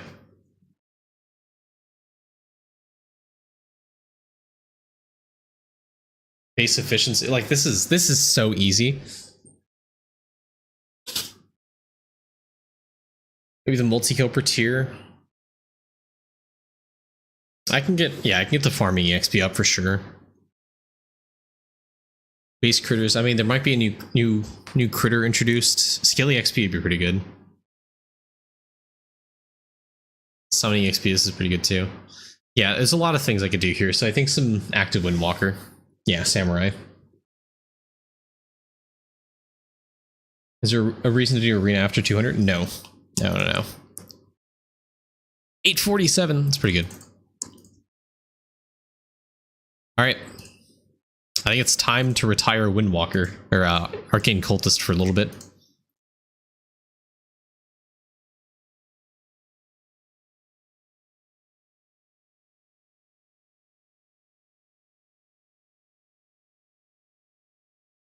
To lab. Whatever.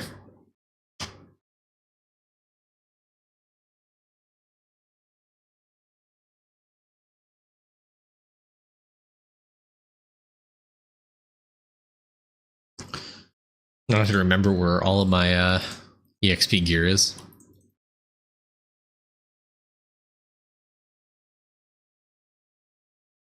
So we have that.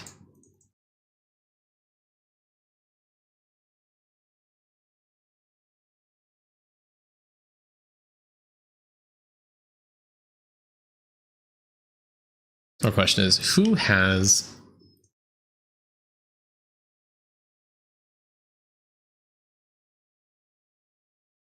main Z Archer? This guy.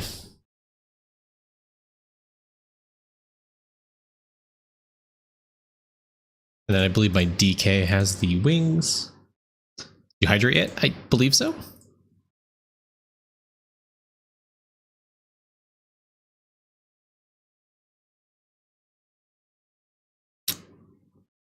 Aw, man, I've been trolling this entire time. Okay.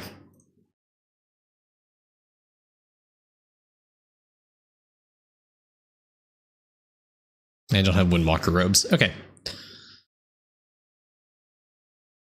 Yeah, good enough. I'll need chip doublers.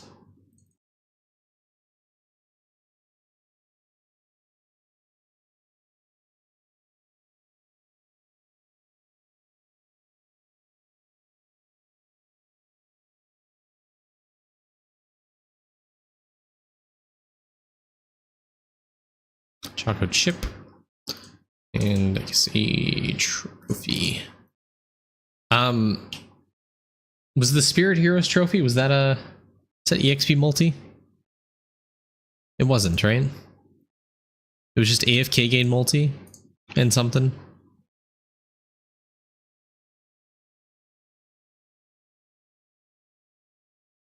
AFK gain multi, yeah, who cares?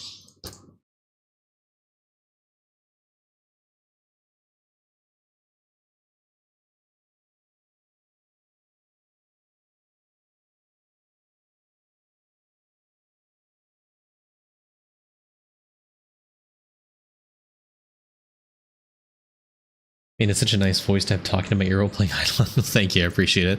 You know, I've heard that from several people. So much so that I've actually thought about doing some like voice acting or doing like a second channel where I just read stuff. Watching your AC guide, it's amazing. I'm level 400 AC. Should I even touch it or not? Probably not. Honestly, I'd probably level it up probably another 200 levels.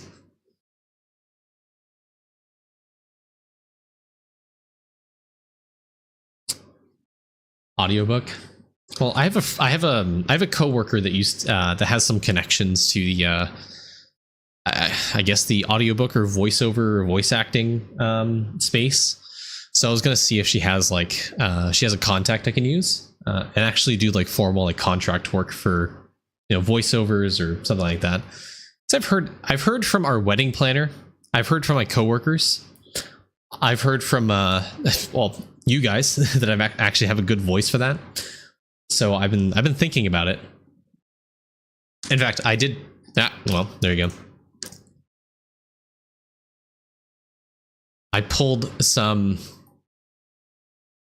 Reddit stories. I don't know if you guys can see my my toolbar here. I pulled some Reddit stories I was gonna read and like, I don't know, just do stuff at.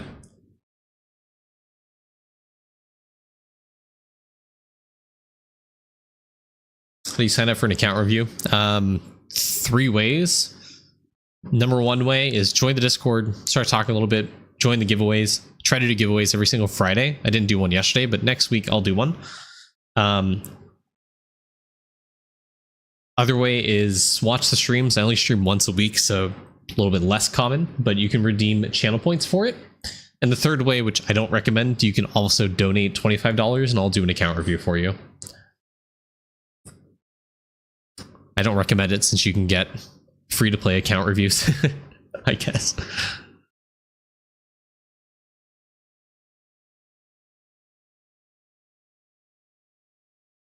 How do you sign up? Annoying your cat's your favorite pastime. Same. I love annoying my cats.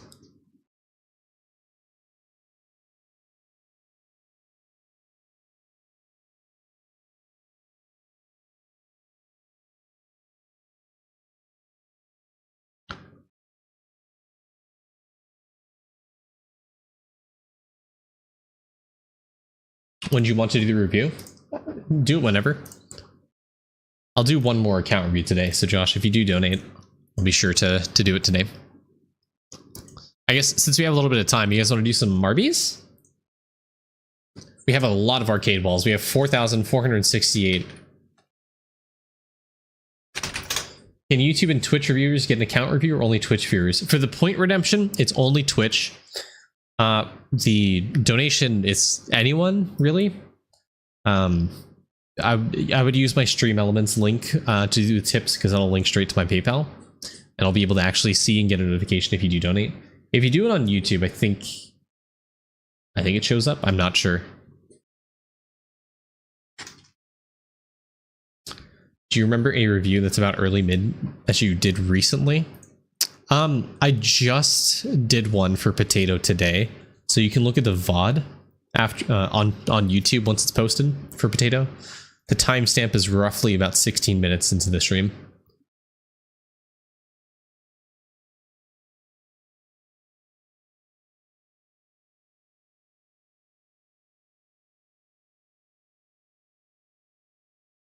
Hey Noah, thank you for the follow, man.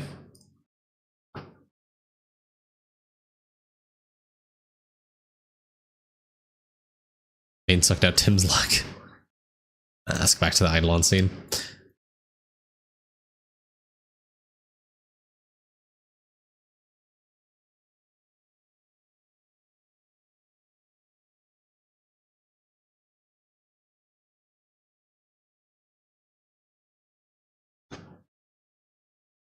Is it worth saving these arcade balls when you still need gold balls? I guess if you want to time it with the events and such, sure, but it's I mean, it'll depend when a lot of the next updates the game. Donate via bits or how? There's down below there is a link to Stream Elements to tip. That's how I'd recommend it, because I'll get the notification there if you do donate.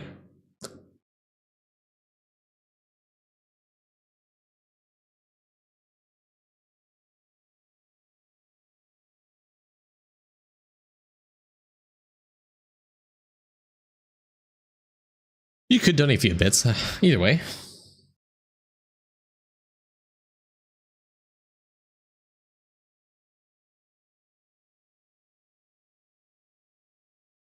Gamma time. E-buddy. Oh, well, there you go. Josh, was that you? I believe so. All right, well, thank you for the $25, Josh. Link me your... If you can post your toolbox link in the YouTube chat, you can link it there. Or if you go to the Discord, if you go to our Discord, you can post your account here. Either way. And I'll add it to the list and all our reviewers right after the arcade. Worth doing skills and other characters like chopping on a warrior? Yes. Yeah, because you can get talent points. And also, you get talent points for the master class if you level up your skills. At least some of the skills give you talent points, like the mining, chopping, catching, fishing. Those ones give you talent points for sure. I don't know about the, like, construction, for example. I don't think you do. It also scales things in the hole. You are correct. It's either 50-50. For me, honestly, it's like 99-1. I think of the 3 or 4 last streams I've done, I think I've gotten 2 or 3 jackpots.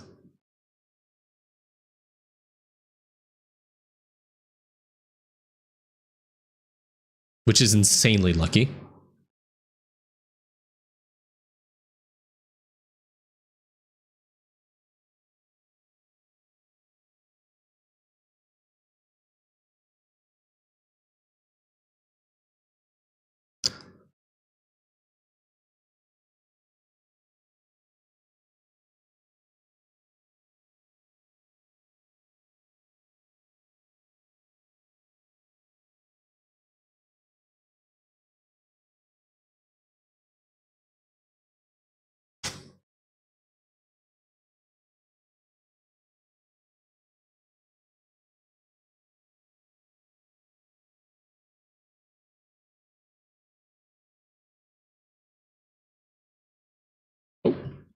Starting off strong.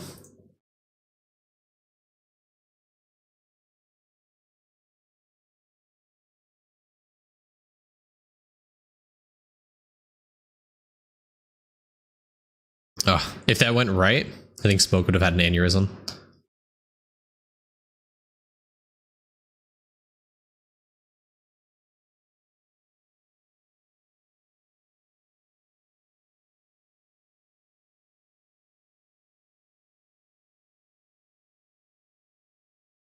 Right tilt is always the right choice. You are correct.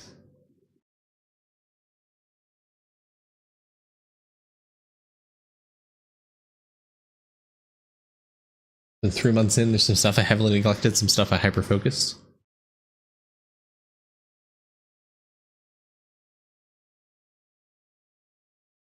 Windwalker Talon spread. What's it focus on? Sure, absolutely.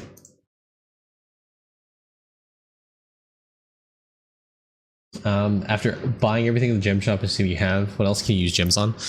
I guess more. Well, I mean, World 7's going to be released soon, so saving up gems for that is a big one. That's mostly it.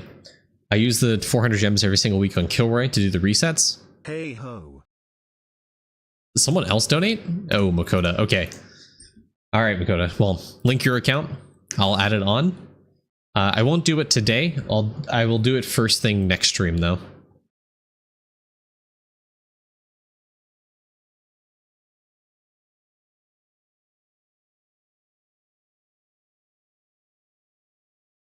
Oh, dang. Also consider yourself a whale. Okay. Josh, did you post your account anywhere? I didn't see it in the Discord, and I didn't see it in the donation thing. I don't see it on YouTube either.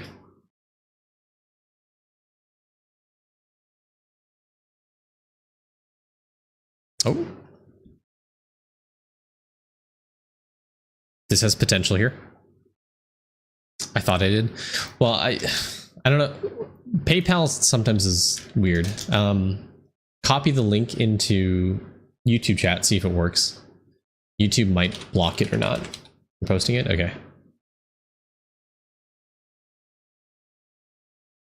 Thank you for your patronage. Hey, thank you for the Twitch Prime. Did you see that? Appreciate it, man. Welcome in. Low-key too embarrassed for a review. Where in Discord? There is a section called Review Winners Links. It's in the Eidolon chat channels. It is right here. So Eidolon chat, advanced, party dungeon, pet, etc. If you don't see it, there is a pinned message right here. Dathus, thank you for the Twitch Prime. There's a pinned message here that Smoke made. They'll help you open it. Oh, YouTube blocked it. Okay. Guys. Hold on. Hold on. Guys, we got a jackpot. Hold on.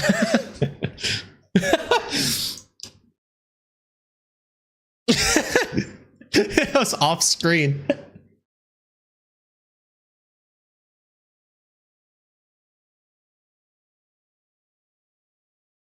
I have 4,000 gems. I had 1,300 before. Hold on. I'm trying to open the info to prove it. Wait, did we not get it? Where is it? How do we have 4,000 gems?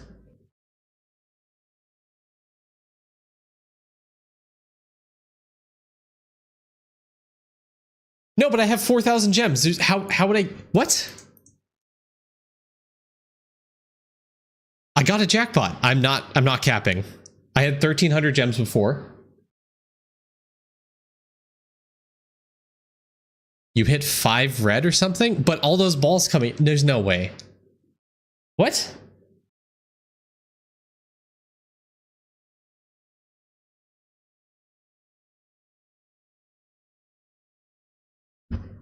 See, but like there's no... Okay, I got gems from the purple bucket. How would I have gotten 3,000 gems?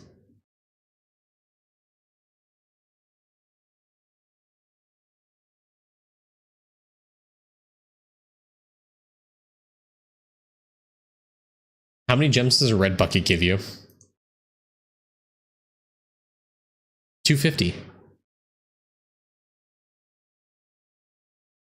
Guys, I think I would have had to hit a jackpot to get 3,000 gems. Like 2,000 from jackpot and like a lot from red.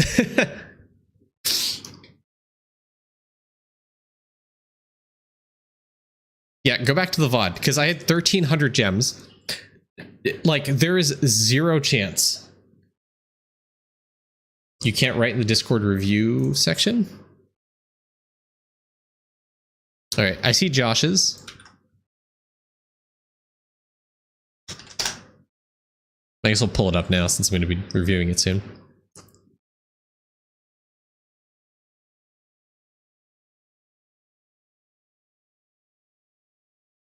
How do you get this much balls? Kilroy.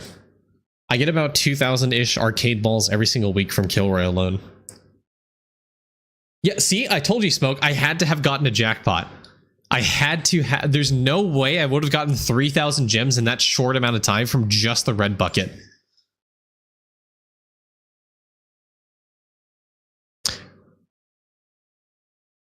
I think it's safe to say I hit a jackpot, and we can mark this as a win, right?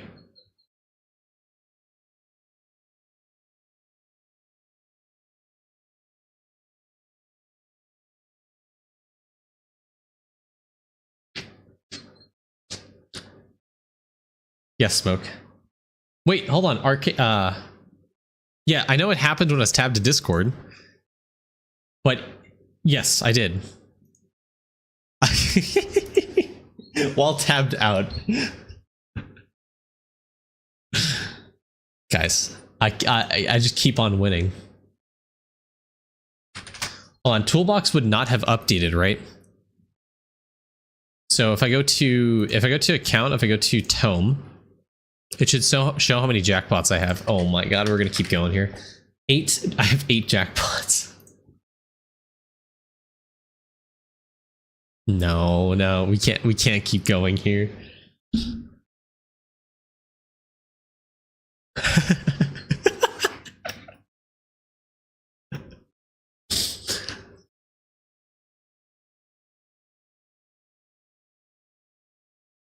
Yeah, this from Twitter and YouTube. Hey, Martin. Hold on. I'm going to stop launching real quick. We're going to go check Tome and see if it updated or not. Because if Toolbox has not yet updated, it should go from 8 to 9, right?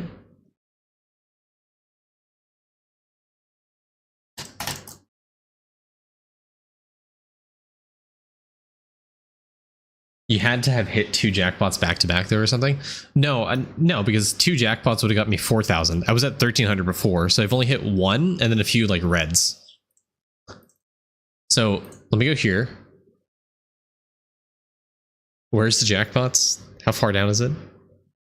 8. So I guess Toolbox did update. Hold on, let's see if it updated here. I guess it fucked it up. I definitely hit a jackpot.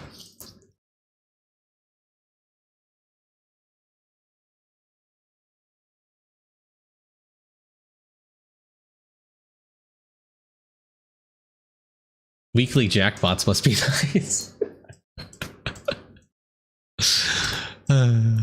So true.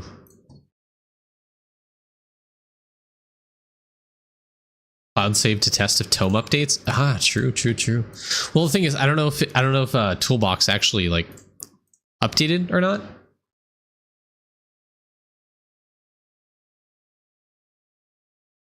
Eight jackpots still. You got the clip. Called review winners links. It's in the Eidolon chat channels. It is right here.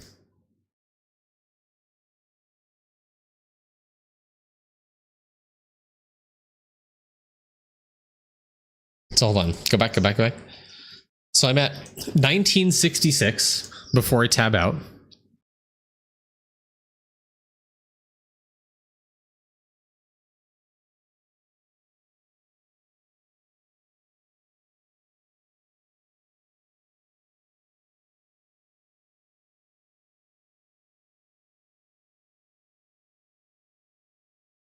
And then I tab back in, I have 4,081. Oh, wait, you guys can't even see that. So 4,081 after, and then before I'm sitting at 1965. So I had 8 reds. No, it wouldn't have been 2 jackpots. It wouldn't have been 2 jackpots because 2 jackpots would have got me 4,000, which means I'd be at almost 6,000 gems.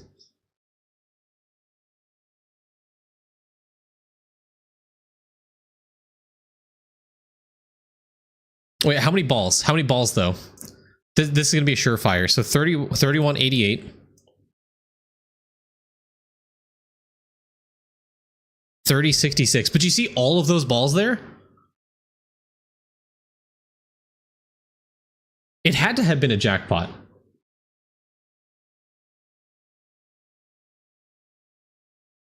So look at the density of the balls here.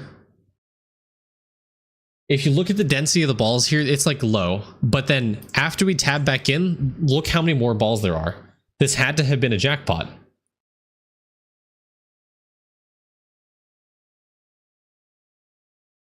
We already looked at Tome. Nothing changed.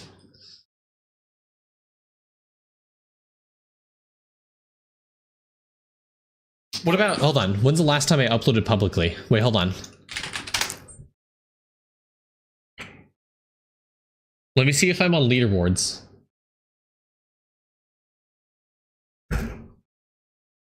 Okay.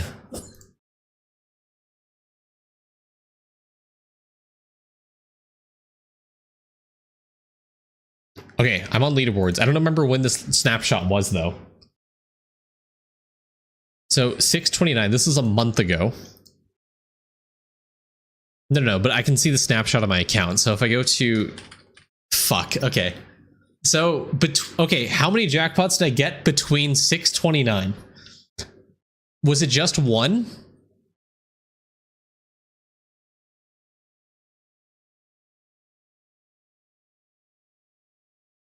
Hold on. I'm gonna link.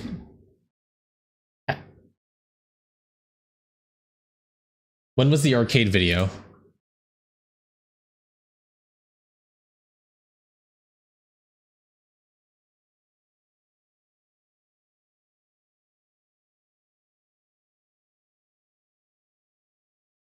Three weeks ago. And this was only one jackpot. So this was July 2. So it would have been 7. It would have been 7 after this, right? Because it was only one jackpot here. Was it 2 jackpots?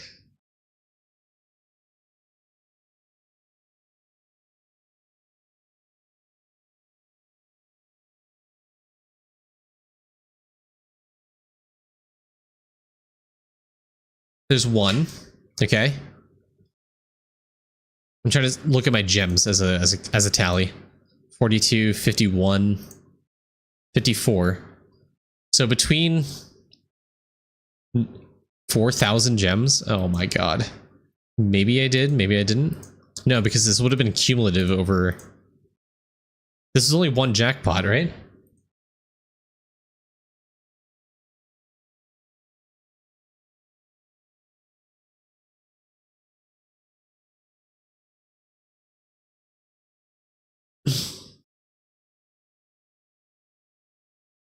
This is only one jackpot.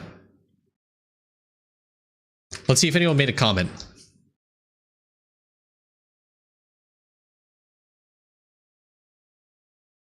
No, Smoke. I did do 3 predictions. One of them was the red jackpot, one of them was a stamp, and one of them was a jackpot. Because I got to stamp this video as well. I got a stamp, I got a jackpot, and I got the red. So it was only one jackpot. So from this video, I've only gotten one extra jackpot. So I went from 6 to 7 in Tome from this video. And then today I just got another one. Like that has to be true, right? So I can safely end this prediction. So I can safely end this prediction as a jackpot. Right? Are we all in agreement? Do we all agree? Imagine having so many jackpots you lose track of that.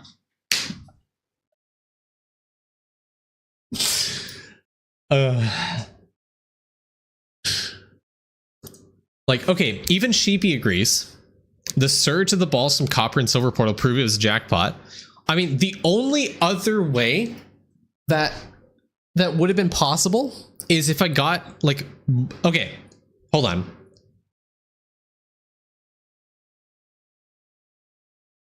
Hold on.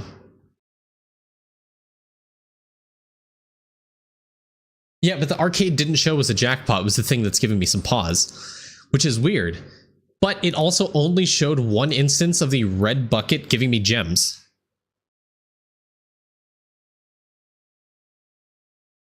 It only showed one instance of the red pot giving me gems, and the purple one giving me balls. So, I mean...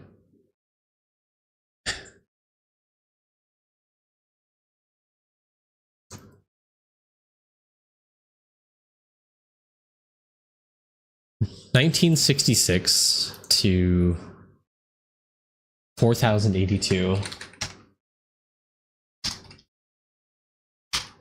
19. Okay, so it would have been 2,116 gems or so. You know, obviously there's some variance there from getting gems on the other buckets. So I mean, and like the ball count after was 3056, before was 3195. Jackpot gives you how many balls?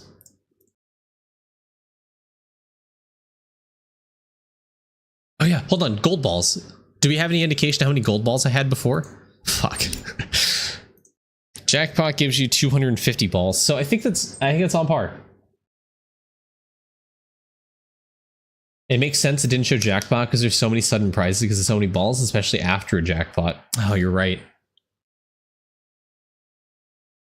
Chat, I'm making the executive decision. We hit a jackpot. I think all signs point to we got a jackpot.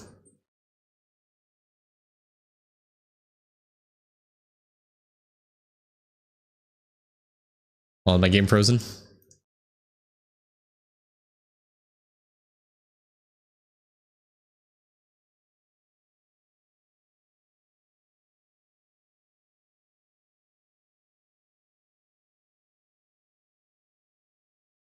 You broke it. Good job. All right, chat.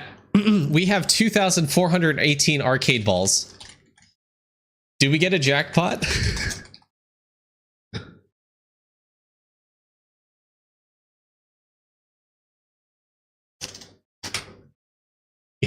Get your predictions in.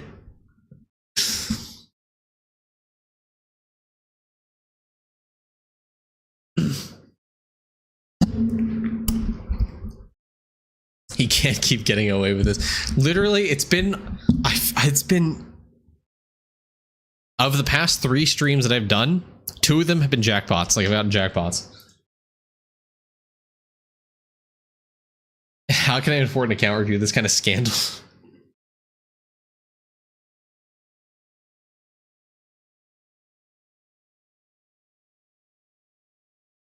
There we go. Sorry, Smoke.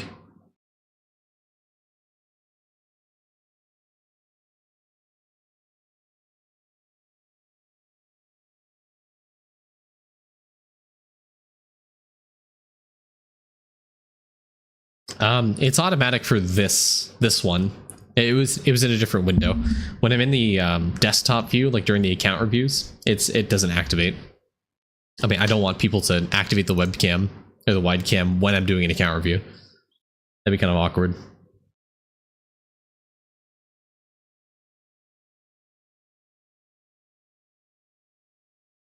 Let me let's replay it.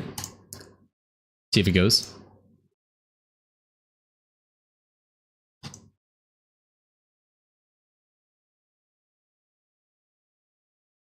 All right.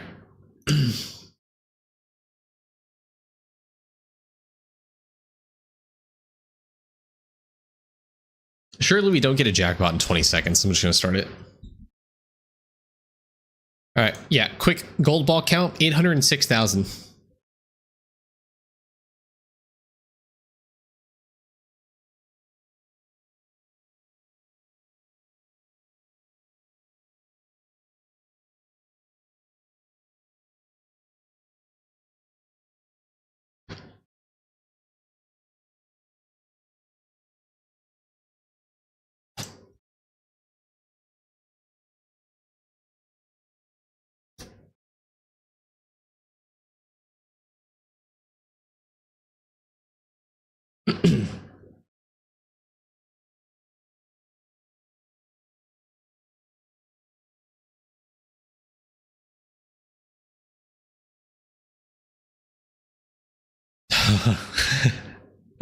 That one got a little close.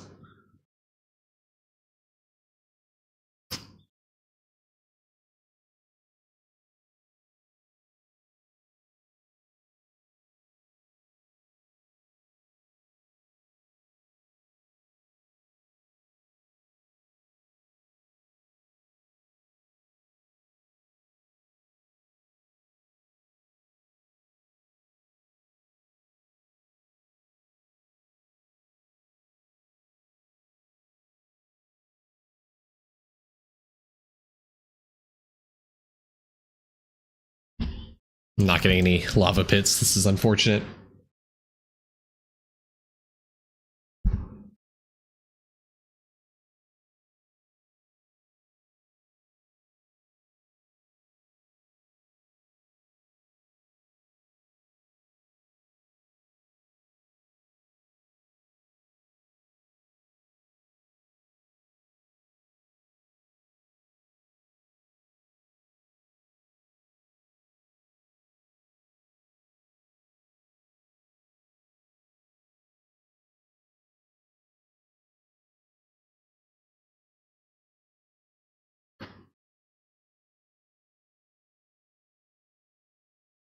Come on, go back to the gold bucket. Damn. Quickly plug your Discord show to us. Hey guys, there's this wonderful thing. Type ! Discord in chat. You'll link over to the Discord. You'll be able to chat with people, help you out with any questions. You can post your accounts up here for, get your advice from other people and, how to help progress your account and stuff. It's also an advanced chat if you, are a little bit more end game. You want to shoot the stuff with people and, just talk. No jackpot.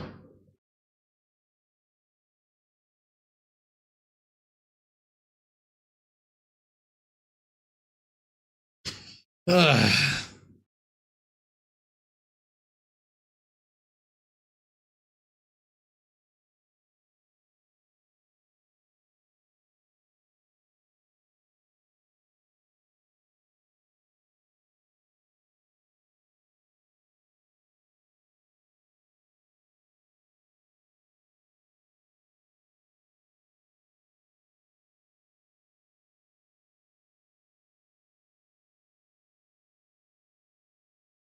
Hey, at least I'm ready for at least 2 gem shop purchases in World 7.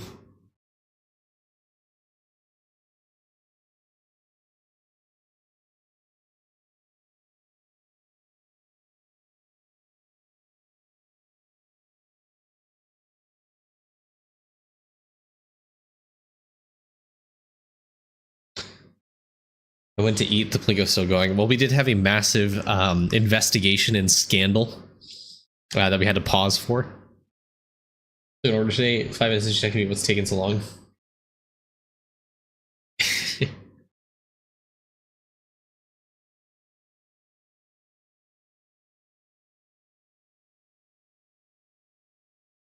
We get another ball pit.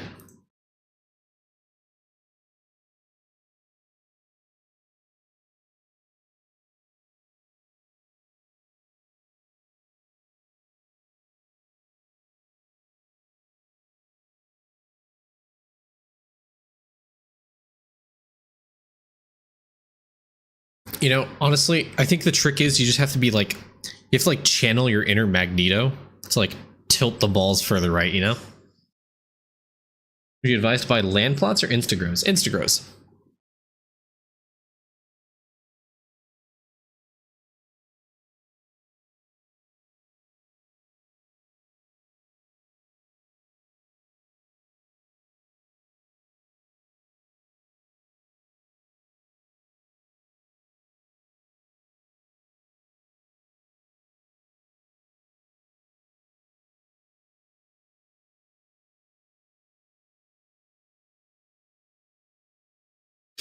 Tilt your screen to the right like we did for download bars.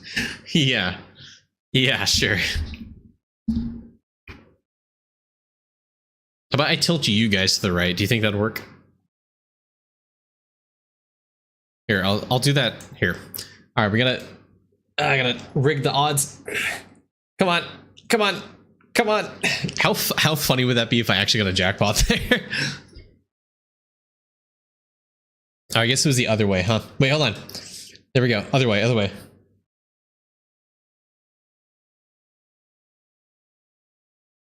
Okay. All right. Just go right. Go right. Go right. Yeah, that didn't work.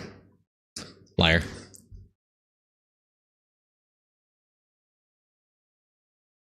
How do people get like 100k stats like strength and agility?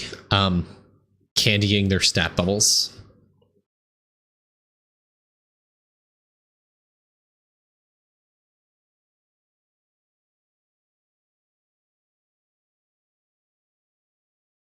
You know, you're from Australia? No. That's this.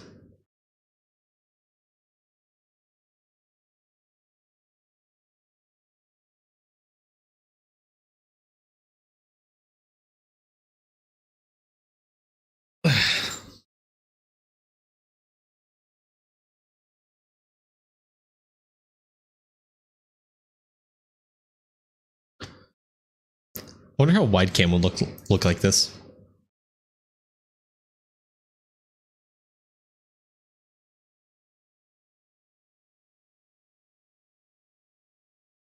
Got a minute on wide cam.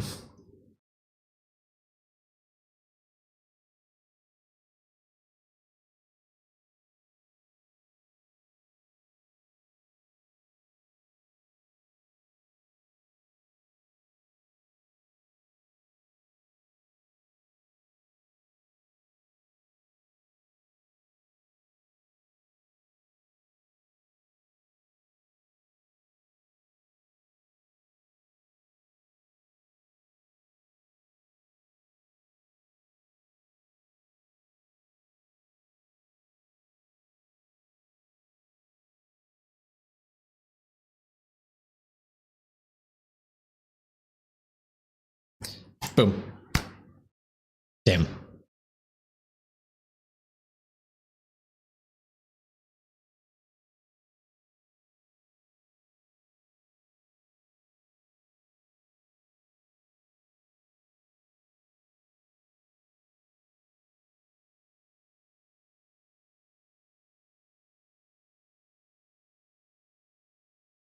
Ah, I redeemed wide cam. Watch, we're gonna hit a 6. We're gonna hit a 4.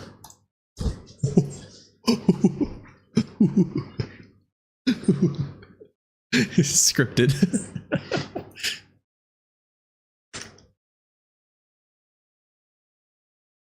Okay.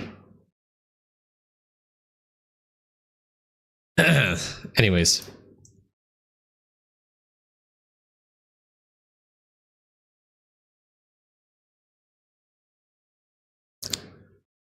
Doesn't look like we got a stamp.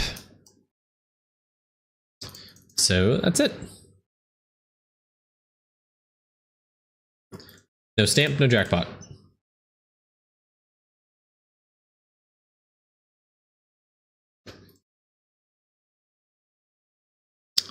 One extra ball? No.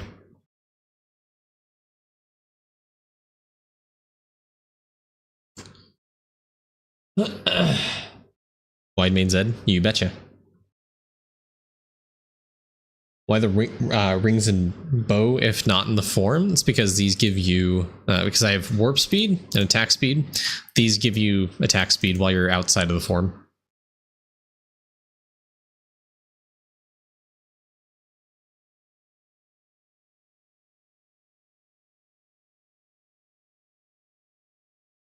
I know, thank you for the check-in, man. Welcome in. Chat, what am I doing? Yeah, sorry, I gotta deal with the eternal game lag as I click on sneaking to claim EXP. There we go.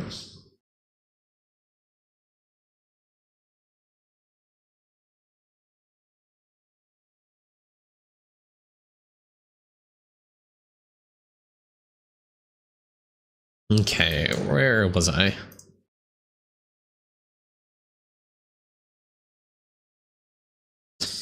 Are you guys ready for the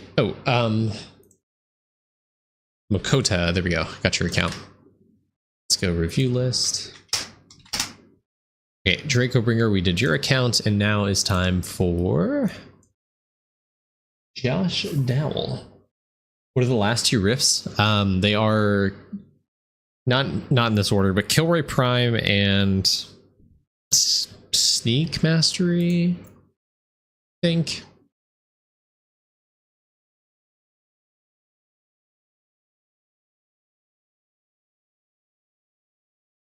Yeah, Sneaking Mastery, and then Kilroy Prime, then Sneak Mastery. Yes.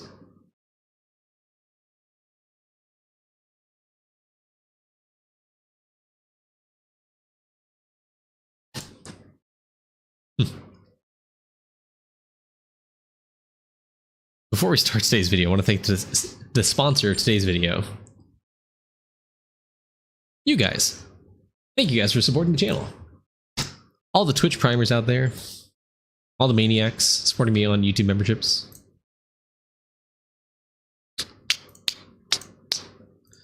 Okie doke.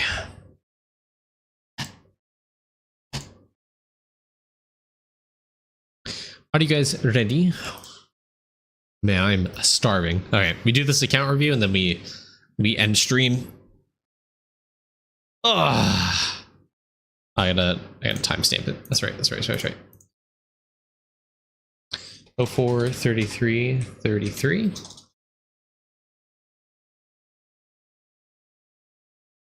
Perfect. So, Josh, real quick, what was it that you need help with? Windwalker talent spread. What to focus on Windwalker wise, I guess. How do people get 100k stats? Stuck in farming. Okay. Windwalker talents, farming.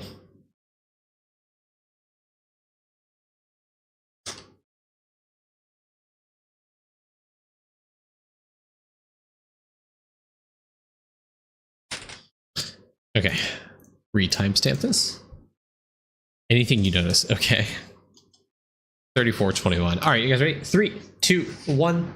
Hey guys, it's Main here, back again with another account review. Today we're looking at JDu523's account, watching over on YouTube stream. So there's going to be a like 30-40 second delay, so I won't be able to read it live, but I'll try to read it since you're there and ask questions. But you did give me some pointers of things you specifically want me to go over and talk about to help you with that. So specifically Windwalker talent spreads, progressing Windwalker, talking about farming and main stat bubbles, or rather getting more main stat on your characters. So let's kind of touch upon that, all those little bits of information. I guess to just dive right into it and talk about it. But real quick, just want to get a good gauge of your account. End of World 6, got to Samurai Guardians. So big first thing I'd recommend is getting Eclipse Skulls. You're at the end of World 6. This is a fantastic time to go back to World 1, get Eclipse Skulls there, go back to World 2, do Eclipse Skulls, World 3, World 4, so on and so forth. This will help you get more damage. Remember that Eclipse Skulls give you a damage multiplier. So if you want more damage, this is a very easy and quick way to do so. Also, as you kill the mobs and get into Lava Skulls, you'll get more multi-kill bonus, which will make the Eclipse Skull grind a little bit faster. What I would recommend, first of all, is before you go straight into doing Eclipse Skulls, like going from 0 kills to 1 billion, do 100 mil kills first. So honestly, first of all, go on your Deathbringer, whichever one can do the super chows. You just have 2. So go onto your second Deathbringer, go farm those World 1 mobs and get 100 million kills to complete the super chows. Super chows are really important because they're a multiplier to meal cooking speed, so it'll help you with cooking. And initially getting the 1 billion kills, which I don't think you should do right now. I think you should just do the 100 million kills first. Eventually doing Apocalypse Wows will give you more gold food effect, just a little bit of gold food effect. It's not really end of the world if you don't get it right now. You can always come back to it. That being said, the reason you do 100 million kills first on the world is because it'll give you Lava Skulls, which will give you more multi-kill per tier, which will allow you to do Eclipse Skulls faster. So your number one priority is trying to do the Lava Skull grind first, and then do the 1 billion kills for the Eclipse Skulls. And again, if you guys aren't familiar, Eclipse Skulls are unlocked in the Rift. They give you a 5% multiplicative damage bonus. Right now you only have 4 of these Eclipse Skulls done, and they give you 20 points, which is 20% multi-kill per tier. Lava Skulls only give you 10%, so you can double the amount of multi-kill per tier you get, going from 100 mil to 1 billion kills on a single mob. And remember that the multi-kill you get from the Death Node only affects the world. The only one that doesn't do that is the actual boss multi-kill here. These affect all of the worlds. So if you actually want to get more multi-kill, you could also kill Glunko a lot more times. Remember, Glunko has a very low amount of HP, so you can stick a lot of Bonjo Pickles on your character. I guess I can show that here. I always talk about this in the past 2 reviews. I think I talked about this, but essentially, honestly, I think I can stick like most of these Bonjo Pickles on my character, and I can go to the Slimes map. I can drop the Gravestone. Okay, takes a little bit of time. I think it might be here. How much HP does he have? Okay, that's still feasible. So do some experimentation, see what's possible for you. And this is essentially all you do. You just pop down the Gravestone, And depending how high your talent levels are, the gravestone will affect the mob respawn of Glunko. So right now it's giving me 474% increase to mob respawn. So on a 20-minute timer, divide that by 5 or 6x, and that's roughly how many seconds it take or minutes it would take for Glunko to respawn. So less than 10 minutes, less than 5 minutes around there for how fast Glunko respawn. Also, I have other sources of mob respawn, like from the engineer schematics, like from keychains, like from the Divine Scarf. So all that comes together to increase the spawn rate of Glunko. So I just kind of sit here over time, and I will collect the kills with the Bonja Pickles, and I'll be able to stack up the multi-kill bonus. I still need to do that grind, so I'm just going to do it right now. Why not? So while we're doing this review, I'll probably get like a couple thousand kills or something. To aim towards the 1 million kills for me. I think for you, aiming for like 1,000 to 10,000 is probably good. It shouldn't take necessarily that long. Maybe like a day of grinding, you'll probably get there pretty easily to get you that multi-kill bonus. And remember, this is across all the worlds. This will affect everything. It'll affect the whole even, so you can get more villager statues and dragon warrior statues eventually down the road to help you in that grind. And multi-kill obviously is just a really good stat for helping you push the world a little bit faster. And as we talked about in the previous reviews, getting multi-kill is going to help you prep for World 7, because multi-kill is almost certainly going to help you push those portals open faster, which means it's World 7 prep, so you may as well do it now. But that being said, get 100 million kills first, get the lava skulls to get that 10% multi-kill per tier. So finish out the red mushroom to 100 mil, slime to 100 mil, carrot mint to 100 mil, glumplin, mode boards, poop, rats, nuttos, wood mushrooms, mimics, crab cakes, mafioso, sandcastles, pincermans, mashed potatoes. You get the idea. Get those to 100 mil first, and then go and do the billion kills across your characters. I'd probably stick a few characters at a time trying to kill those, so you don't waste, or you don't spend too much time trying to do that. You can kind of, or you could honestly stick like 2 characters on one mob, so or like on their own mob. So 1 character on red mushrooms, 1 character on slimes, 5 characters here, 5 characters here. Just kind of do this, and you get to the billion kills, or sorry, 100 mil, and then go back and do the billion kills the exact same way. Okay, in terms of what mobs to farm first, honestly, at this point in time, it doesn't really matter. Do green mushrooms, just generally follow the progression of the world. So do G-mush, and then do frogs, and then do board beans and slimes. Red mushrooms is a little bit of a bait because they're posted after board beans, and their HP is just generally pretty high for World 1. So it's not really recommended to do those immediately, even though it shows up as second in the death note. Just do it in the order of the world, because less HP means more of the stuff. Also, the streamer bot, I need to move this. There we go. Should be doing it with Blood Berserker. Like I already said, not necessarily you don't have to do it with you, but to complete your super chows, I would do it on your second Deathbringer. Get 100 million kills on this character, because that way you get the super chows. For those of you who don't know, the way super chows and apocalypse wows work, it works a little bit different from the zows and chows. Super chows only count on the character that you made most recently. At least for your Deathbringer, that is. So you have 2. So it's only going to work on your super hot character that you have here. So it's only going to work, your super chows and your apocalypse wows are only going to count on this character. You will not get super chows. You will not get apocalypse wows on this character. So keep that in mind as you do that grind. If you're trying to grind out the 100 mil and the 1 billion kills, it's only going to work on this character. That being said, your zows and chows count independently, so you would need to farm out the 100k and 1 mil on both the characters for you to get the damage and the cooking efficiency and EXP.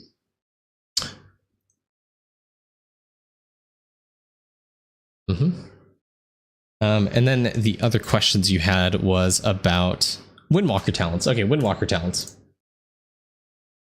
Compass. So real quick, sorry, just looking at your compass, I just want to see generally where you are. What portals have you unlocked? Abominations have you killed? So you're kind of stuck World 2, World 3. So honestly, for this, my recommendation is just look at the video I posted a while ago back when Windwalker came out to help you kind of push this. This will help you kind of push those worlds and, help you progress Windwalker. Name of the game is just getting damage, getting some dust percent, and trying to get into World 4 to farm some dust. The number 1 priority you should try to aim for is in the upgrade path here.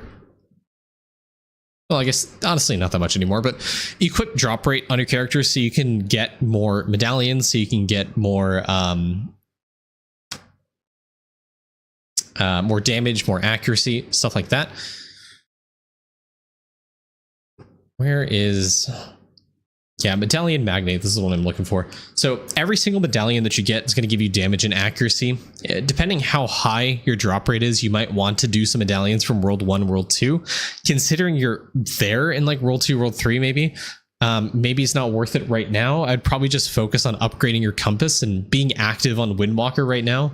I think being active on Windwalker is probably going to net you more bonuses than being AFK, as counterintuitive as that sounds.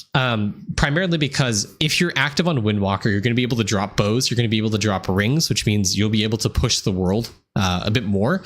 And being able to push worlds right now is going to net you more dust gain than being AFK on the character. So be active on Windwalker, and I would try to find dust bows. I would try to find elemental bows, use those elemental bows and try to kill the abominations. Now, specifically for Windwalker, if you're looking for guides or information about that, I would go to our organized tips and tricks sections. I would go to the Windwalker guide and reference, and there's fantastic write-ups here, right? So they tell you, recommended gear setups for World 1, World 2, World 3, World 4, when you should start worrying about elemental damage becoming important, when you should start worrying about upgrading your dust bow or getting better bows or stuff like that, what the weapon range of each of the worlds are, what mobs drop specific weapons or gear.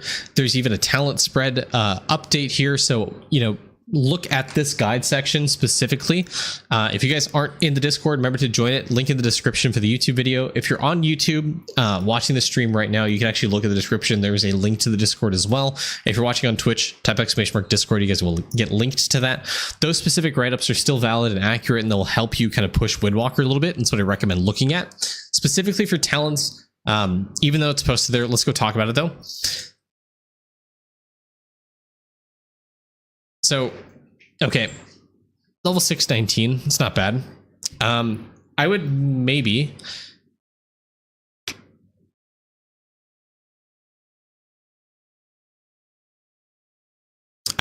make sure that you have 100% uptime here for some commandments. Specifically for Ururar.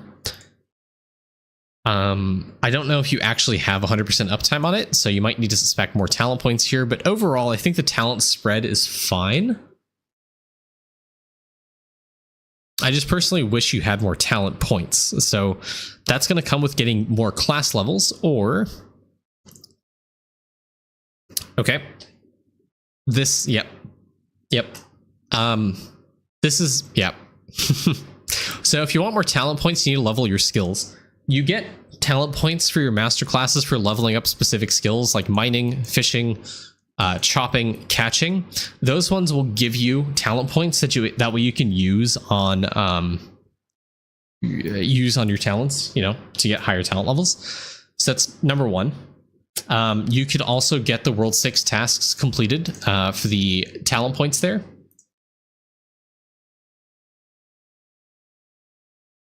So you're missing a lot of talent points here from the World 6 shop. You have a bunch of merit points, so I'd spend them all, honestly, on the tab 5 talent points, just because of how starved you are.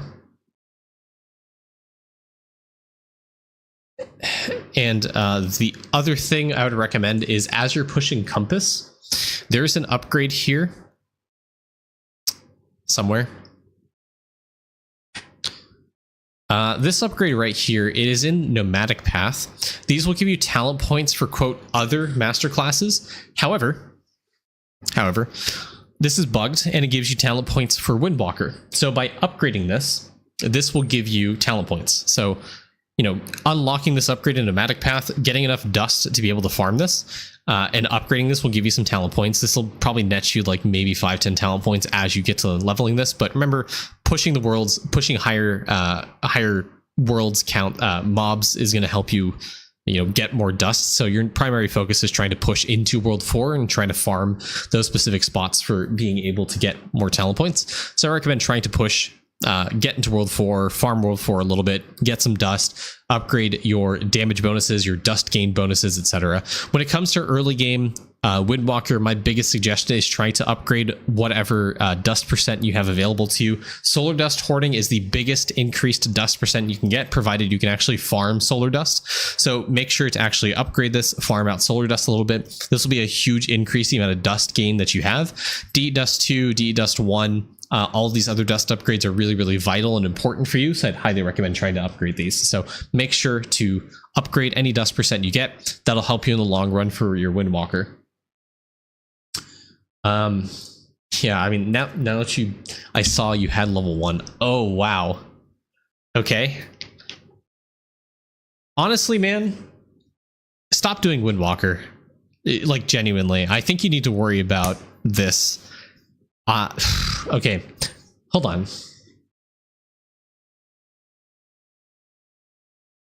Okay. You're at Samurai Guardians right now.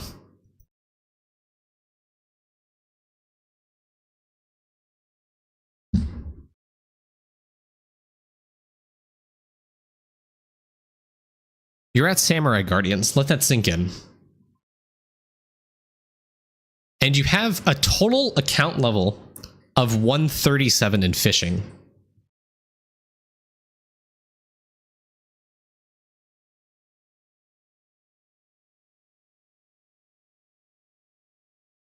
You have the Sea Salt Island unlocked.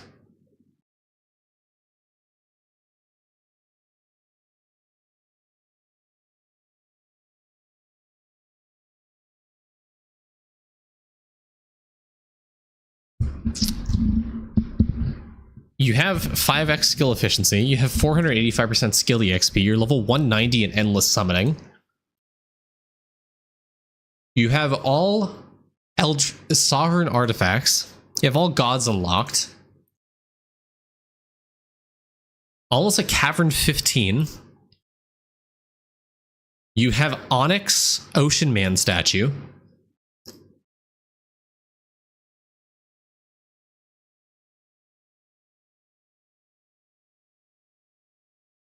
You have 10k golden ribs on the beanstalk and another 16.5k on your available to put on your characters.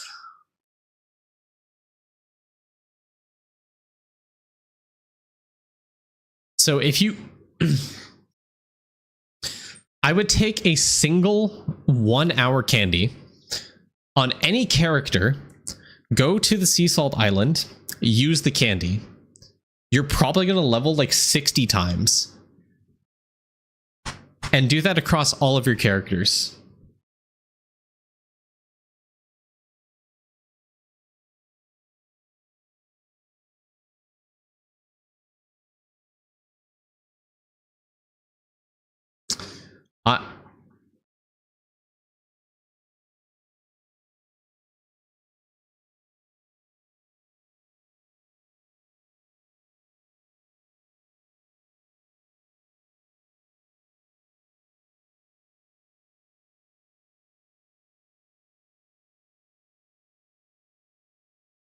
Okay.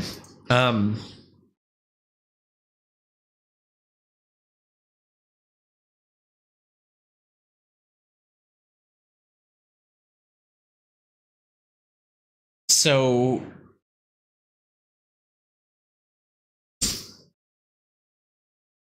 okay.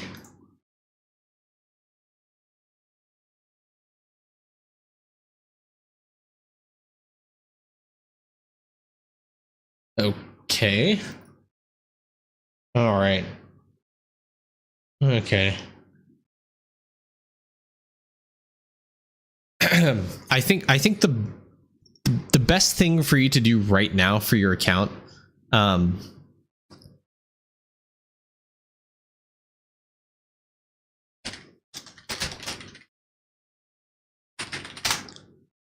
is Amazon reading glasses.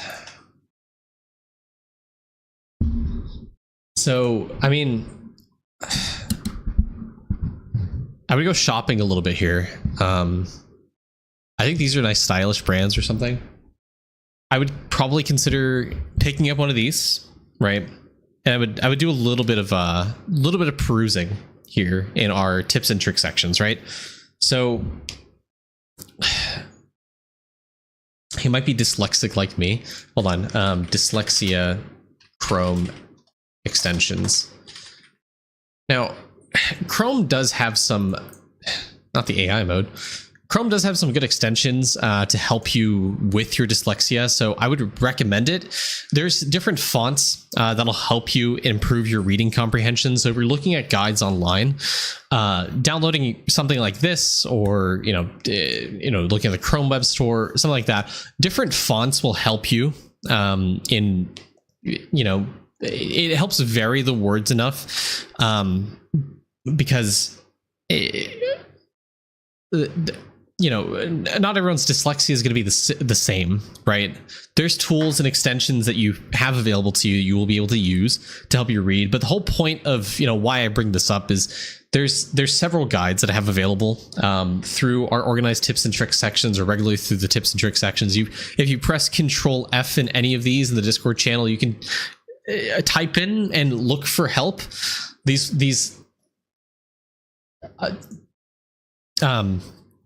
Specifically as it relates to tower defense, if you're looking for tower defense help, Zadek has some guides here. If you press Control F, you can type in tower defense, or TD perchance. TD, yeah, Citra conflict TD. This is a little bit outdated, maybe not a good source for you. Breeding, all this stuff.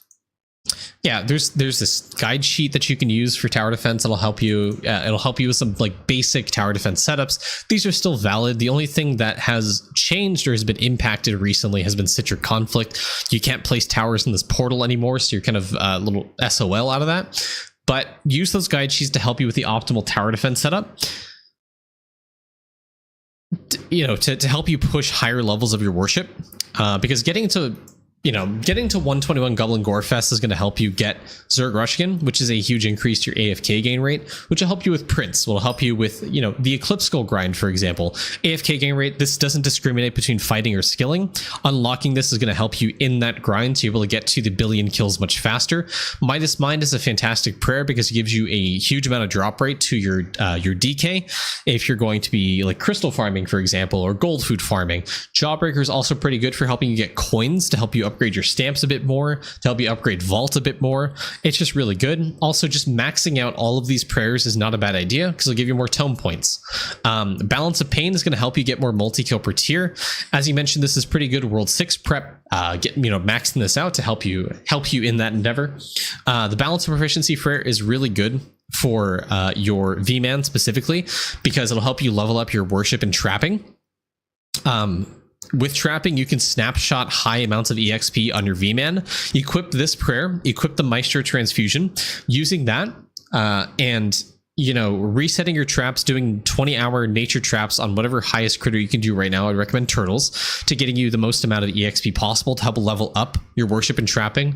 The reason you want high levels of worship and trapping is not necessarily for, obviously the tools, but also because of the V-Man talent called Species Epoch. This talent right here gives you a multiplier to the amount of critters and souls you get, but it requires you have a high level of trapping and worship on your V-Man, which I don't have full confidence that you actually do right now. Not that high. It could be better. You're rank 2 when it comes to worship. So getting higher levels of worship is definitely something you want to do here. And it's honestly pretty easy with your V-Man. Never use the Soul Siphon or the Charge Siphon upgrade from your ES talents. Only use your charge on your individual characters. For your V-Man specifically, you want to be really high level. So make sure to use your Maestro Transfusion talent. Here, yes, it nukes your skill efficiency, but both trapping and worship don't require a high level of efficiency. You can have next to zero efficiency and, well, that's not true. Have like really low efficiency in worship and trapping specifically to get the most amount of EXP possible out of it. So you don't need to worry about skill efficiency at all. You don't need to equip skill dimwit like you do for lab, for example. You can equip the balance proficiency prayer. To get the minus the skill efficiency, you can equip this talent to, get more skill efficiency that way. And you would use your soul charge on the MSA totalizer on whatever your highest EXP per charge tower defense is right now. And everyone brace for impact. We're going to look at worship here. Oh, wow, the skulls. Okay. So Best way to level up worship is by looking at this line right here, EXP per charge. Whatever the highest number here is what you should be using your EXP charge on, so you can level up those characters in worship. So for you, that'd be Clash of Clans. Use all of your EXP, or sorry, your soul charge on Clash of Clans to give you the most amount of EXP for your character possible. Okay, so on your V-Man specifically, use Maestro Transfusion, use Balance of Proficiency Prayer, use whatever skill set you have and cards you have for skill EXP, and use all of your soul charge on Clash of Clans. It'll give you the most amount of EXP, and you might be able to level up off of that. Okay, as you level up on V-Man, you'll start scaling that species epoch talent, and that'll give you more critters and souls. Also, I would highly recommend de-speccing out of every single one of these points, and the only thing you should be leveling up right now is V-Man Enhancement to get this to 250, and you should honestly level up Voodoo Statification to max, which you did, Species Epoch to max, Master the System to max, because you're trying to get Eclipse Goals, remember. Blood Marrow, fantastic, it's good. And honestly, EXP Cultivation is not really that good. Maybe Power Orb I would consider, because this will help you get more damage, which might push you over more damage tiers to get you more multi-kill per tier to help you on that Eclipse Goal grind. Tim, I have seen people with worse EXP rates on Clash of Clans. Generally, yes, it's good. That's why I recommend doing a little bit of reading and making sure it is the most EXP per charge, because in some cases, for people who neglect worship, it might not be the case. Because even in Mr. Dowell's case, there is a 12 EXP per charge difference between Acorn Assault and Clash of Clans. 12. Let that sink in.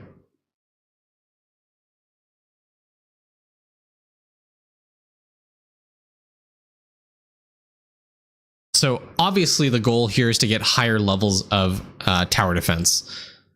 So the best way to do that is by massively abusing and upgrading Slow Roast Wiz.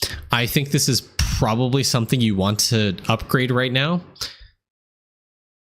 No, this is definitely something you want to upgrade right now. Instead of putting points into Metal Detector, I would put more points into Slow Roast Wiz to like level 10. Because this is how you get to higher levels of worship right now, is like upgrading this and really pushing this. And generally the way these days you do tower defense is you just spam next wave, because you want to let that damage for Slow Roast Wiz stack up, so you get more damage, so you're able to push the waves further. So say for example on, you put down your optimal setup that we have available in the Discord. Look at these for the tower defense setups, rather.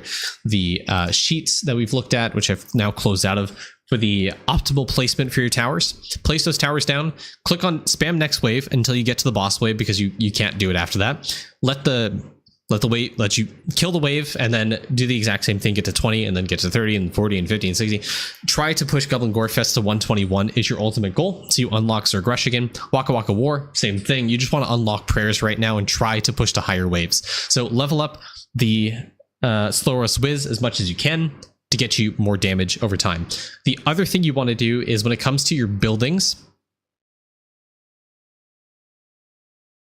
I'm not a religious man, but I'm praying right now. Praying to who? I have no idea.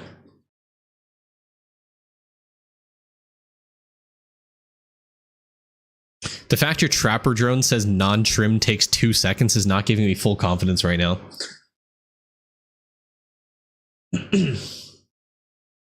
I'm gonna scroll down, and I'm not sure I'm gonna like this.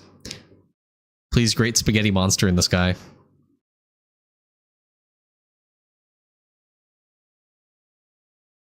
Okay, 35 minutes. That's pretty good. I'm Pulse Mage. Level 75. Okay. My hope is being redeemed as I scroll down. Level 80 Boulder Roller. Okay. 11 hours Frozone, 3 hours Storm. Okay, these are really good tower levels. I'm genuinely surprised. So what I'm seeing is you can get to wave 121 like really easily by abusing Slow Roast Wiz. So you should absolutely be doing tower defense right now. This is the one time I actually advocate for doing tower defenses if they're this abysmally low. And you should also look to upgrade your skulls across all of your characters, because the better skulls you get, not slush skulls, do not do slush skulls. They are the worst things you could possibly do. Upgrade your skulls to higher tier skulls to get more charge rate per day and more charge power. So I believe you get more souls out of it too. So you can do more tower defense, weekly, get more EXP weekly, and just generally all that's going to help you push just higher waves, right? So,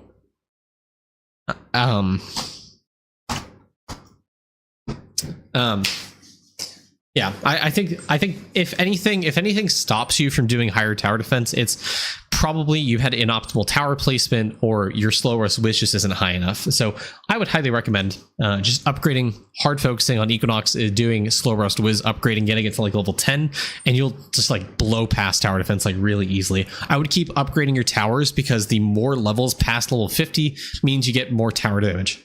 And the reason you get more tower damage is because of the nitrogen upgrade here. Oh, sorry, not that. Carbonizer, carbon. It'll give you 2% damage bonus for every tower level above 50, or wizard tower level above 50, and it'll give you more wizard damage.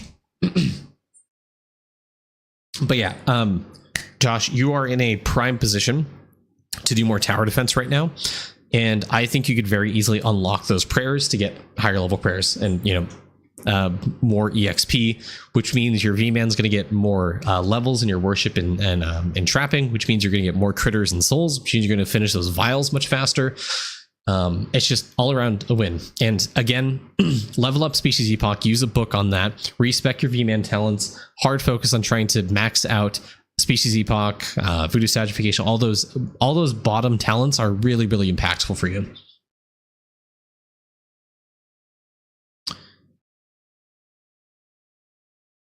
Cooking. Okay, Diamond Chef, like for sure. Yeah, you can finish these meals at 110 with Diamond Chef. So I'd use a few ladles. I'm not even going to talk about shiny pets. Not even going to talk about breedability. But to help you with Windwalker, I mean, breedable pets is probably something that's going to help you, because you get more crit chance. And the more crit chance you get, the more damage your Windwalker is going to get, which means you can push those abominations, you can push the worlds, you can get more dust gain that way. So make sure to, I would honestly scattershot your breedability pets right now. And I would probably honestly do one of each of these pets. So Mafioso, Green Mushroom, Squirrel, every single one of these. And as you are killing things on Windwalker, you'll be able to naturally level this up. Remember that the V-Man enhancement affects breedability speed. So sorry, I guess I need to go to the wiki. Eidolon wiki breeding. No, sorry, V-Man, Voidwalker. I promise, guys, I normally play, I have dark mode on the wiki, it's not working. Enhancement, here we go.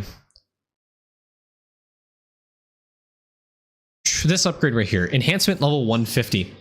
This is really important. This enables Beastmaster farming, or rather Windwalker farming. So what this does is, as you're active on Beastmaster Windwalker, every kill you get has a 50% chance to reduce the incubator, fence yard, and spice territory time by 3 seconds. So as you kill things on Windwalker, it'll progress your breedability, which means if you do scattershot it, all of these pets are going to increase in speed, and you're going to level up faster, which means you're going to get more crit chance on your Windwalker, which again is important because it's going to help you level faster, or rather, progress the worlds faster. So that's pretty important.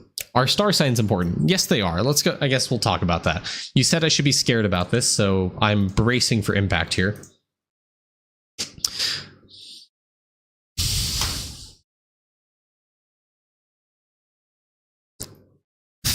$50.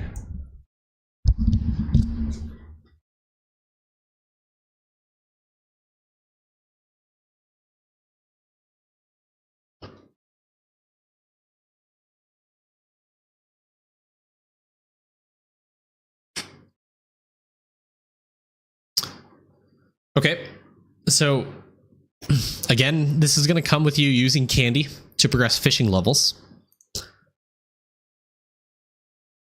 to get here. This is really easy. You can use time candy to complete the AFK ones. So use a 4-hour candy here on Grandioso Cavern. Click this constellation on 4 players. Clear this Coliseum on 4 players. You've completed this, but you haven't clicked the star sign for this. Use the 12-hour candy here to complete this. You have level 65 on...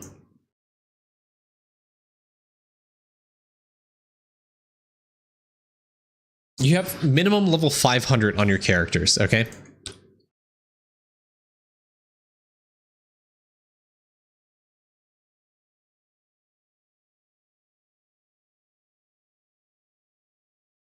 Use the 24-hour candy here.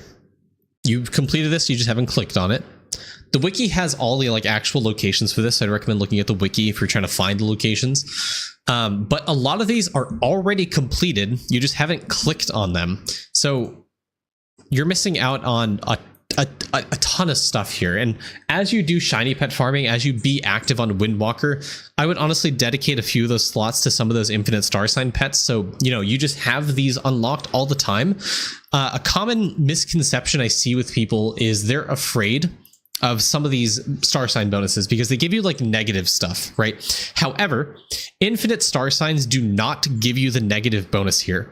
So I have this infinite star sign here. It's not giving me a negative 7% fighting AFK gain here. It is giving me total damage. That's it. That's all star sign. That's all the star sign is doing. So, you know, get your star signs done. Chat, what is NMLB? No meal left behind. So, you know, go on a quest and complete these star signs and unlock them. Unlock all of them. Unlock every single star sign because you'll have enough points to unlock every single star sign. So it doesn't matter which one you unlock, just unlock them all. Is 15 DR good for Onyx on DK? Yes. For at least World 1, World 2, and honestly World 4. World 5, World 6, you get a little bit to dicey territory. I would probably consider just doing like gold food farming with DK at that point. Dungeons. Okay. So because this is an Equinox stream and, you know, party dungeon is really important, just complete this. Remember to do your happy hour. We have a party dungeon section in our Discord. There's a ping role that you can join to get notifications when people do party dungeons now. Commonly, people do World 1 party dungeon because it's the easiest to carry. But just doing this, upgrading these flare bows is going to be really important because you're missing out on things like weapon power to help you with damage. As we mentioned at the top of the video, damage is pretty important for helping you hit more multi-kill. So you can get those Eclipse Skulls done faster. Talent points. Okay, this is a big one. You're struggling with Windwalker talents, right? These give you talent points for your master classes. These give you talent points for every single character tab. So your base class, your little subclass, your main class, your master class, it gives you talent points for all of those. So you're missing 40 talent points for your Windwalker just from party dungeon alone. You're also missing a little bit of monster cash to help you with vault stamps, etc. So this is just, you know, there's no reason not to do this. I would highly recommend joining a party dungeon rotation to get flare bows for this. Also, you can equip a... Hold on, how many booster runs? You have 32 booster runs. So, you know, party dungeon is definitely going to be a pretty big help for you. Just overall, because it's going to give you a reason or the more power to be able to push, you know, Eclipse Skulls or Death Note Skulls, more talent points for your master classes, more cash, just in the future to prep and all that stuff. So these are really, really good. I highly recommend doing this. Even though party dungeon's painful, you only need to do this once a week because happy hour, you get those boosted runs, I believe, once a week. Honestly, I barely do happy hour, but I've gotten this maxed out, so it's been a while. Also, getting this maxed out kind of preps you because it's one of the Equinox streams, or at least one of the completion requirements is unlocking and completing all of those upgrades. And actually, have you completed it?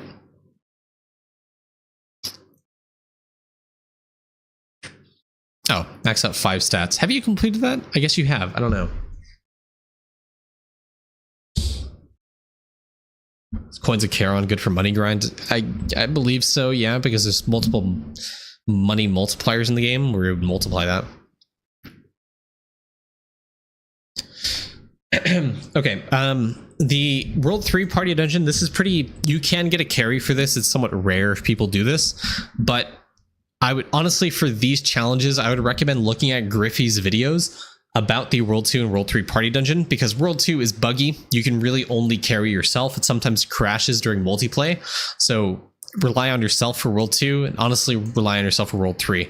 As you get level 50 in Party Dungeon, things become a lot easier. So make sure to do your happy hours, make sure to do your Party Dungeons to try and try to level up those ranks so you get more of those bonuses as you do Party Dungeon, because you'll be able to carry yourself.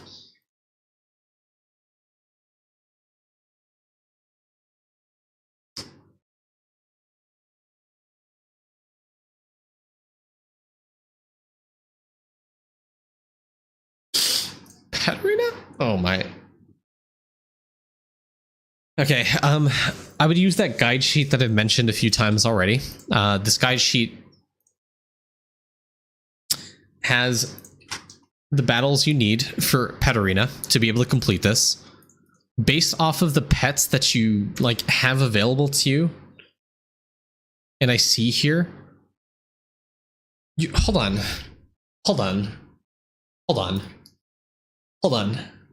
You've completed all of the territory battles before you've unlocked 200 Pet Arena.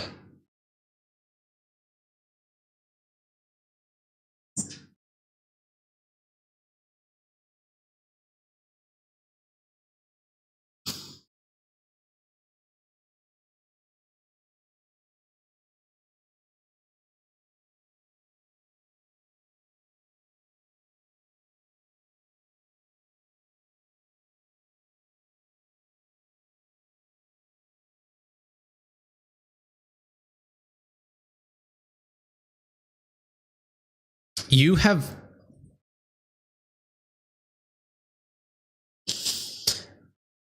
So...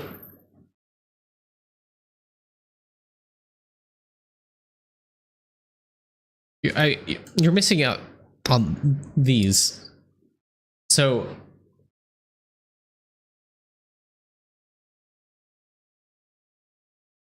Okay, you're missing out on a pretty big damage multiplier that you can use right now, especially if you're going on the Eclipse goal grind. Also, you're pretty close to 1400 lab. I would try to push towards 1400 lab so you unlock the Pured Opal Navette. Every 700 lab level you get will unlock more, these jewels specifically, up to 2100 lab level. And I would really recommend trying to push that, because this will give you more crop depot bonuses, which, as we mentioned kind of in this stream specifically, the crop depot is incredibly powerful, because it is the sole reason that gaming is even completable right now, because of how much multiplier it has to gaming speed, and specifically will help you with trapping and getting more levels of trapping, because it gives you a ton of base critters. It gives you more shiny pet rate, so you're able to get higher levels of your shiny pets. It gives you more cash percent. It gives you damage, as we talked about, is pretty important for you. Jade coin to give you more meal speed, which honestly right now you don't even need, but maybe down the line in World 7 you'll need.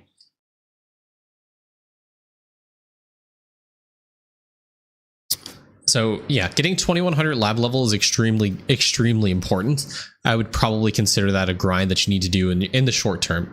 When it comes to sneaking, at least you have an optimal, setup here, kind of a little bit. I would just stick to Veil Rosary, trying to push, your floors and such.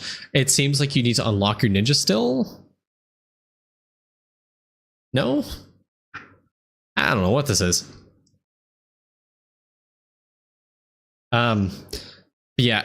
Probably doing some gemstone farming here.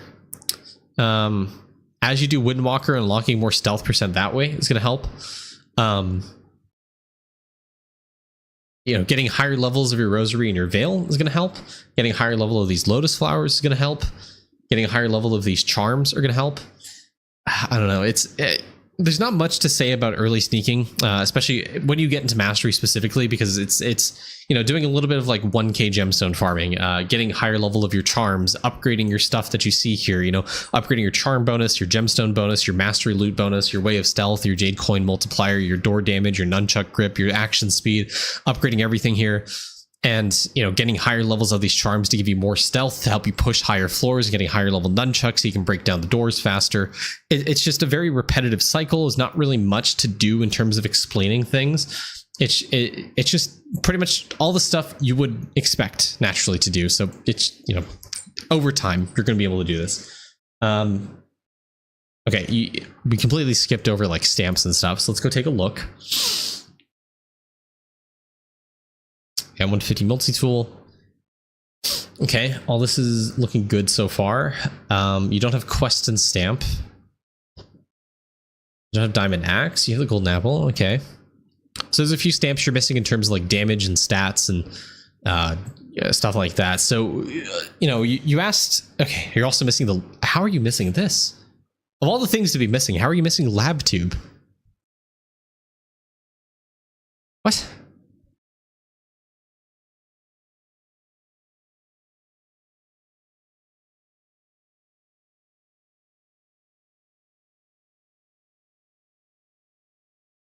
So I would go on a journey to try and unlock these stamps.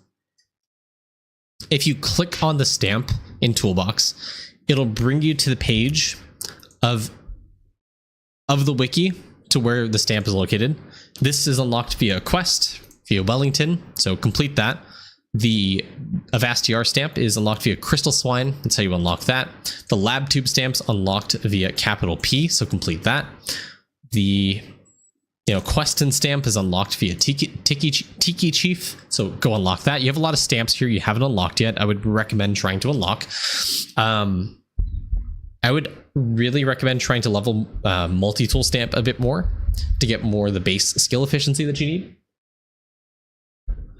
Just generally, all these stamps are blue, which means that even without the gilded stamp bonus, all of these stamps are blue with a few exceptions. So I'd highly recommend trying to upgrade them, because the more stamps you upgrade, just the more powerful your account's going to be. You're also only at 5,500 stamp level. Aiming to 10k is what you should, because it'll guarantee you get a gilded stamp every single day, which will make the stamps a bit easier to level in the long run.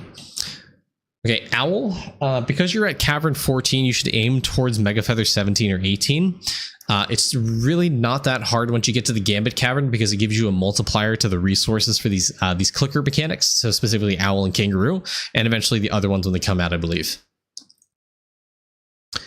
Bubbles, let's look at these bubbles. So these are all pretty low with the exception of maybe Mage's Best. I would recommend trying to level more Warrior's Rule, more Archer of Bust, more Molt Orange, more Prema Green, more Severe Purple. Getting these into the 200, 300, 400s of levels is going to be pretty impactful. These multiplier bubbles are the #1 priority when it comes to alchemy, because they pretty much just juice your account in the most general, most efficient way possible. Obviously, not much to be said about Mage's Best, Archer Bust, Warrior's Rule, because these multiply every single bubble in their respective cauldrons for the class that you're on. Specifically the small bubbles, not the large bubbles, and the multiplier bubbles here most notably will impact your stat bubbles. Now, these are total stats. These don't get scaled by things like all stat percent. However, because these get multiplied by Severe Purple, which you have Prisma, by the way, will give you a lot of total wisdom, a lot of total strength, or a lot of total agility. So if you questioned earlier how people get 100k main stat, this is primarily how people do that. It's these bubbles. It's the base stat bubbles, so Swift Step-In, Roid Ragin, Stable Genius, and then also higher levels of Molt Orange, Premagreen, Severe Purple, because those will multiply those stat bubbles even further. So if you want to get more stats, it's going to be upgrading those bubbles respectively. But, just generally progressing alchemy is going to help you with your account, because alchemy is the absolute GOAT and will fix just about anything, most things of your account. And when it comes to cauldrons, I would honestly just max out all of these, the boost cauldrons here, so the level luck cost extra for all of these, just to get them done, completed, out of the way. And then for these, I'd probably aim to get like level 150 to 200 of the cap and rate, and then I would consider switching your focus over to sigils. And in terms of sigils, you're upgrading pretty much everything I'd agree with here. You got Peapod, trying to get that to iodized. Emoji Veggie up to iodized. Those are ones I agree with. It's not a bad choice. Arcade in the current rotation, my recommendation is probably the Emperor bonuses. Since you're at the end of World 6, you can actually take advantage of this. It's probably what I'd recommend trying to do. These give you some pretty huge bonuses, such as the Masterclass resources, the farming cost reduction, so you can progress farming a bit faster. These give you, I think, drop rates, along with a few other things. So these Emperor bonuses are pretty powerful, and it's one of the better ones to upgrade. When it comes to Kilroy, my recommendation is as you progress through Rifts. Have you completed this? You completed this. So Kilroy, I would do every single week, and I would buy the resets for this with the gems and reset every single week and try to get more levels into the second timer so you can get up to like the 2k kills to get more skulls out of it. And with the skulls right now, spend everything you can into trying to unlock the third Kilroy weekly fight, because as you unlock this and upgrade this, you'll get essentially more Kilroy skulls every single week, which means, as you saw me earlier do, you can cycle that into arcade balls, which will net you a large return on gems. Because I started the stream today with like, what, 1,700 gems, and I'm at 5,100. I did get a jackpot, but discounting the jackpot, it's still at 3,000 gems. I got 1,100 gems from arcade. I spent 800 because I'm saved up essentially 2 weeks of arcade balls. So that was a net profit of 300 gems, right? Rough math, something like that. Yeah, around there. So Kilroy is a good return on investment as you invest more into it. So Kilroy is definitely good to spend on in the long term.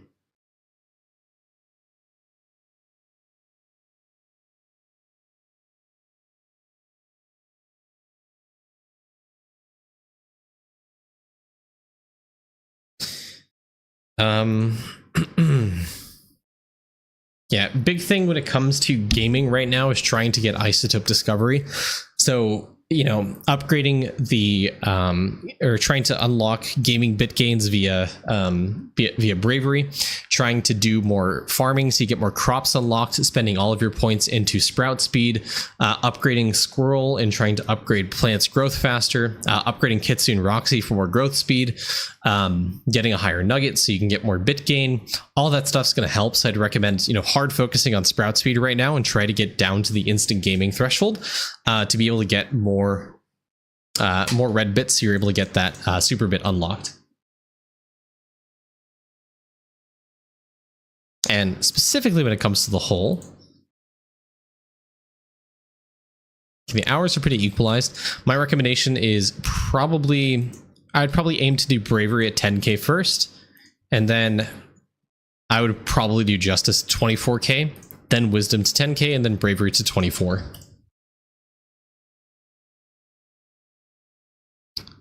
Like I said, with bravery, I mean, probably focus on gaming bit gain here. Maybe mining efficiency. Mining efficiency is really good. I don't think you necessarily need more villager EXP because you are almost there at Cavern 15. Once you get to Cavern 15, you're going to get more villager EXP because you'll be able to get Dragon Warrior statues, which means it'll multiply the villager EXP bonus you get from the statue here. So you don't need to focus anymore really on villager EXP when it comes to the monuments. I know Sheepy's going to chime in and disagree, but who cares? You have a lot of slab to do. I'll just let this page speak for itself. Where do you start? Pick an item and try to get it. And Emperor. 911. Nice. Here, Marlon, what's up?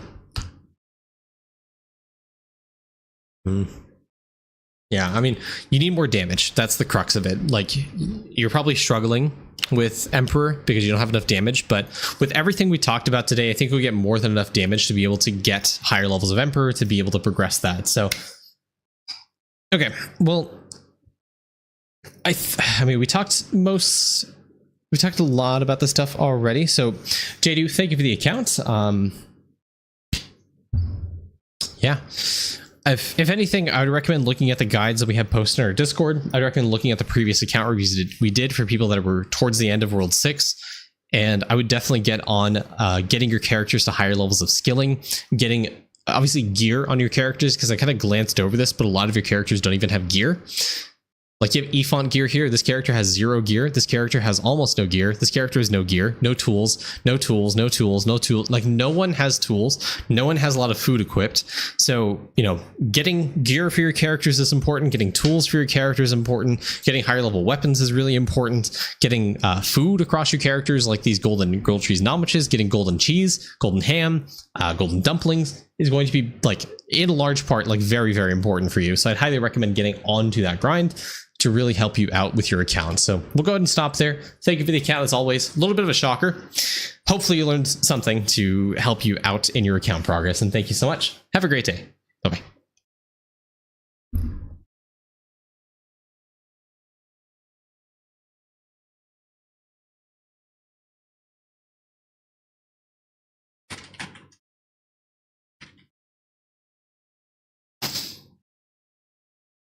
You can get to the end of World 6 without gear. No problem, Josh.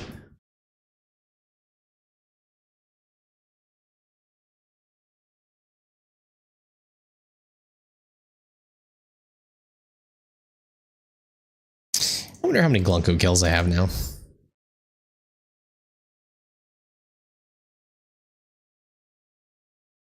214. Yeah. Do I get 1 mil?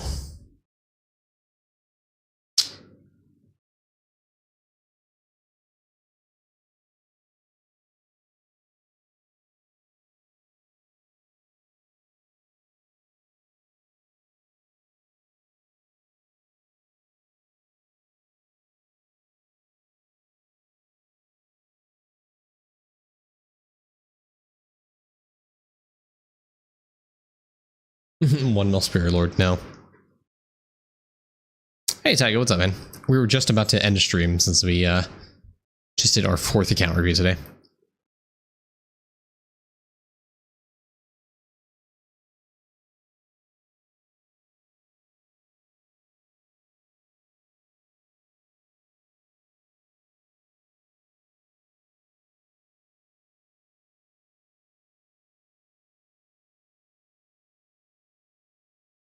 How can I get more damage or coins?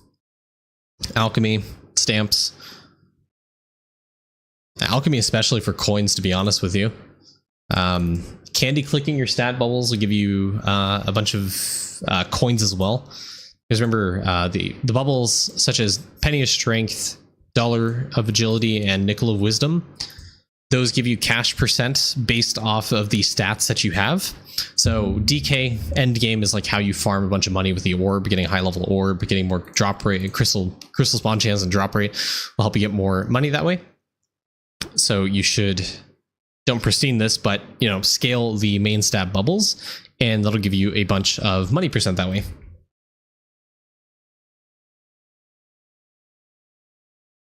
Also, money's pretty nice, so I'll upgrade that. Why not?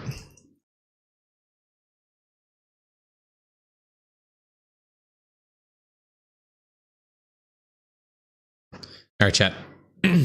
Well, this has been a fun time. I appreciate you guys stopping by.